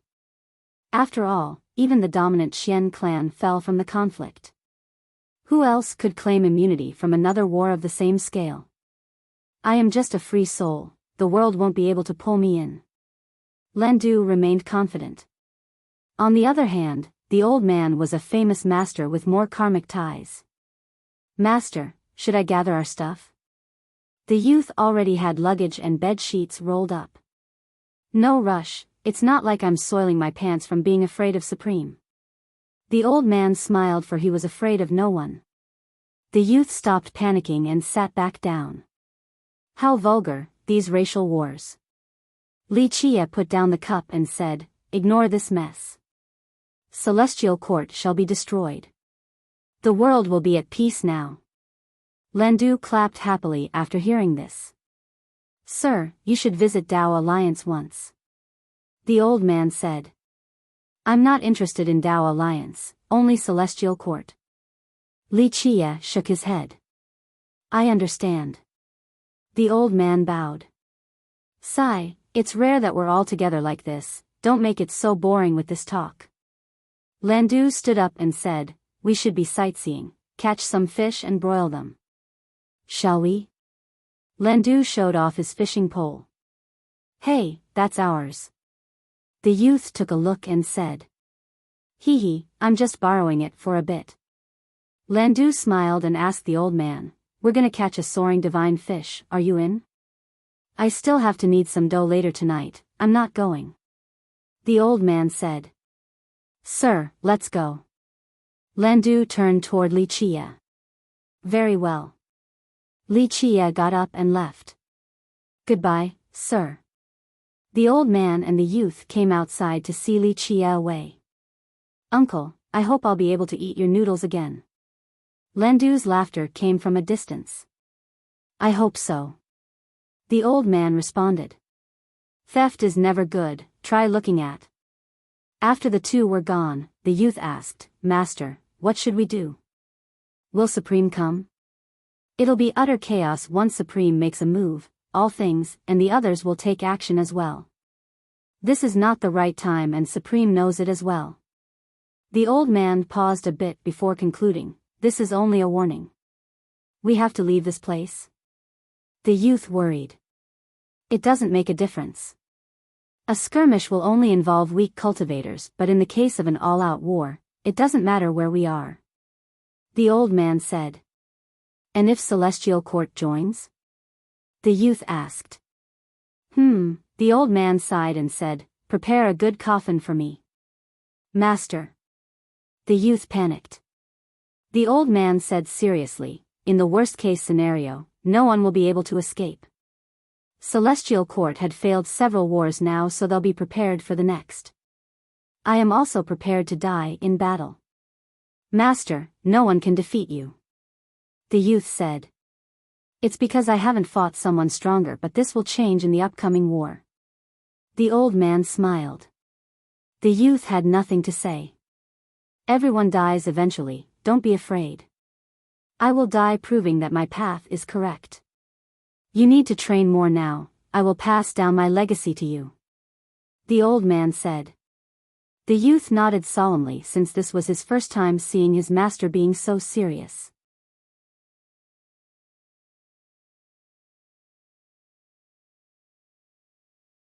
Chapter 51-42, A pond and the sky shared the same color. The water resembled a mirror with lightning accumulating at the bottom. Standing next to the pond felt similar to floating in the sky. Since the stars were reflected below, it looked like people were standing on top of them. At the depth of the pond was a lighting portal. The sheer energy there could crush a continent. The unique characteristics of this pond allowed for the birth of a divine fish. A particular one was entirely golden and had a lightning affinity. It swam with incredible speed and looked just like a lightning bolt. Given its plump appearance, the duo was sure that it would be particularly tasty. This was a species known as soaring divine fish, born among lighting and space. Thus, whoever created this pond for the sake of housing this fish was surely a master. Two men sat by the pond, each holding their own fishing pole. They enjoyed the moment, not forcing anything to bite. The winds were particularly refreshing today and carried lightning particles. When they touched the skin, they would explode and cause a comforting numbness. Fishing here felt the same as fishing in a galaxy, truly a scene to behold. The problem was that the pond was man-made. A conqueror had gathered the Tao of the earth and the water of the heaven to build this pond. It served as a perfect environment for soaring divine fish. In other words, this was someone's pond and an extremely valuable one at that. Thus, it didn't take long before they were spotted right away. Of course, they had no intention of being sneaky either. If they wanted to fish and enjoy the scenery, they would grill the fish right here and now. A horn sounded and next came metallic ringing. Someone's trying to steal the fish. An expert shouted. "Sai, we're not stealing anything, this is fishing." Jun Landu shook his head. Li Qie smiled and continued observing the pole. "Who are you?" A group rushed over, all were sovereigns and a few were immortal sovereigns. "This pond belongs to Windchaser Palace, the divine fish is privately owned." An elder shouted. "Sir, I don't want to fight, so I leave this to you." Landu shrugged and got behind Li Qie to fish again. The duo had thick skin indeed, to fish in someone's private pond without feeling awkward. The worlds are privately owned by me, this pond is also mine. Li Qie said with a smile. What the hell are you talking about? Are you implying that you own Windchaser Hall too? The elder took this as contempt since Windchaser was a relatively powerful lineage. Well, I don't know if I want to claim this land and the ants crawling on it as my own. Li Qie shook his head. Such impudence. The elder shouted.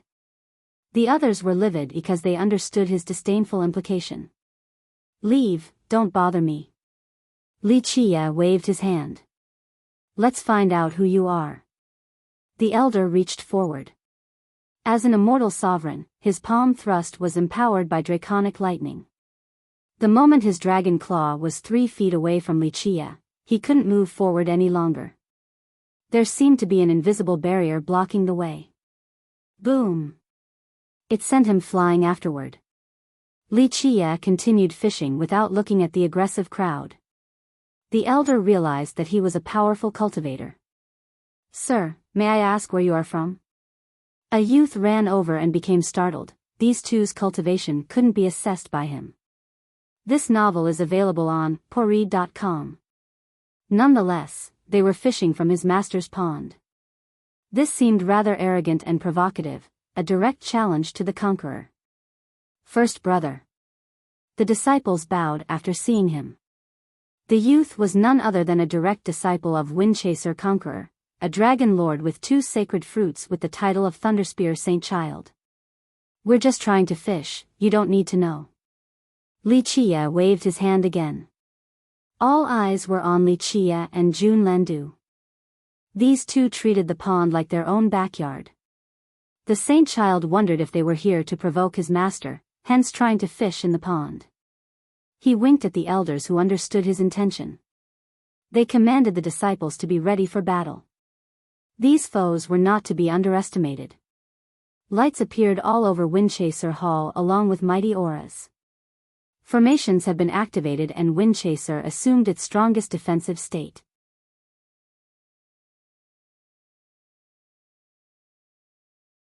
Chapter 51-43, Li Qie ignored the barriers going up around them. This only worried the Saint Child even more. After all, these two clearly weren't afraid of them, meaning that they were at least at the Conqueror level. Sir, may I ask why you are here? If there is anything I can do to help, I will not refuse. The Saint Child bowed at the two.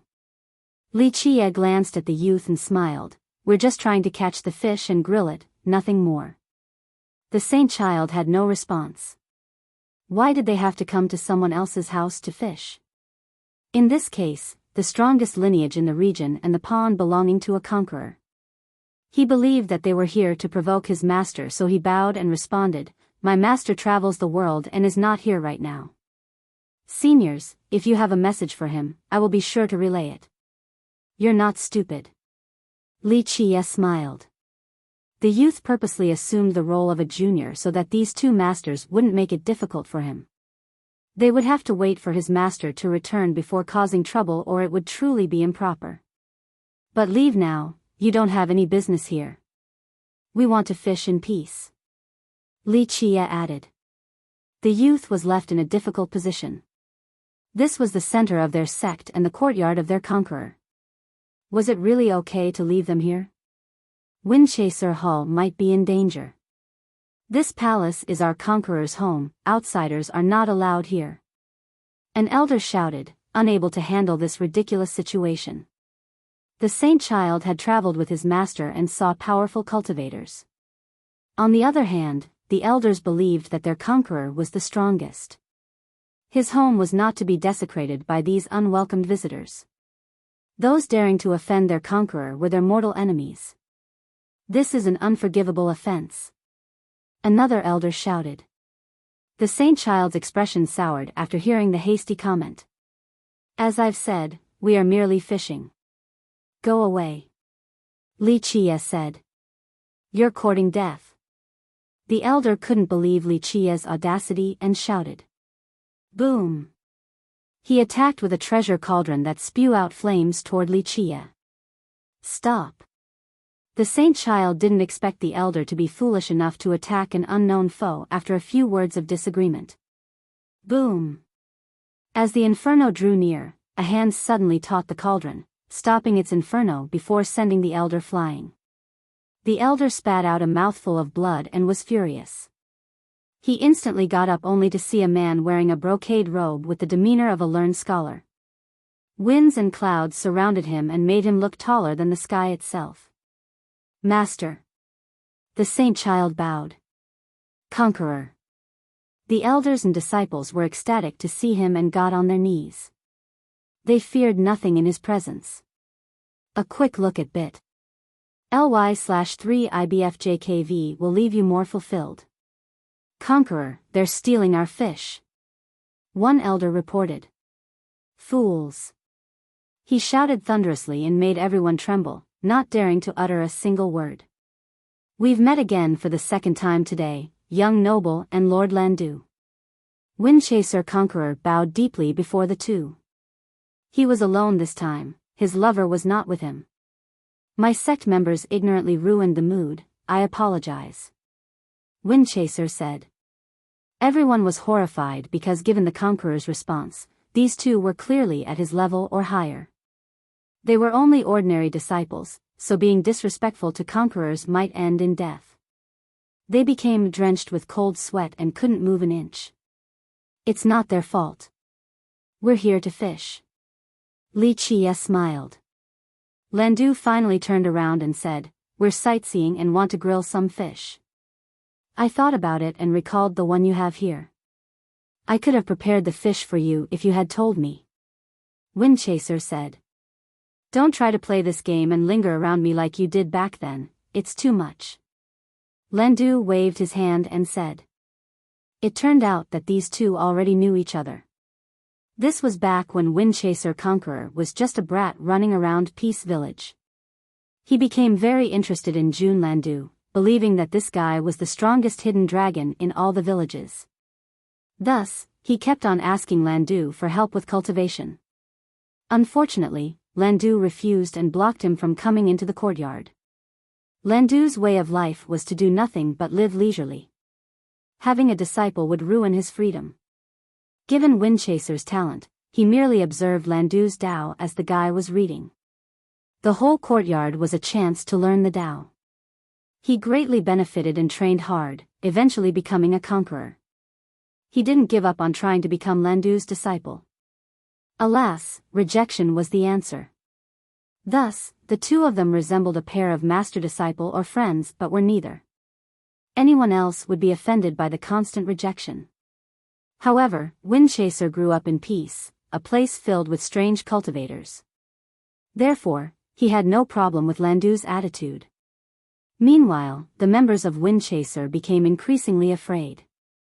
The saint child was smart enough to send them away. He then prepared a table with tea for them, treating them as esteemed guests. Splash!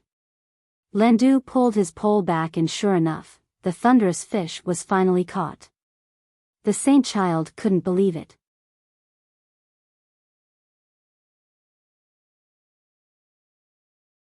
Chapter 5144, When You're Just Trying to Make Great Content at bit.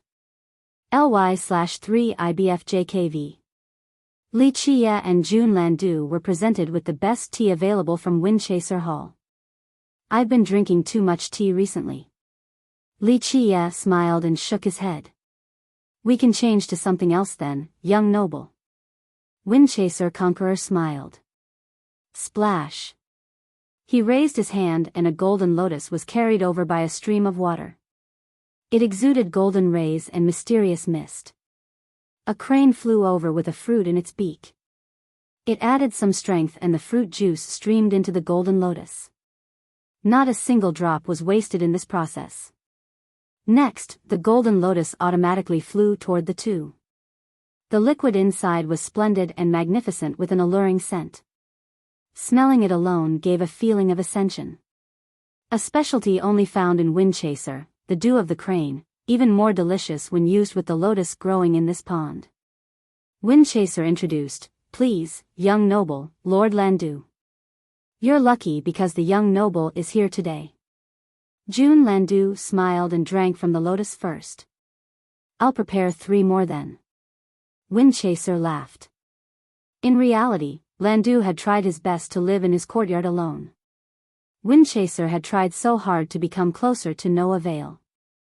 Even when he was a conqueror, he couldn't successfully invite Landu to his sect. His numerous traps and plots were easily ignored. Others would find this silly. Why would someone refuse the friendship of a conqueror? Of course, Landu was a special existence.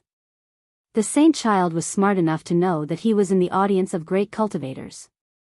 Thus, he served them like an attentive waiter. You have a good thing going on with Harkrain. Landu was more talkative since Wuxia was around. Will you come and give a toast? I don't care for worldly traditions, but it's a different matter if you are around. Windchaser smiled and took advantage of this opportunity. Will you come for a drink too, young noble? Don't be so greedy now. Landu smiled and said, if Sir comes to your wedding, then it is all but settled. I do think that we'll have free time then though. Nonetheless, he tried to drag Wuxia in. Though he didn't wish to have karmic ties with the mortal world, he had a special relationship with Windchaser Conqueror. After all, he watched the kid grow up and this was his time to help. Young noble, will we have the honor of your presence? Windchaser bowed and asked Wuxia. Traditions are rather troublesome, but I suppose that this union is something worth celebrating. Wuxia understood what they were trying to do, but he did like Windchaser Conqueror. Did you hear that? It is time for your relationship with Harkrain to blossom. Landu laughed. Thank you for your support, I will talk to Harkrain about this. Windchaser couldn't hide his excitement. The saint child was just as excited since this was great news for their sect as well. The 2 of you might be willing, but this is a rocky road. Landu said, it would have been easier before, but times are changing. You have to take the initiative. I understand. Windchaser nodded, both sides won't like it. It's one thing if you 2 are regular cultivators, then you can just leave and go anywhere in this vast world. On the other hand, conquerors don't have the same freedom. Harkrain Conqueror was Windchaser's Dao companion, lover, and future wife. Alas, they haven't announced their relationship yet. Wuxia had seen her before back at the noodle shop. The lovers both had 4 Dao fruits. Normally, it would be a joyful occasion for conquerors to marry each other. After all, most only focused on cultivation and didn't care about romance. In this case, they fell in love when they were younger and continued together after becoming conquerors. The issue was their background. Windchaser was from Peace Village while Harkrain came from Heaven Alliance. Which side are you picking after marriage? Jun Landu smiled and said. We do not wish to be involved in this conflict. Windchaser said, we only want to be together. At this point, the saint child told the others to leave. He left as well since this was no longer a suitable conversation for them to listen to. A predicament indeed. Landu said, but not anymore since we won't be eating your fish for nothing, right? You fished it, not me. Wuxia smiled. Yes, but you have agreed to help them out, sir. Landu said before turning to Windchaser, rest assured that Dao and Imperial Alliance won't interfere with this matter since we'll talk to them about it. I truly appreciate it, young noble, Lord Landu. Windchaser understood the reason why his pond was specifically chosen by Landu. It's harder for the other side. Do you want her to stay here or are you going to Heaven Alliance? Landu asked. Neither, we will walk our own path. Windchaser said. A while ago, I would have not come here to fish. Landu said, but now, Principal Conqueror has abdicated. So I heard. Windchaser said with a serious expression. Although you won't have any problem from your side, what about her side? Landu stated the obvious. Supreme will interfere. Windchaser said, Divine Alliance will also be more aggressive than before without Principal Conqueror. They will want to be closer to Heaven Alliance. Reverting to an old tradition that has been ongoing since the day of their progenitor, Profound Emperor. It's just that principle was amazing enough to stabilize the situation. Heaven and Divine were virtually one family. Its progenitor, Profound Emperor, didn't explicitly state that they needed to side with Celestial Court, but it just happened that way due to the circumstances.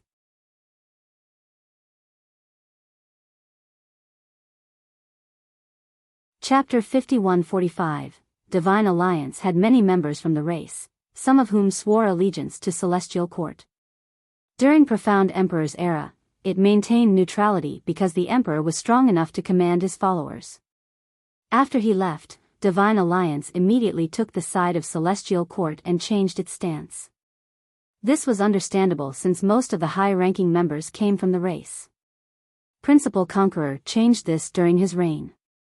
Although he wasn't the most brilliant, he was charismatic and maintained a fine balance, reviving Profound Emperor's neutrality. Now, everyone could see that the two alliances were going to be close again. They were definitely the stronger side with a high number of conquerors. On the other hand, Dao and Imperial Alliance didn't share as strong of a bond. Nonetheless, they would certainly feel enough pressure to band together once more. This was the time for conquerors in the upper continents to make a choice, for a storm was approaching. It can be hard to make great work when it's stolen from bit. ly/3 IBFJKV. Windchaser and Harkrain were aware of this development. A war between the people and the race seemed inevitable. All would be dragged into this storm. We stand with no one, but anyone who dares to block our path will be our enemies. Windchaser said decisively. As I've said, you only need to worry about one side. Leave Dao and Imperial Alliance to us.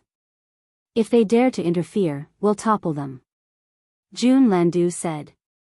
Don't bring me into this. Li Chia shook his head. Unfortunately, they won't give me the time of day due to my lack of ability, but if you let them know, it's a different story.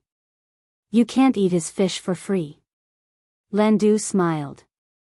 Looks like you managed to fish a favor from me. Li Chia chuckled.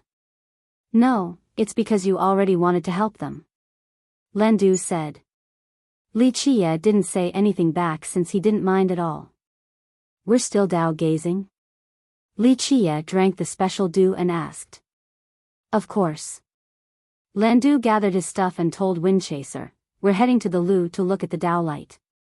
Don't bother us with unnecessary matters. Please enjoy yourselves, Lord Landu and young noble. Windchaser appreciated Landu's intent in bringing Li Chia here. After they left Windchaser Hall, Li Chia told Landu, a master fisherman, aren't you? I didn't need to fish, you only came because you wanted to see something beautiful. Landu said. Indeed, the world needs beautiful things. Li Chia said. Leave it to me to find them, you just need to observe. Landu said. Looks like you're actually rather busy. Li Chia shook his head. Humans aren't plants. Who can be without feelings? If I were to be heartless, it wouldn't be good for this world. Landu said. Yes, you wouldn't be you then. Li Chia said, idle people are never heartless since they can appreciate the beauty of life. I am unworthy of such praise, sir. Landu responded, you know, I watched him grow up running naked all over the mountains, it's hard not to be attached. You just don't want the burden of being a master. Li Chia smiled. Although Landu had never taught Windchaser merit laws or techniques, he allowed the youth to stay outside the courtyard and purposely read loud enough for the youth to hear. This built a foundation for Windchaser's cultivation since the books were extraordinary. Thus, Landu had truly taught him the Tao, an unofficial master. Sigh, I can't be so soft-hearted. Landu emotionally said, I will reap what I sow. There's nothing wrong with appreciating talent.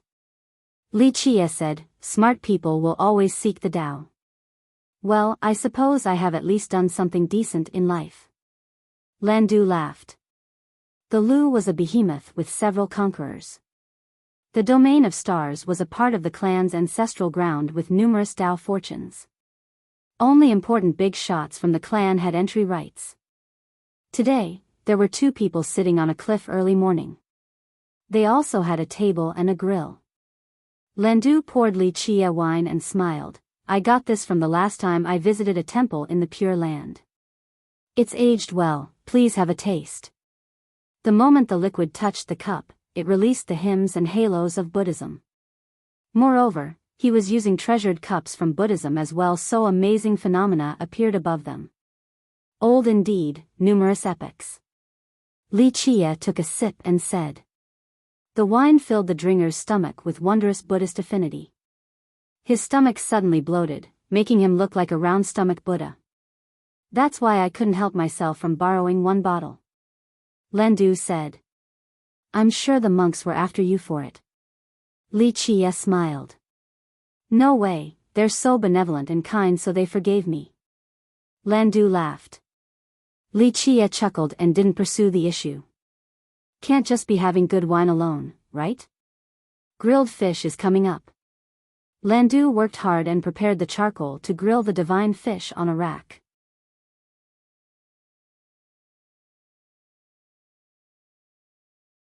Chapter 51-46. It was unfathomable to see two strangers sitting in the Lu's ancestral ground. More importantly, today was a grand Tao day that would only happen once every 10,000 years. Only the strongest members of the clans were allowed to witness this phenomenon. This was because regular cultivators and young geniuses didn't have the ability to withstand it. Observing recklessly could result in chi deviation or death. Dragon lords and conquerors had enough mental fortitude to observe the mysteries of the Tao found this place. Alas, the best spot was already taken by Li Chia and Jun Landu. This was absurd because Tao enlightenment should be silent and ceremonious. In this case, they were just drinking and grilling. Thus, when ancient ancestors came and saw this scene, they became livid. Dragon lords and conquerors were left speechless. Their clan was prestigious and had an influential position in divine alliance. The sky changed color due to their wrath. These men dared to take up the best spot and even partied here? They must be tired of living. Let's see who the hell they are. A conqueror's eyes activated the yin and yang. However, a massive palm appeared in the sky and blocked their path, not allowing them to initiate their attack. Enough. An old man emerged afterward. It can be hard to make great work when it's stolen from Pori.com. Ancestor. The conquerors and ancient ancestors stopped and respectfully greeted him. Ancestor, do you know who they are? One conqueror asked since they were not allowed to come any closer. The old man's eyes became profound as he stared at the cliff, wanting to pierce through time itself in order to find traces of the two men. No, but they're extraordinary. He eventually concluded. How many in this world are stronger than you, ancestor? A dragon lord didn't buy it. After all, their clan had 4 conquerors and numerous dragon lords. They could challenge any individual sect, not counting the alliances. Most importantly, their ancestor could fight against the strongest conquerors in the upper continents right now. There is always a higher mountain and a greater man. The old man said, we all know that our continents aren't the strongest. There are emperors and conquerors in the immortal continent that have achieved anima. The others didn't say anything because the ones with anima were indeed superior. How do they compare to supreme all things? And Sword Queen? One conqueror became curious. Most likely stronger. The old man said while gazing at Li Chia and Jun Landu. The group became emotional since they mentioned the current leaders of the alliances. So they have obtained anima. One conqueror murmured.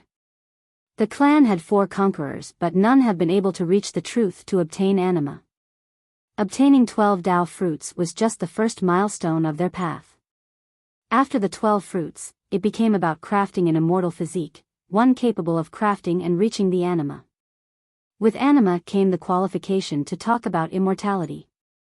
Alas, no one has reached this level yet. Not even Celestial Court and Immortal Tao City had an immortal. How about the likes of Luminous, Heaven Burial, Blessed, and Pure Sun? By this point, anger was replaced by curiosity. The titles that were brought up belonged to the strongest beings of all 6 continents. I don't know, I cannot see through one of them, I don't think I've met him before. The old man shook his head. You cannot analyze him, ancestor. But you have seen blessed and pure sun before. The conquerors and dragon lords couldn't believe it. Fire appeared in his eyes as he gazed at Wuxia. I see nothing, I'm afraid he is above them too. Impossible. The juniors were overwhelmed by this speculation. Not even blessed and pure sun, then who? One conqueror blurted out. How about Jiaoheng and pure wood? Another said. I don't think we have a good analysis of those ancient beings. A dragon lord said. Purewood Divine Emperor has not shown himself after Skysplitter. What about Empress? A conqueror thought about someone more recent. Empress is definitely unbeatable. A peer took a deep breath and said. When the great Empress appeared, she defeated all her foes and created Imperial Field, a behemoth on the same level as Celestial Court and Immortal Dao City. That I do not know since I have not seen Empress. The old man shook his head. With that, he went back to focusing on analyzing Wuxia. What an indescribable air. What do you mean, ancestor? A junior asked because he hasn't seen this expression from the ancestor yet. So close to the heaven, my imagination cannot fathom his very existence. The ancestor pondered for a moment before answering. The group glanced up at the sky and didn't know what to say. Despite being conquerors, heaven was still an abstract concept, far out of their reach. I've seen someone with a similar presence before. The ancestor said. Who? The juniors blurted out. I can't be sure, I might just be seeing things. He shook his head and didn't elaborate. Nonetheless, this confirmed that this intruder was a monster. How come we haven't seen him before? A dragon lord asked. It was one thing for them to be lacking information. However, their ancestor had lived for a very long time now.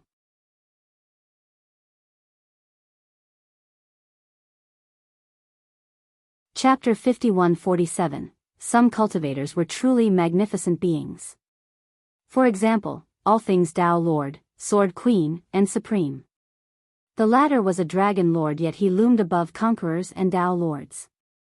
However, these two men were so unfamiliar.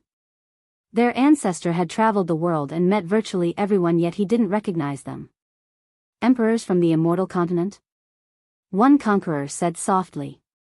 This would make sense since their ancestor might not know the ancient emperors. After all, most emperors disappeared after the immemorial war, either due to dying in battle or choosing to live reclusively. Celestial Court would know if there are descending emperors. The ancestor shook his head. Just remember that the world is full of hidden masters. We are far from being the strongest. Others praise us as true dragons, but in reality, some view us as insects. Who can view us as insects? One dragon lord didn't accept this comment. We're only a small clan. The ancestor explained, do not be arrogant. Remember, we are nothing compared to the Qian. They shuddered after hearing this and thought that he was right. Recently, their success in the upper continents has made them blind to certain things. The Qian were the nobles of the race. They were absolutely on the same level as Celestial Court during their prime. Just imagine a single clan with 9 emperors, one of them being the legendary World Emperor. Which emperor could have fought him evenly, a perfect cultivator with a true immortal armament? Alas, the result was the total destruction of the Qian after being branded as sinners by Celestial Court. Even World Emperor fell in battle. Though the Lu had 4 conquerors, they were indeed nothing compared to the Qian. Ancestor, you wouldn't have stagnated if it wasn't for, a dragon lord said with indignation. No, it was my own choice. Mind your words so that you do not ruin our reputation. The ancestor scolded. They kept their mouths shut and didn't continue this train of thought. Bring fruits for the 2 gentlemen. The ancestor said, we will just observe from a distance, it's just 10,000 years of waiting, as long as our clan is still around. He stared implicatively at them after saying this. The clan members learned their lesson and bowed, no longer daring to disturb the 2. This is a small token of our sincerity, please accept. A dragon lord presented priceless fruits and left right away. Thus, Li Qie and Jun Landu had some fruits to go along with their wine and fish now while awaiting the Grand Dao phenomenon. Jun Landu took a bite of one fruit and noticed how juicy it was. The brat's reception was terrible compared to this. Li Qie chuckled and didn't comment. Buzz. A light suddenly flashed before them. It's coming. Jun Landu became excited and sat up straight. Read the most updated version of this novel and other amazing translated novels from the original source at pori.com. Deeper in this region was a faint light, a celestial ocean of the myriad Dao. Heavenly stars became brighter and descended like shooting stars of varying shapes and sizes. Meanwhile, the Dao phenomenon has finally started. They started as Dao particles before grouping together into larger wisps. Heavenly meteors crashed downward and smashed into the Dao wisps, resulting in incredible explosions like fireworks. Visual phenomena appeared within the explosions: phoenixes, true dragons, gigantic lotus, day turning into night. Through the special phenomena, one would be able to catch a glimpse of the Grand Dao. Even conquerors would be fully immersed in this learning experience. Of course, learning required exceptional comprehension and talent. Those not strong enough would be reduced to mincemeat or blood by the explosions alone. One would need to be at least a dragon lord to be close enough to observe this special event. The members of the Lu didn't hold back and used their best defensive measures. Alas, they didn't have the best spot. Li Qie and Jun Landu already took the nearest cliff. They watched the explosions while still eating and drinking, treating the shockwaves like gentle winds. Although the Lu already knew about their true strength, seeing the disparity was still astonishing. They had nothing but respect for their ancestor because if it wasn't for his vision, the consequences would have been grave. The explosions and visual phenomena continued to wow them. The explosions near the climax were of unimaginable scale. Boom! Eventually, the final image was one of a great tree. Conquerors and dragon lords were mere specks in comparison. The 6 continents were only a small corner of the tree. The primordial tree. A conqueror saw this for the first time, unable to contain his excitement. Yes. Jun Landu stood up after seeing this.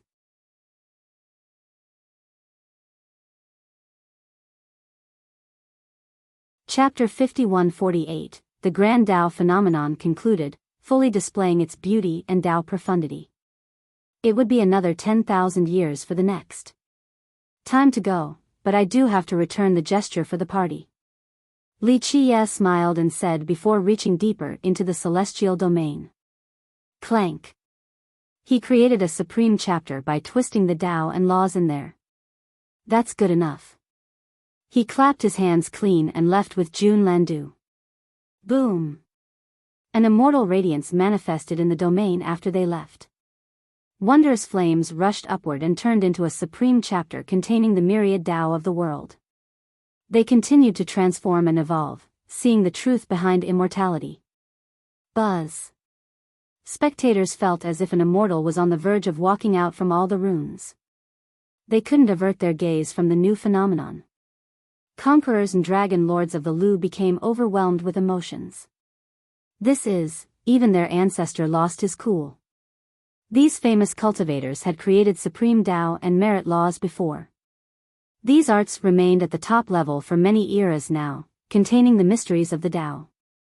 Unfortunately, after seeing the supreme chapter casually created by Li Qie, they witnessed a potential path to immortality via returning to the origin. They stood there, completely frozen. Read this novel and other amazing translated novels from the original source at thepori.com. Jun Landu looked up at the sky and said, "This weather is perfect for tea at Night Rain Pavilion. I'm about to be fat if we keep on eating." Li Qie smiled. "Sir, your free time is rather limited due to your quest. Who knows when you will have the time to relax and eat to your liking? You should take advantage of this." Landu said. "When you put it this way, it sounds like my life is pretty terrible." "Very well, to Night Rain Pavilion then." Li Qie shook his head before staring at Landu. Sir, don't give me that look, we're only going there for a cup of ground tea because it's really good. Landu looked away and said. Okay, no hidden ulterior motives then. Li Qia nodded. Landu laughed and said, off we go then. The two floated up into the air and walked toward their target. A mountain range was faintly visible with the exception of a towering peak. Beneath was a small town with archaic buildings and pavilions. Stone steps led high up to the peak, stretching farther than the eyes can see. Rain drizzled down on the steps in the town, accentuating the scenic beauty and their rich history. The residents walked outside with umbrellas, taking their time climbing the wet steps. Raindrops flowed down from the edges of the umbrellas, looking like pearls.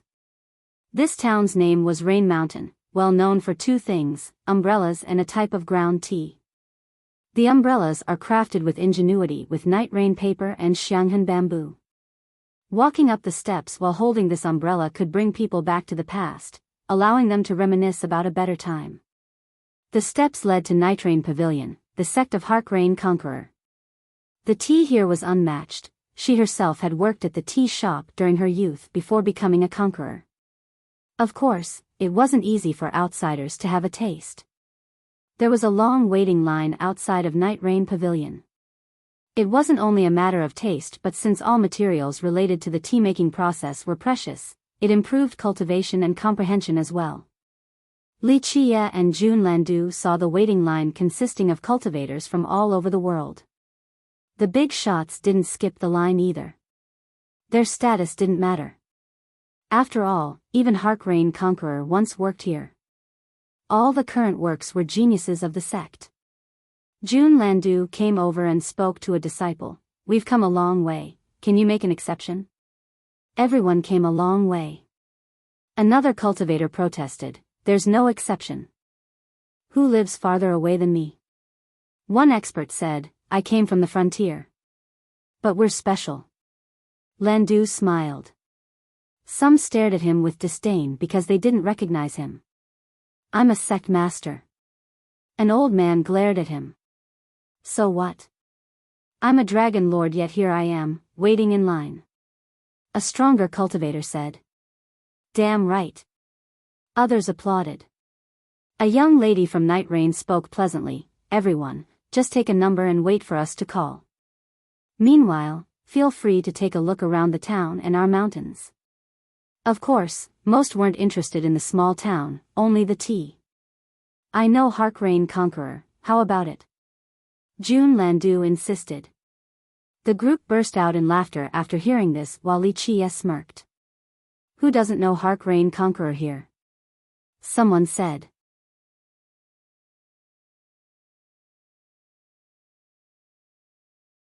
Chapter 5149. We're here because we respect the Conqueror. You're not the only one who has heard of her reputation.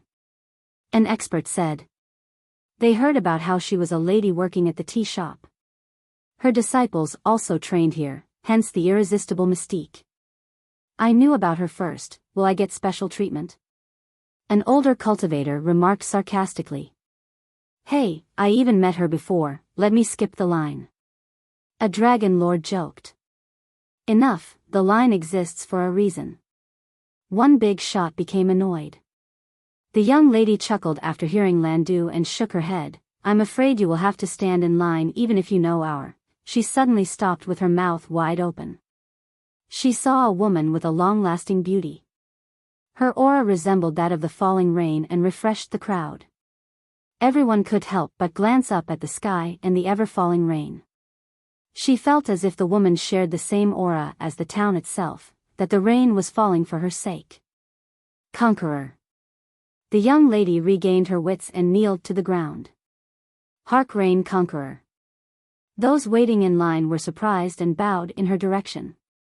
Most of them never had the chance to see a conqueror, let alone being so close to one. Harkrain came to the front of Jun Landu and Li Qia and bowed deeply. Young noble, Lord Landu, I did not know of your visit. I apologize for the lack of reception. This left everyone slack-jawed since they laughed at Jun Landu for saying that he knew the conqueror. Now, she actually came before them and showed respect, something reserved for a selected few in the entire world. The young lady working at the pavilion still couldn't believe it and broke out in cold sweat. Dragon Lord stared at the two and had no idea who they were. To read the uncut version, go to pori.com. He wants to experience the tea at Night Rain Pavilion after hearing about how amazing it is. Landu smiled and said, I have not worked for a long time now, but if you don't mind, I can make the tea for you. The Conqueror suggested and stunned the crowd again. Everyone knew that she was once a worker at the pavilion, but that was during her youth. After becoming a Conqueror, she spent her time traveling around the world and was rarely seen back in the sect. She had never made tea for the public before. Plus, who would dare to accept this honor from a four-fruit Conqueror? While they were still thinking about this matter, Wuxia and Landu have entered the pavilion without waiting in line. Who are they?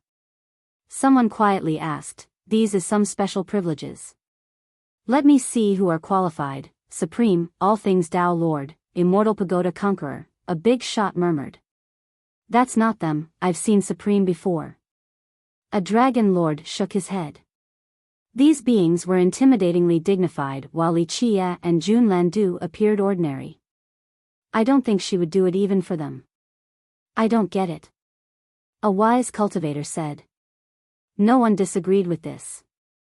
Although these beings stood at the top of their continent, Harkrain was still a conqueror.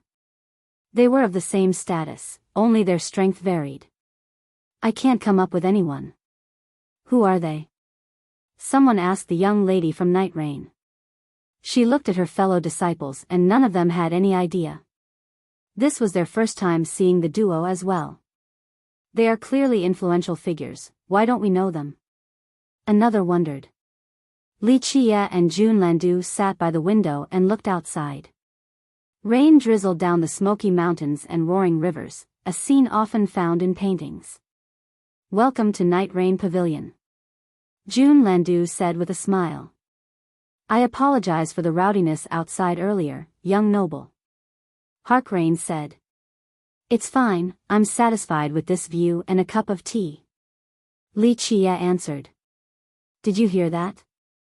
Landu said.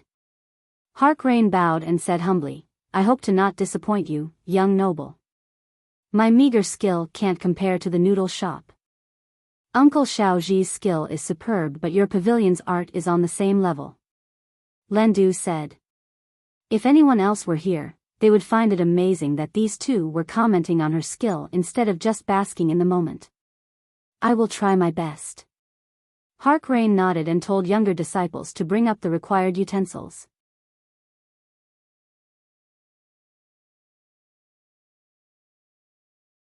Chapter 5150. The mortar originated from Thunderous Temple and was blessed by the heavenly dragons of Buddhism.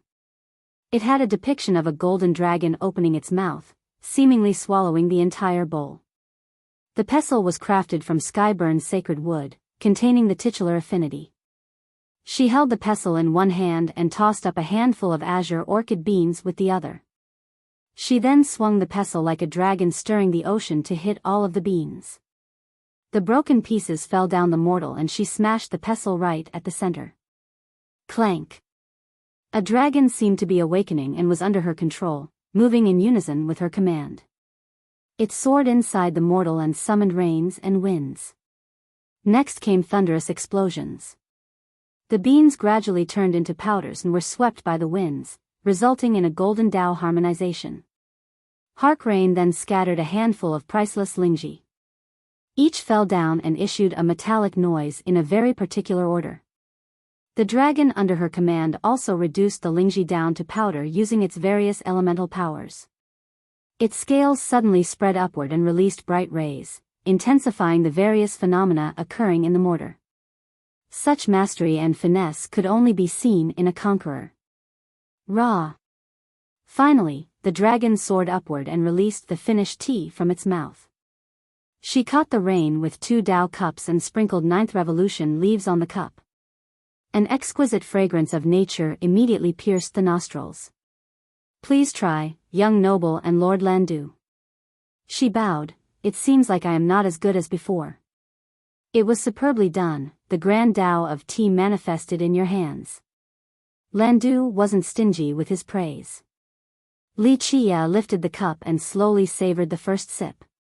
As the tea entered his mouth, a Buddhist aroma filled the senses, the scent manifesting from the good deeds done by countless Buddhists. Impressive, using tea to enter the Tao, this is rather profound. Li Chia concluded. It is an honor to hear such praises. She bowed. The two went on to enjoy the tea and the scenery outside the window. After a while, a disciple entered and whispered something to the Conqueror. She slightly frowned but waved her hand, still deciding to serve the two. For the full version, visit poread.com. Exquisite tea and flawless scenery, one couldn't ask for more. More time passed and the disciple entered again. The whisper caused her expression to change. Go ahead if you have something to attend to. Li Chia smiled and waved his hand. We are just going with the flow, it's time for us to leave soon anyway. My apology for the inadequate hospitality, please forgive me, young noble and Lord Landu. She bowed and said. After she left, Landu stared outside and said, the winds are picking up, they want to make people shudder. I'm the one who makes others shudder. Li Chia ate some snacks and responded. True. Landu chuckled and said, I don't think there's anyone in this world who can make you shudder. If such a person exists, I'm afraid this world will be no more. Li Chia commented. Landu stared at the teacup and said, I think I've lost my appetite. We need to fix that then, if you're going to die, I want you to be a ghost with a full stomach. Li Chia joked.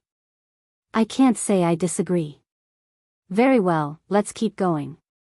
Landu laughed before eating again. Boom! Suddenly, a Conqueror aura erupted and sent shockwaves in all directions. Cultivators waiting outside the pavilion were instantly suppressed and became afraid. What's going on? Someone shouted. The Conqueror is furious. A dragon lord recognized the aura. But why? None knew what was going on. Cultivators at that level had strong control over their emotions. Few things could drive them angry. However, this was Heaven Alliance's territory. It didn't take long before some ancient ancestors received further information. Heavenly Sword School came seeking a marriage alliance. One of them revealed. Which genius do they want from the pavilion? Another asked. Heavenly Sword was bestowed with a derogatory moniker by its detractors, the Hound of Heaven Alliance. They had done certain unsavory things under orders, so most did not respect it despite its power. In fact, a few conquerors and dragon lords from there did not like being controlled by Heaven Alliance. Hark reign Conqueror. The ancient ancestor responded. Are they crazy? This astounded listeners. Proposing a marriage with a genius disciple was understandable and common. On the other hand, Hark reign Conqueror was a top existence in charge of billions of lives. Moreover, most have heard of her romance with Windchaser Conqueror. Though it wasn't officially declared, this was far from a secret. The Conquerors were in charge of their own marriage with no need for political proposals. Seems like a vulgar move. One ancient ancestor commented. Who is the other party? Another wanted to know more. Heavenly Sword God Monarch, a supreme genius. The ancient ancestor who revealed the information elaborated. The current schoolmaster? He has 7 sacred fruits. Everyone knew of him and re-evaluated their stance since he was an actual good match for the Conqueror.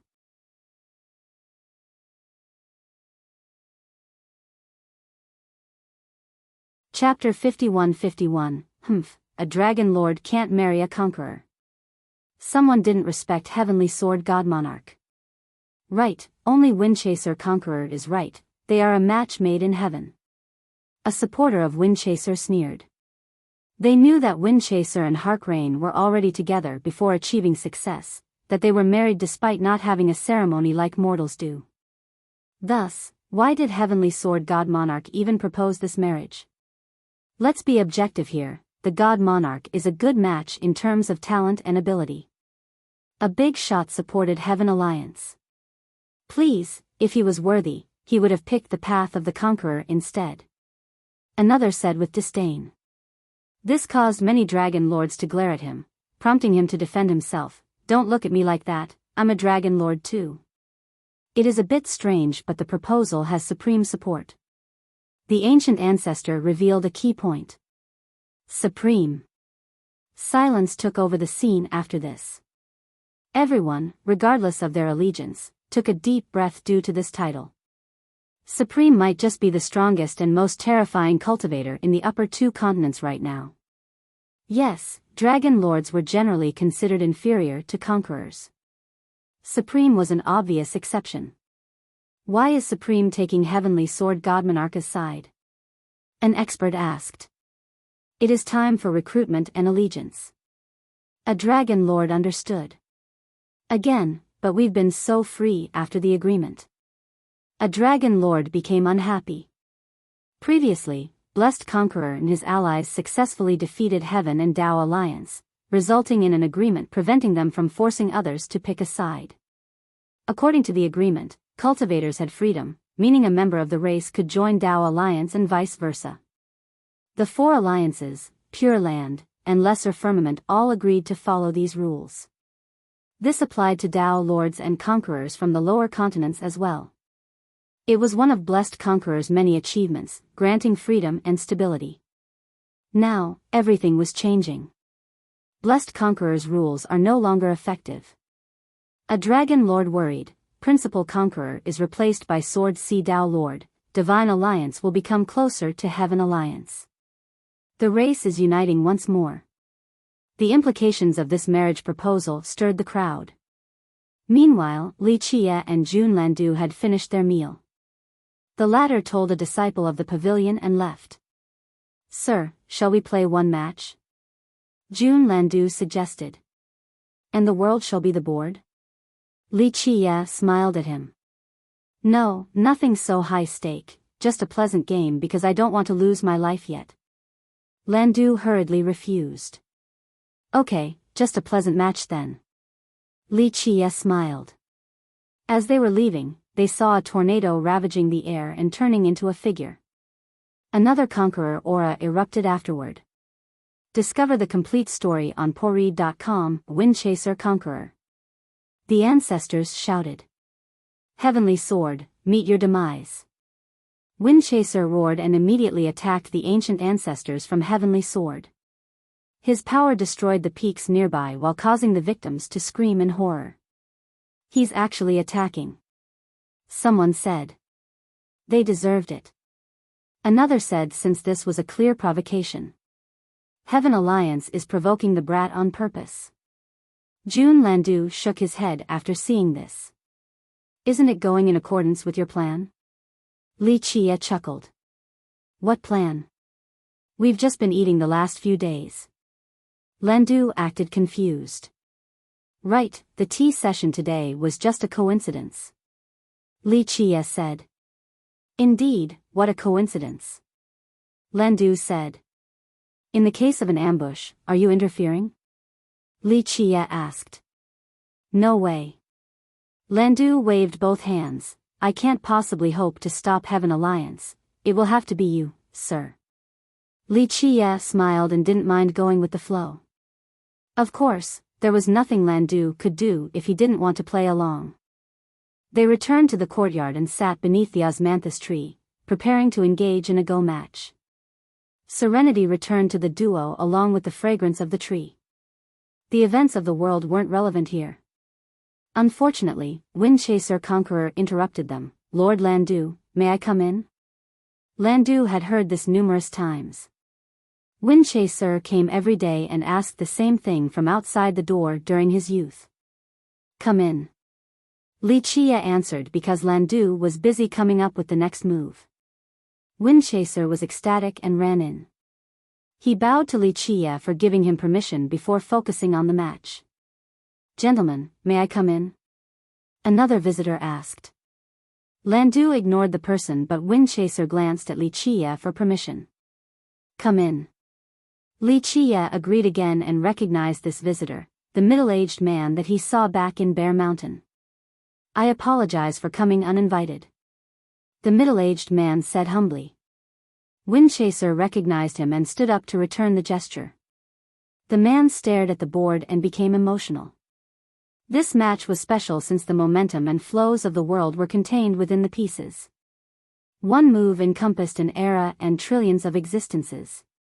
One had to at least be a conqueror to participate in this match. He and Windchaser had to look away and rest, for this match was too much for them to take.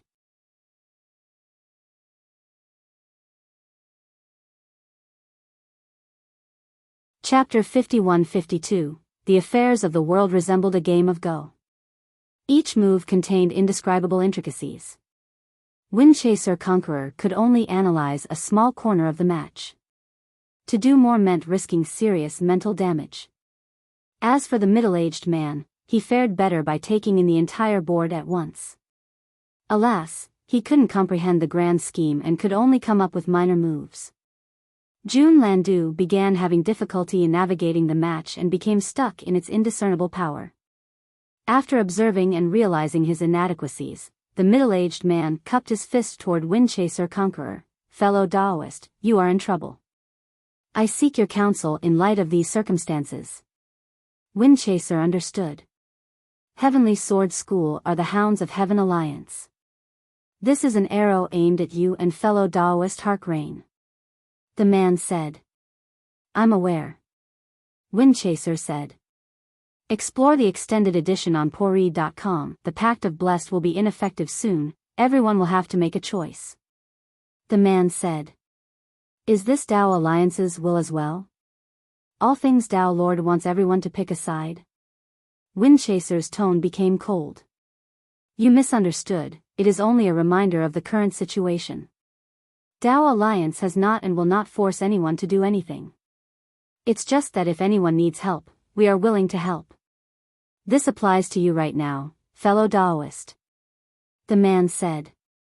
There's no free lunch in this world. Windchaser said. Don't be so on guard.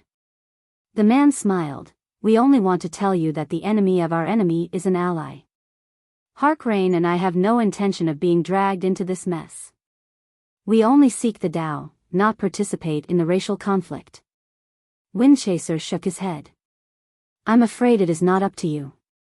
In my opinion, Supreme will gather his allies soon. Those who do not join will be persecuted. The man said. Humph. Windchaser scowled. Just watch, fellow Daoist. They will be knocking on your door soon. The man said. That's fine, if they want a fight, they got it. We are not afraid of death. Windchaser responded. I see, an impressive mindset.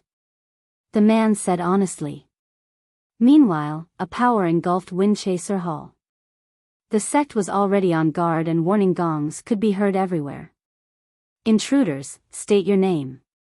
The first brother of Windchaser, Thunderspear Saint Child, led the ancestors into battle. The clouds dissipated and they saw a cavalry with rampant sword energy. The rays came together and formed a seal around their sect. What is the meaning of this, Heavenly Sword School? He shouted. What else but blood for blood? An ancient ancestor from there shouted, Your conqueror killed our disciples, so we shall slaughter you today. Clank. A sword formation appeared above. Countless swords descended, destroying everything along the way. Activate. Thunderspear roared and led his fellow disciples into creating conqueror-level barriers. His two sacred fruits became resplendent and engulfed in lightning. He turned into a god as he threw his spear at the sword formation above. Boom! Numerous swords crumbled, but this still wasn't enough to break the offensive formation. The news of the assault spread across the upper continents and alarmed everyone. Ancestors arrived to observe the fight. Heavenly Sword School attacked Windchaser Hall without any warning. Normally, two great powers would have a formal declaration of war first. There was a process before the actual mobilization. This attack was considered despicable and lowly, no different from an ambush. They'll bite anyone after being given an order by Supreme. A big shot said with disdain. In fact, even members of the race looked down on Heavenly Sword for its shameless conduct in the past. To be fair, Windchaser Conqueror killed several ancient ancestors from there 2 days ago. This is blood for blood. An ancient ancestor said. Humph. The majority of both sides didn't agree with this comment. A dragon lord from Heaven Alliance snorted and said, the world knows of Windchaser and Harkrain Conqueror's unofficial relationship. She already has a Tao companion, yet Heavenly Sword God Monarch still proposed. Who is the one in the wrong here? They are definitely trying to stir the pot. Another big shot added. This is Supreme's idea, not theirs. A member of Heaven Alliance whispered, seems like our group is pushing for unification. The Pact of Blessed is no different than a piece of scrapped paper now. Someone lamented. In reality, some from the race didn't wish for this. After all, the agreement allowed everyone to live in harmony. Its nullification meant potentially returning to war again. I think this is the case. Sword Sea Tao Lord might be as aggressive as Supreme. Another whispered. I'm sure Tao and Imperial Alliance will counterattack. They won't just sit and watch their territories being taken over. An ancient ancestor said. That's precisely what Heaven and Divine Alliance want.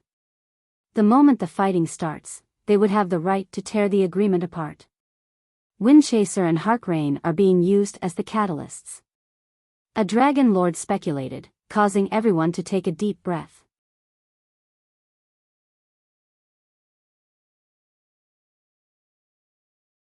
Chapter 51-53. Meanwhile, Thunderspear led his forces with the help of formations in order to break the swords in the air.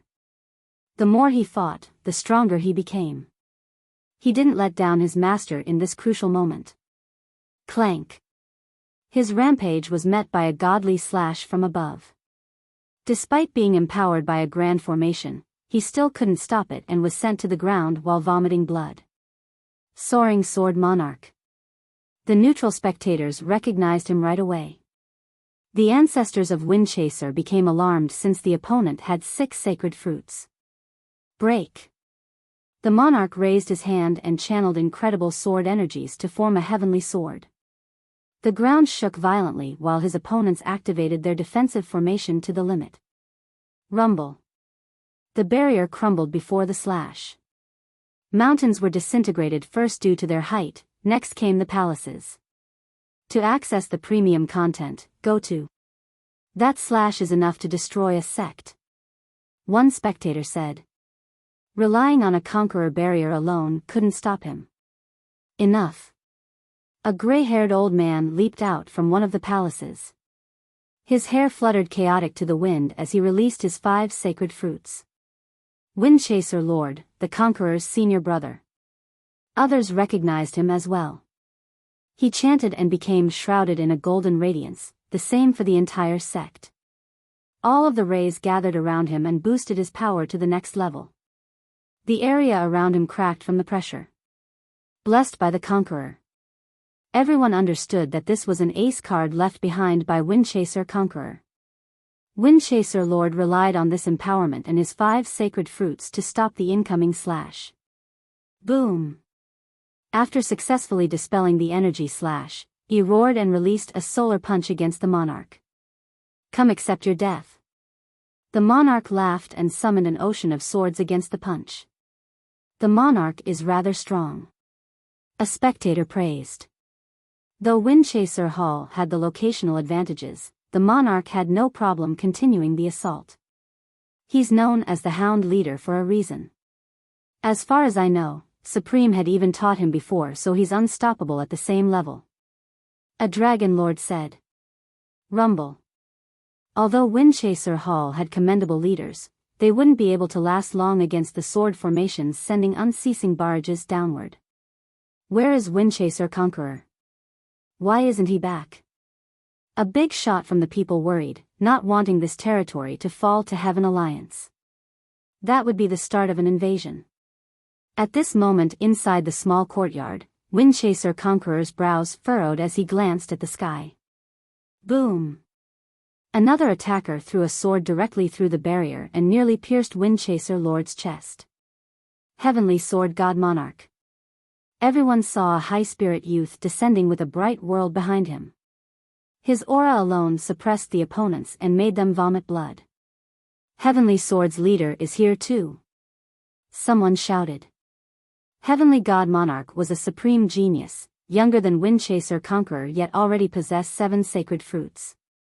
In the upper continents, dragon lords with 12 fruits weren't rare. However, his young age made his accomplishment exceptional. I shall destroy Windchaser Hall today. His eyes pulsed with lightning, ready to crush the opposing sect.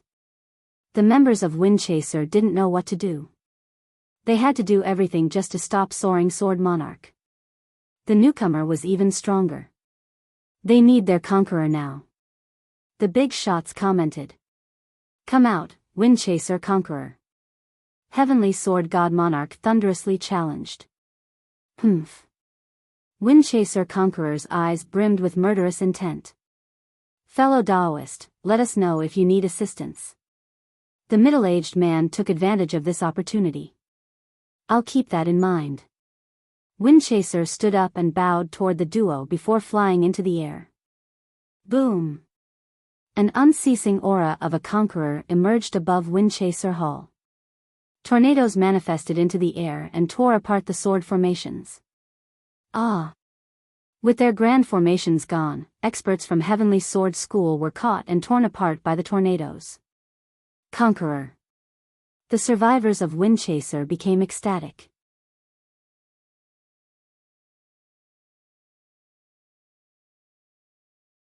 Chapter 51-54. Everyone became interested in this battle between a 4-fruit conqueror and a 7-fruit dragon lord. Their feud has been established the moment Heavenly Sword God Monarch proposed to Harkrain Conqueror. Only one would walk out of this place alive. It's a shame you weren't around 2 days ago so I could kill you. Windchaser Conqueror's tornadoes were apocalyptic. Windchaser, I just need to kill you and then I can marry Harkrain. The God Monarch laughed. Die. The furious conqueror waved his hand and sent his tornadoes forward. His opponents let out a battle cry and repaired their sword formations.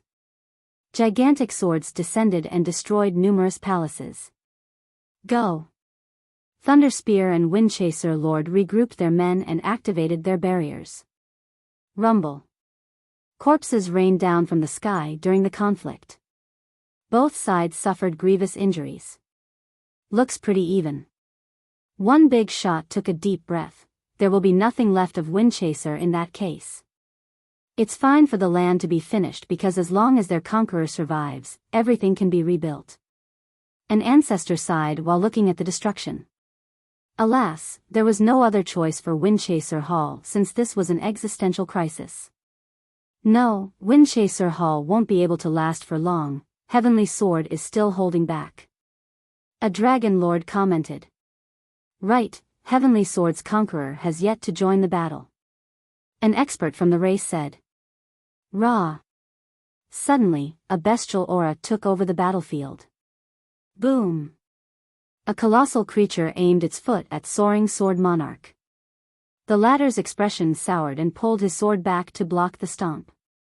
It created an impressive barrier, yet he still staggered several steps backward.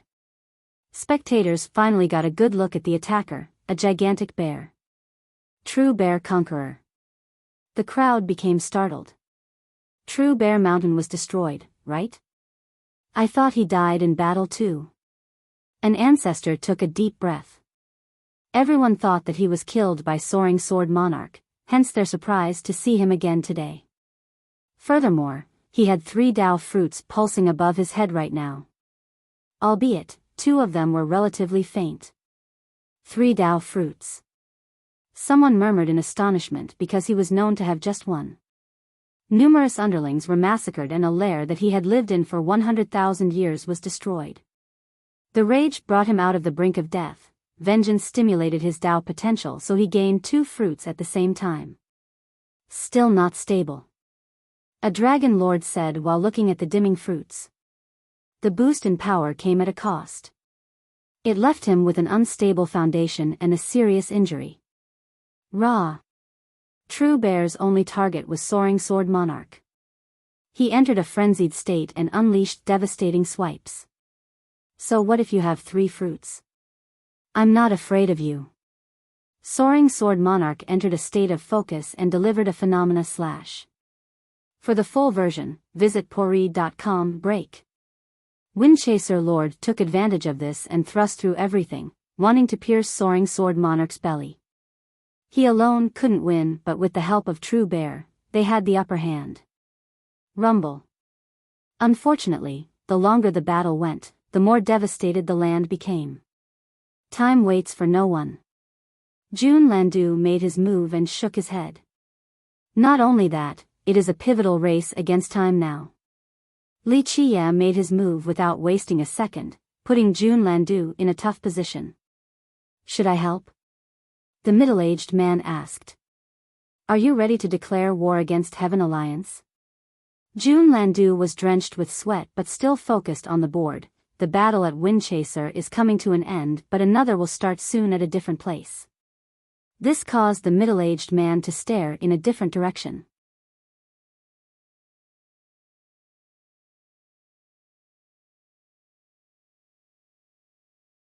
Chapter 51-55, Heavenly Sword School came prepared. The man became serious. Heaven Alliance came prepared. Will you fight on their territory and break the pact? Jun Landu smiled. As long as the two conquerors say the word. The man said. Who doesn't know that asking for help is the same as joining Dao Alliance, meaning that the alliance must defend its members. This is no different than Heaven Alliance, albeit with a different form. Landu said with a smile. Do you have a better idea, Lord Landu? The man bowed. None. The troubles of the world have nothing to do with an idle man such as myself. Landu shook his head. The man had no response after hearing this. It's inevitable as long as Celestial Court is around, the conflict between the race and the people. Li Qia made another move and caused Landu to grimace. True, but the opportunity isn't here.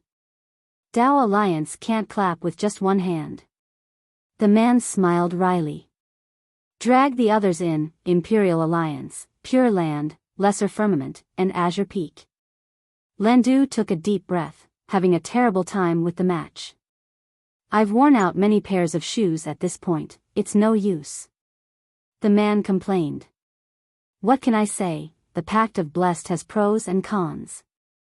The pros are obvious, everyone has more freedom and time. On the other hand, it prevents an alliance between certain powers. Landu said. Right, brother, all things can't break the pact. The man said helplessly. In terms of relationship, all things was Blessed's descendants, so he had more qualms about breaking his ancestors' pact, for it would be unfilial. Your Dao Alliance needs to be more serious about this. Landu made a move and could relax for a second. It would be easy if supreme existences such as Lord Landu and Sir join the fray. Everything will be simple then. The man shamelessly said. Landu acted as if he was about to fall off his chair. No thank you, I am useless, but of course, if you can get Sir to help, then it will be simple indeed. Heaven Alliance will crumble. You've lost. Li Qia made his move and finished the match with a smile. Landu's expression soured because this was the end for him. Sigh, I kept talking and got distracted. Landu said, but I suppose it didn't really matter if you got serious. Sir, would you like to visit Dao Alliance now? The man asked again. No. Li Qia refused. He'll go if you can beat him in a match. Landu suggested. The man had been watching and knew that he stood no chance. He smiled awkwardly and said, having self-awareness is a virtue, I know that my meager abilities can't handle a go match with Sir. I see, you're implying that I have zero self-awareness. Landu chuckled.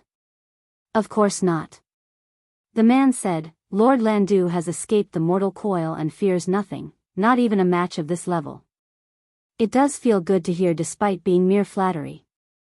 Landu said, no wonder why everyone praises your eloquence, saying that you can reach the Tao with it alone. Seems to be the truth. I'm just an errand boy. The man shook his head. Discover the complete story on Poread.com. Back in Windchaser Hall, the battle had reached its climax. Clank. Heavenly Sword Godmonarch's swing cut through the sky and could make the gods tremble. It sliced Windchaser Conqueror's chest but couldn't kill him due to his impregnable Dao fruits. With that, Windchaser retaliated by punching and crushing the Godmonarch's sword barrier. The 7 sacred fruits blossomed beautifully but couldn't stop him either. They crumbled into pieces and it was too late for the Godmonarch's true fate to escape. Ah! Windchaser managed to punch a hole through his opponent's chest and delivered him from this world. Bam! The corpse fell to the ground. Windchaser also fell to the ground but he eventually stood up. He vomited blood but still stood there proudly after taking down a mighty rival. Rah! Meanwhile, True Bear swallowed the ocean of swords and tried to bite Soaring Sword Monarch. Windchaser Lord also unleashed a lightning thrust infused with golden energy against him. The latter was fatigued from defending against 2 powerful foes. He thrust his sword and pierced True Bear's mouth but unfortunately, Windchaser Lord penetrated his defense and his chest.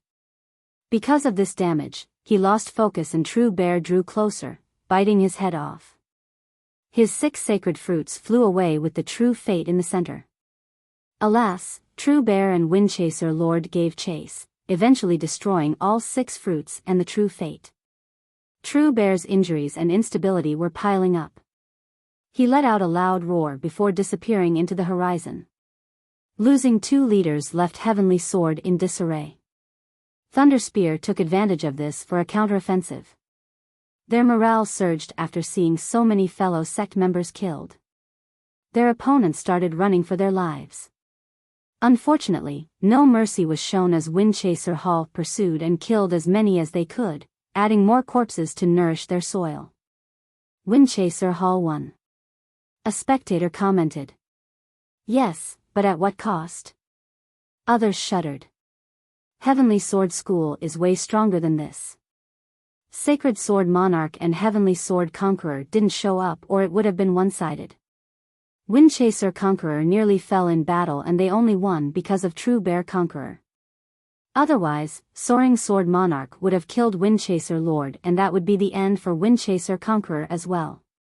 He wouldn't have been able to fight against 2 top dragon lords alone.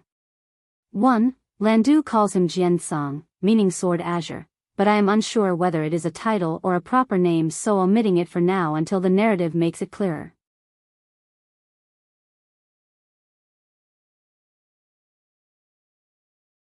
Chapter 51-56. Windchaser Conqueror entered the courtyard again and said, I apologize for taking so long. Your injuries, they'll take a while to heal. Jun Landu shook his head. Trivial in the grand scheme of things.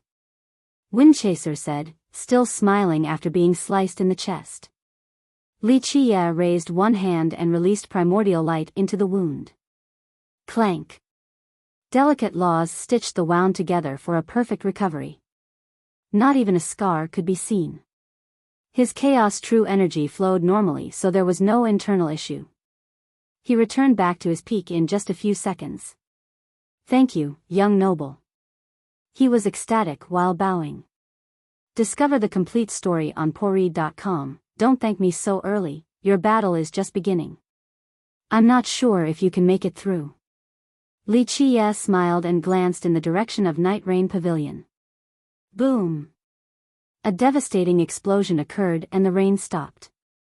Hark Rain Conqueror soared into the air and didn't hold back in the slightest, suppressing all weaker cultivators. The warning gongs could be heard as the ancient ancestors initiated a withdrawal for the sect instead of fighting with her. Something big is happening. Others took note of this development. Heavenly Sword, leave Night Rain now or I will kill you even if it's the last thing I do. Hark Rain shouted, not relenting an inch. Her battle intent engulfed the region. Everyone could see her determination and they understood why she ordered an evacuation. Buzz. A heavenly sword manifested into the air with Grand Dao floating around it. Everyone froze at its sight and felt mountains pushing down on them. They were no longer able to stand after a few seconds. Humph. Hark Rain scowled and created a tsunami of swords, propelling them upward against the single sword. This reduced the pressure from the heavenly sword and allowed people to breathe again. Go! The ancestors of Night Rain were finally able to move again and help with the evacuation. Neutral cultivators who were still around the area became alarmed. They realized that a devastating fight was inevitable and it was time to run. Fellow Daoist Hark Rain, there is no need for violence. A voice accompanied by the sword Dao engulfed the region, capable of eradicating anything caught within. Rain Remembrance. She roared and walked forward, leaving afterimages behind. This temporal movement allowed her to escape the sword Dao. She wore a serious expression, not daring to underestimate the enemy, a middle-aged man in white standing beneath the heavenly sword. The two entities seemed to be one. Between his brows was a heavenly mark with a golden glow, making him look magnificent like a sword god. Heavenly Sword School's progenitor, spectators from afar recognized him, a conqueror with 6 Dao fruits. I am only inviting you to take a trip to Heaven Alliance, there is no need for this. He spoke. No wonder why he wasn't a part of the attack on Windchaser Hall. Someone commented. Everyone knew about the relationship between Windchaser and Hark Rain Conqueror. Alas, she was preoccupied and couldn't come help. Plus, this was the reason for the evacuation as well, the situation didn't bode well. I am not interested in Heaven Alliance. She responded. Then I apologize for my rudeness. The man's sword intent gathered and formed a domain, completely surrounding her. Bring it, I am ready. She uttered coldly. You are not strong enough to be my opponent, fellow Daoist. Think first before acting recklessly. He shook his head. Everyone took a deep breath. It seemed that he would not show mercy once the battle starts.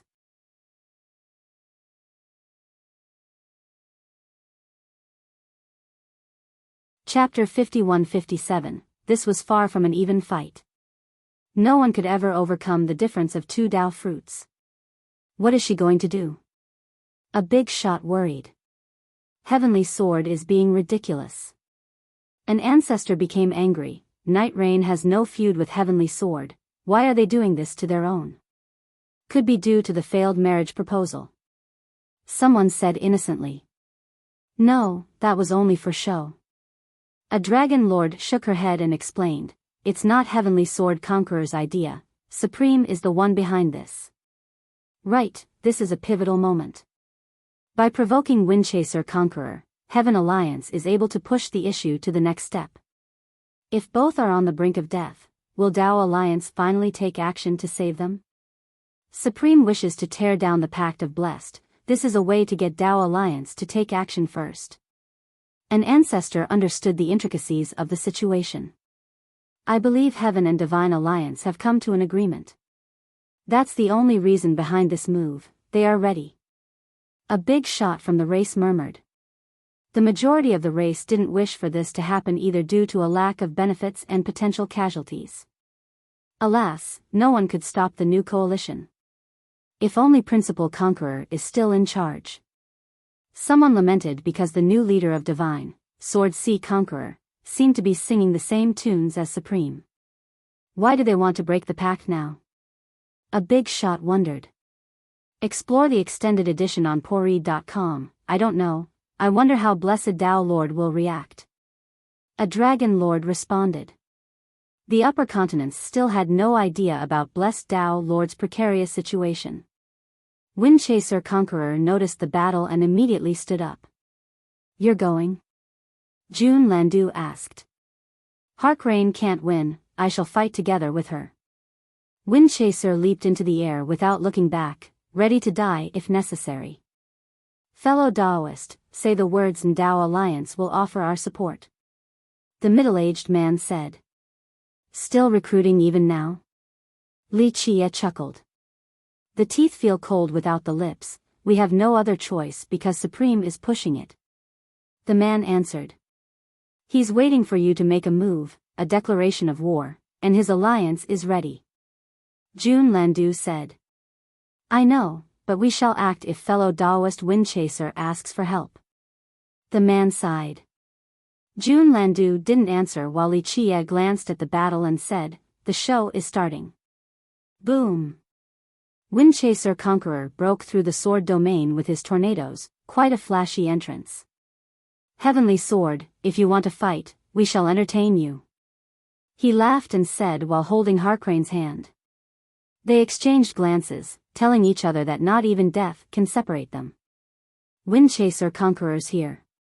Spectators were amazed at the speed of his recovery. Where is that wound? The big shots clearly saw his chest being pierced earlier. Their love is true. Most became jealous. This is how Dao companions should be, in life and death. A Dragon Lord commented, aware that they have been together since youth. Dragon Lord saw them holding hands and thought that this was rather rare. How many had the fortune of finding a love like this? This was especially hard for cultivators because not everyone had the same talent with the Dao. Some once had a similar love only for one to die far earlier. As for the conquerors, they were gifted enough to not worry about this. Now, they had the chance of dying together. "You're here just in time, fellow Daoist Windchaser. Come with fellow Daoist Harkrane to Heaven Alliance. We welcome you too with open arms. Enough wishful thinking, we know of your treachery. Today, either we kill you or die in battle." Windchaser uttered coldly. "That puts us in a difficult position. We prefer that you two join us," unscathed. Someone else suddenly spoke up. Windchaser and Harkrane's eyes shimmered after hearing this new voice. "Someone else is here too?" The crowd shuddered after hearing this. "Join Heaven Alliance and let bygones be bygones." The speaker was shrouded in a blinding radiance. He possessed a heavenly mark just like Heavenly Sword Conqueror. Heaveners felt their own bloodline being crushed and had to show subservience. "Sacred Sword Monarch." Many shouted. "An equal of Heavenly Sword Conqueror." A big shot took a deep breath. 9 sacred fruits. All eyes were on him. He was the strongest ancient ancestor of Heavenly Sword School and possessed an ancient bloodline. Thus, he was actually stronger than those at the same cultivation level. Now this is the real fighting force of Heavenly Sword.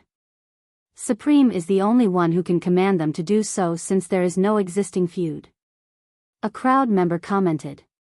This looks to be the end of the road for Windchaser and Harkrane Conqueror, either death or submission. Everyone understood that the two had no chance of winning.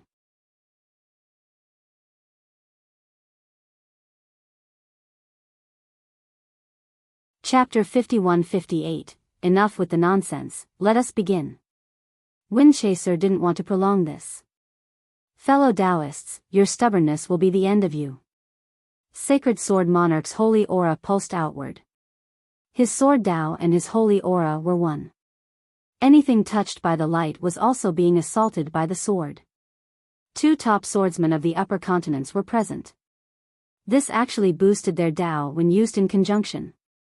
Die. Windchaser raised both hands and summoned winds and clouds, culminating in a terrible storm with the shape of a dragon. It coiled around him and released its draconic might. Alas, the other side felt nothing because the heavenly sword easily blocked the storm. Rising Dragon. Windchaser performed the first attack and the storm dragon soared forward, crushing everything along the way.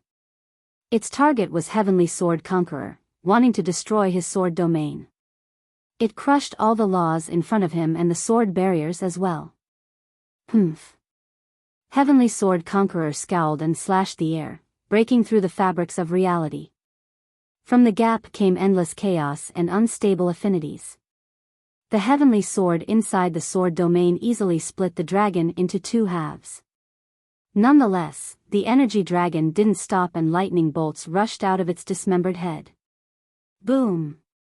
It exploded and all the lightning bolts came toward Heavenly Sword.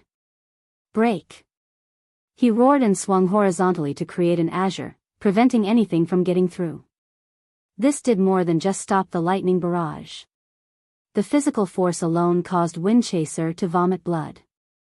As for Harkrane, she had attacked at the same time as her lover. Alas, Sacred Sword Monarch was prepared and utilized his sacred domain. Omnipotent Sword. He unleashed a special technique to separate the couple. Just a moment ago, they were standing together with their fingers intertwined. Now, the slash created numerous dimensions between them. Harkrane's expression soured and formed a madra. Raindrops in the sky gathered together to morph time and space. Space Shifter. She chanted and turned the raindrops into gigantic swords before sending them toward the back. This surprised the spectators because Sacred Sword Monarch was positioned to her front. The swords were completely off target. However, they somehow appeared behind him, ready to pierce his heart. During this split second of temporal instability, she appeared behind him as well to deliver a fatal blow. Her raindrops seemed capable of twisting the fabrics of time and space, making it difficult to evade her attacks. Nonetheless, the Nine-Fruit Dragon Lord didn't panic at all. Although he didn't actually see the swords appearing behind him, he felt danger and created a sword barrier stretching across 3,000 worlds. Rumble. This successfully stopped the thrust and pushed forward. She couldn't stop it either and was sent flying, bloodied. They both lost. The crowd saw the outcome.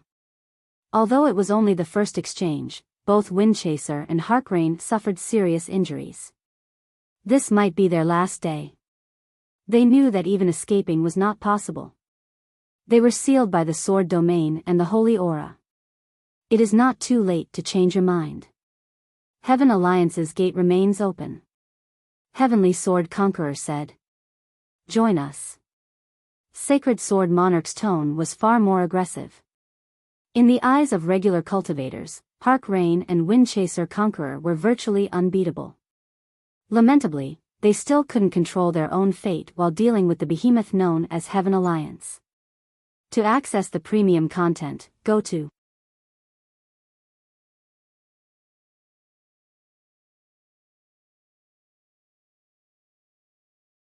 Chapter 51-59. Most felt nothing but envy and respect for the two conquerors. Unfortunately, they were going to die here today, a truly undeserving fate. The only thing they wanted was to live their way. Now, Heaven Alliance was going to make an example out of them. This frightened all the dragon lords nearby. Would they dare to refuse a clarion call from Heaven Alliance? Doing so meant falling into the same path as these two conquerors. Supreme was indeed a frightening leader. They also lamented how cruel fate was, to do nothing but train for a lifetime only to be subjected to someone else's whim. Even conquerors didn't have the freedom to live.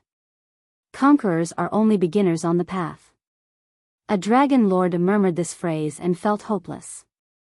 If conquerors themselves were shackled by the flow of the world, what about weaker cultivators? As they were separated by numerous dimensions, they stared at each other and whispered something unknown.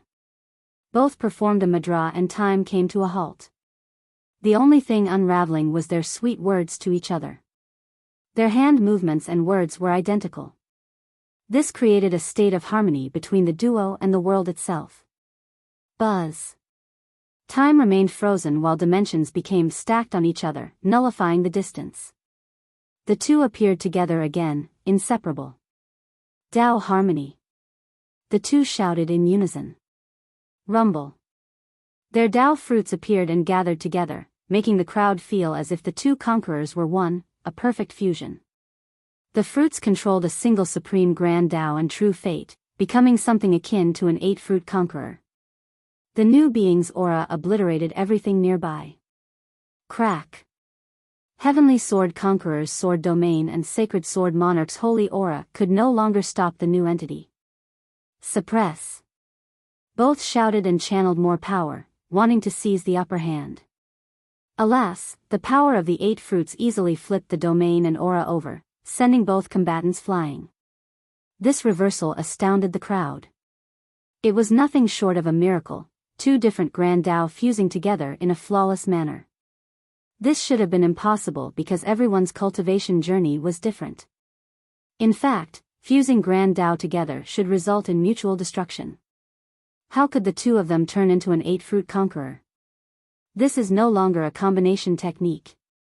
A dragon lord gasped, such a perfect Dao fusion. The crowd had never seen a successful Dao fusion before, let alone of this level. Only lovers ready to die for each other can do something like this. A big shot said enviously. Everyone yearned for their perfect half, only to never find them. A perfect fusion was no different than a pact between two souls. Their true fates have fused together, something rather unprecedented. Boom! Heavenly Sword Conqueror and Sacred Sword Monarch abandoned their blockade and ran away. As the fused entity tried to grab them, a blinding sun suddenly appeared next to them. Its endless power actually managed to break their fusion. A heaven's will. Windchaser and Harkrain recognized this unstoppable power. Unfortunately, they didn't come up with a way to maintain their fusion forever, whether it be from an internal limit or external interference. This novel is available on bit.ly/3IBFJKV. Buzz. Black clouds suddenly appeared and blotted out the blinding sun.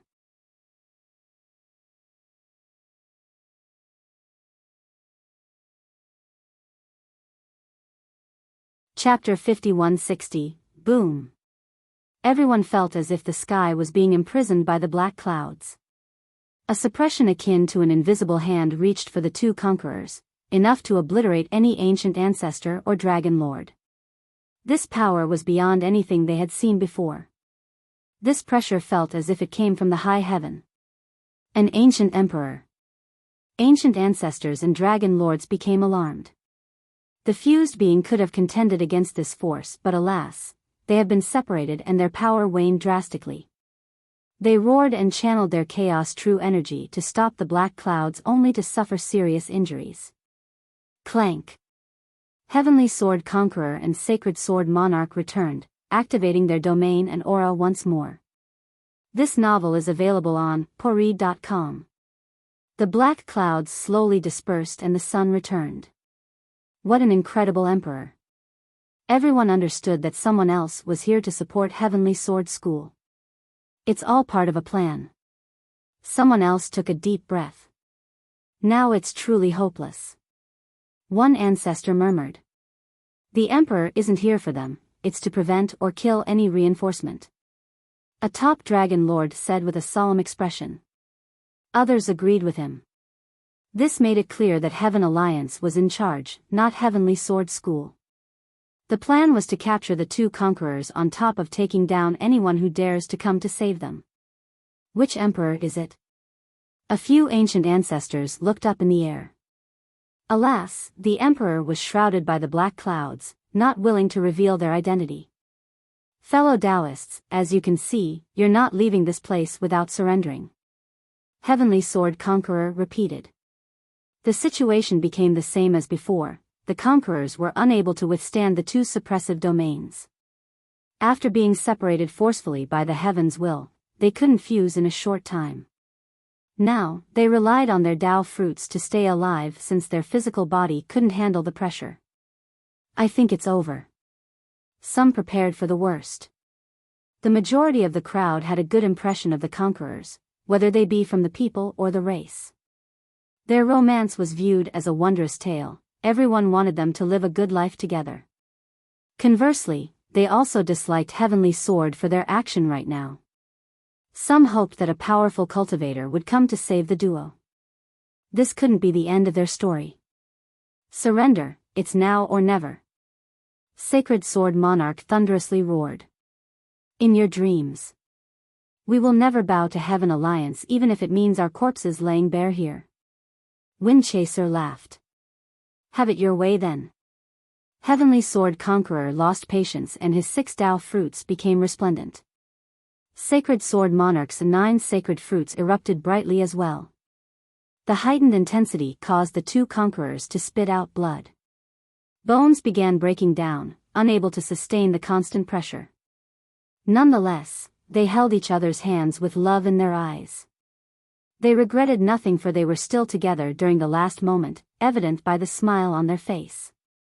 This drove some big shots into tears. They appreciated the love that they couldn't obtain despite living for eras now. One could not ask for more in life. Don't let it end like this. No, it can't end like this, even an influential character from Heaven Alliance quietly prayed. In the small courtyard, Li Chia and Jun Landu played another match while the middle-aged man observed the battle. The latter sighed, knowing that this was about to be the end for the two conquerors. Sigh, why am I so soft this generation? Li Chia sighed and said, always on the verge of shedding tears. With that, he picked up one piece and flicked it forward, sending it through all dimensions. Boom! The sword domain and the holy aura immediately crumbled before the piece's supreme power. Heavenly sword and sacred sword were lifted off their feet before staggering backward, unable to stabilize. Ugh, both spat out a mouthful of blood. Yes. This unexpected development garnered cheers from the spectators.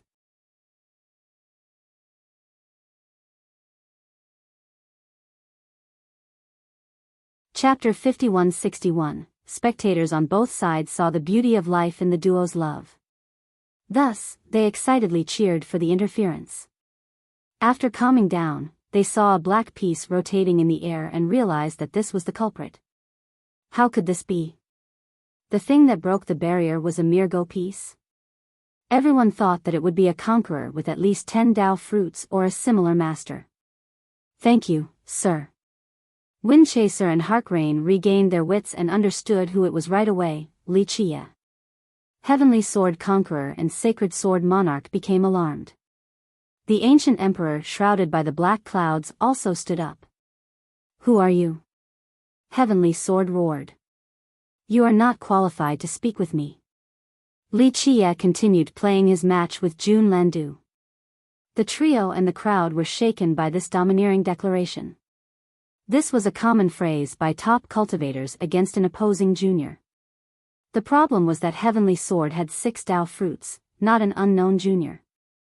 Nonetheless, this person took down 2 mighty barriers with a single go piece, a testament to his strength. Who is it?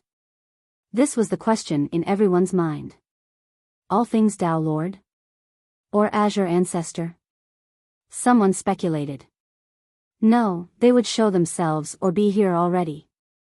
A powerful dragon lord who had met these two beings before shook his head. Then who is it? Many tried to come up with a name among the top emperors and conquerors. A quick look at bit. ly/3ibfjkv will leave you more fulfilled. Another ancient emperor, maybe? Another wondered. In theory, someone this strong should be renowned since he might have a golden avatar already. Who might you be, sir? There is no need to hide like this. An ancient voice came from the black clouds. Sunshroud, know your place. Li Chia's supreme voice descended from the sky. Boom! He made his move by reaching for the black clouds while still in the courtyard. Activate. The ancient emperor activated all 8 heavens' wills for protection. It felt as if the sky itself was a barrier. Alas, this was not enough to stop Li Chia's attack. An explosion dispersed the clouds and the emperor was revealed while spitting out blood. He wore a black robe and had a muscular frame. There seemed to be a sun within him, causing his eyes to pulse brightly. Others couldn't help but want to prostrate due to the power of the heavens' wills. Sunshroud Divine Emperor. An old dragon lord recognized him. Rumor has it that this emperor was alive even before immemorial war and had created a sect. Looks like you haven't wasted your life to gain another 5 wills. Li Chia's voice loomed above. According to the legend, the emperor only had 3 heavens' wills, but later on, fortune blessed him with another 5. Who are you? Sunshroud became confused because the assailant clearly knew him. This meant that this was another being from time immemorial. He feared anyone who had lived this long because there were some horrifying characters: Purewood Divine Emperor, Immortal Emperor Fei Yang, Immortal Emperor Bujan. These characters were all above his level. There were even more frightening masters that have started the journey and were no longer around: Immortal Emperor Minren, Origin Heaven Emperor. There were too many possibilities for him to pinpoint. Who I am does not matter. The important thing is that my mood is soured by the 3 of you. Now, be smart and cripple one grand Dao. I shall forgive you then. Li Chia said, causing everyone to gasp. Even Supreme All Things, Sword Queen, and Azure wouldn't make this statement. After all, they were in the same cultivation realm, it's just that some were stronger than others. No conqueror or emperor would accept such humiliation. This is my first time hearing this since my debut. Sacred Sword Monarch was furious. Was this a joke? Even Supreme couldn't command him to do so. Come out and fight, we are waiting. He shouted. They then looked around, wanting to see the identity of this terrifying opponent. As accomplished cultivators, there was no way they would submit before seeing the opponent. I shall not show mercy then. Li Chia stated and reached for the monarch. Die. The latter roared and summoned an ocean of swords around him for a flawless defense. Unfortunately, the massive walls crumbled before Li Chia's invisible hand and he was caught. Heavenly Sword Annihilation. The Conqueror became startled and joined the battle. A heavenly sword capable of untold destruction manifested into reality and swung forward. Boundless Darkness. Sunshroud Divine Emperor released black clouds toward the invisible hand. Boom. Alas, their impressive techniques were useless, unable to save the monarch from the tight grip. 1. I had used chess before, but after thinking about it, Go is definitely more accurate. Changed the previous instance of chess into Go 2. Was Sun Shrouding, changing to Sun Shroud. Older chapters are fixed.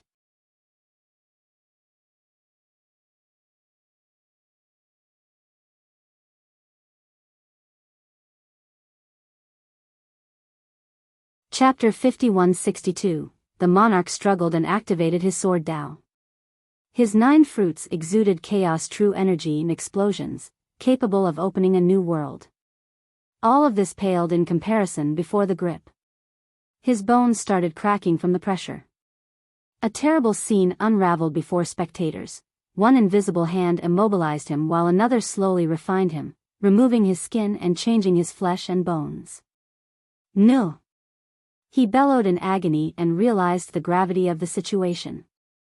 His sacred fruits suddenly became as bright as possible and the world shook violently. Shit, he wants to self-destruct. A dragon lord shouted. His true fate appeared, for he preferred to die than to be subjected to whatever this fate was. A blinding light appeared around him, but the invisible hand gently waved and sealed all grand Dao and affinities. Boom! The fruits and true fate on the verge of exploding were sent back into his body for the refinement process. No-oh. He let out a scream of desperation and fear. Rumble. After loud explosions and quakes, lightning bolts and flames were added to the process. Eventually, a sword appeared before everyone. One made of bones that have been refined numerous times, bearing no semblance to its original form. It looked like a piece of jade now, since the flesh and blood have been removed along with all other impurities. 9 sacred fruits were embedded into the blade in a balanced manner. Thus, their power remained. Ancient ancestors and dragon lords were at a loss for words. A 9-fruit dragon lord had just been refined into a skeletal sword while still alive. Watching the actual methods traumatized some of them. This was doubly true for his allies, Heavenly Sword Conqueror and Sunshroud Divine Conqueror. They had tortured and killed mortal enemies before. This was just the way of cultivation. Alas, this refinement process was new to them since it was so perfect. The sacred fruits and true fate had been sealed into the skeletal sword. Therefore, it possessed the same power as Sacred Sword Monarch. Damn, an ancient ancestor shuddered and dropped to the ground. Watching the swift takedown wasn't strange. After all, any dragon lord with 10 fruits or more could have easily killed the monarch. On the other hand, capturing and refining him were much more difficult. It might require a conqueror with 10 Dao fruits or more, not to mention a lengthy period, perhaps 10,000 years or more. Worst of all, this person didn't even show up, so it looked as if invisible hands were responsible for all of this. Now, the pale divine emperor and conqueror shared the same thought: run. The assailant wasn't lying about showing mercy. They should have taken the first deal of crippling a grand Dao. Death. Li Qia's voice echoed again, and the invisible hand swung the skeletal sword at Heavenly Sword Conqueror. The latter had no choice but to make his move, releasing all of his energy and vitality. He went as far as burning his true blood. A new heavenly sword appeared, one strong enough to split the azure. Alas, the skeletal sword could cleave through any existence, rendering the heavenly sword impotent. It split the energy sword into two halves and caused the conqueror to scream. Ah! The Dao fruits were obliterated, all of their mysteries became ashes. Heavenly sword was dismembered from the top down, blood splashed everywhere. Sunshroud Divine Emperor turned pale and tried to flee. He rarely felt this level of fear before, not even during the previous epoch and its wars. You're not getting away. Li Qia's voice lingered in his ears as the skeletal sword slashed the air again. A quick look at Tinurl. Com/2P9MV8W will leave you more fulfilled. Sunshroud immediately performed swift maneuvers, crossing through the domains. He knew that this wasn't enough, so he utilized his 8 wills as well. This was proven futile since they were easily cut down by the sword, unable to slow it down in the slightest.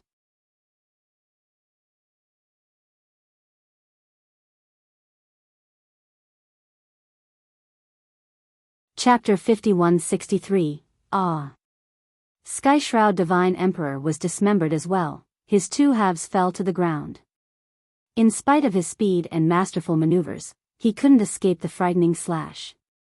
3 powerful cultivators were slain just like that before the speechless crowd. They were invincible in the mind of regular cultivators, but now, a mysterious being killed them all without needing to actually be present. A quick look at Poreed.com will leave you more fulfilled. Conquerors and even ancient emperors were insects in comparison. Anyone else got a problem here? The voice spoke again while the skeletal sword remained in an offensive pose. No one answered, not even Supreme or All Things Dao Lord. Everyone held their breath because even breathing right now could be construed as dissent. Good. Li Qia said before raising the skeletal sword for a throw. Whoosh! It smashed into Heavenly Sword School's ancestral ground, blowing everything into smithereens. Ah! The ancient ancestors and the upper echelon became ashes in the blink of an eye. They had no chance of putting up a fight. This was karma for starting this mess, destroyed by a weapon made of their strongest ancient ancestor. From start to finish, no one had an idea of who this being was. It was as if the entire world was not qualified to know his existence. A few seconds later, those nearby felt the invisible hand dispersing and everything became normal once more. Windchaser and Harkrain Conqueror were nowhere to be seen. There was no trace of the attacker either, only the destruction of Heavenly Sword and the corpses of 3 masters to remind everyone of the battle. Who is it? Someone whispered after a long while. Is there anyone like this in the upper continents? A dragon lord said softly. These big shots kept a hushed tone, seemingly not wanting to offend someone. I don't think so. A knowledgeable ancient ancestor mused this issue, because if such a person exists, no alliance would stand a chance. Everyone felt that a being of this level joining an alliance would completely shift the balance. You don't think an entire alliance can win? A dragon lord said. What about conquerors and Dao lords with anima? The same for the ancient emperors and monarchs. Someone asked. However, these apex beings were in the immortal continent, either immortal Dao city or celestial court. I just know that changes are coming after this. One big shot gazed at the sky and commented on the destruction of Heavenly Sword. Sigh, another loss. Jun Landu smiled wryly and shook his head. Meanwhile, Windchaser and Harkrain Conqueror kneeled before Li Qia. He accepted their gesture and smiled. Wonderful things still exist in this world, let us cherish and invest in them. We will remember your guidance, young noble. The 2 conquerors bowed again. You 2 have finally become official after this tribulation, the future is rather promising. Jun Landu smiled. The two of them bowed toward him as well, aware that Jun Landu was the driving force behind Li Qia's involvement. He smiled and waved his hand, telling them to leave. They knew that he didn't like having guests in his courtyard, so they obeyed. The middle-aged man got up and didn't say anything, only bowing toward Li Qia before leaving. After his departure, Jun Landu said, "Sir, the last few leisurely days weren't so bad, right?" "I don't know how leisure I was." Li Qia smiled. The food still left a lingering taste. "It's a shame that I can only taste these delicious flavors alone. How boring." He shook his head. "A carefree life is enviable. I'm afraid I can't be idle though." Li Qia said. "Right, the mortal world cannot hold your ambition back. On the other hand, I prefer to stay here since I truly love it," Jun Landu said. Li Qia gazed at Peace Village and said, "This blessed land is lucky to have you. Or perhaps it is because of this blessed land that my life has some value," Jun Landu said. "Karma in everything." Li Qia patted his shoulder. "This world deserves a happy ending. It is all due to the wise sages before us." Jun Landu said, "I am just tagging along, more than content to just stay here." He closed his eyes and took a deep breath, seemingly becoming one with Peace Village for an eternity. "Must be nice," Li Qia said sentimentally. After a brief pause, he said, "This short break is over, it is time for me to leave." Jun Landu's expression became serious. He got on his knees and respectfully bowed. "Sir, I'm not sure if we will ever meet again since I might be a pile of dirt upon your return. Being able to spend the last few days with you was an honor of a lifetime. Meeting you has left me with joy as well." Li Qia smiled and bid farewell. You're tuning into the Biyao's Wuxia Chronicles YouTube channel. Don't forget to subscribe and join us on this journey to catch the most captivating stories.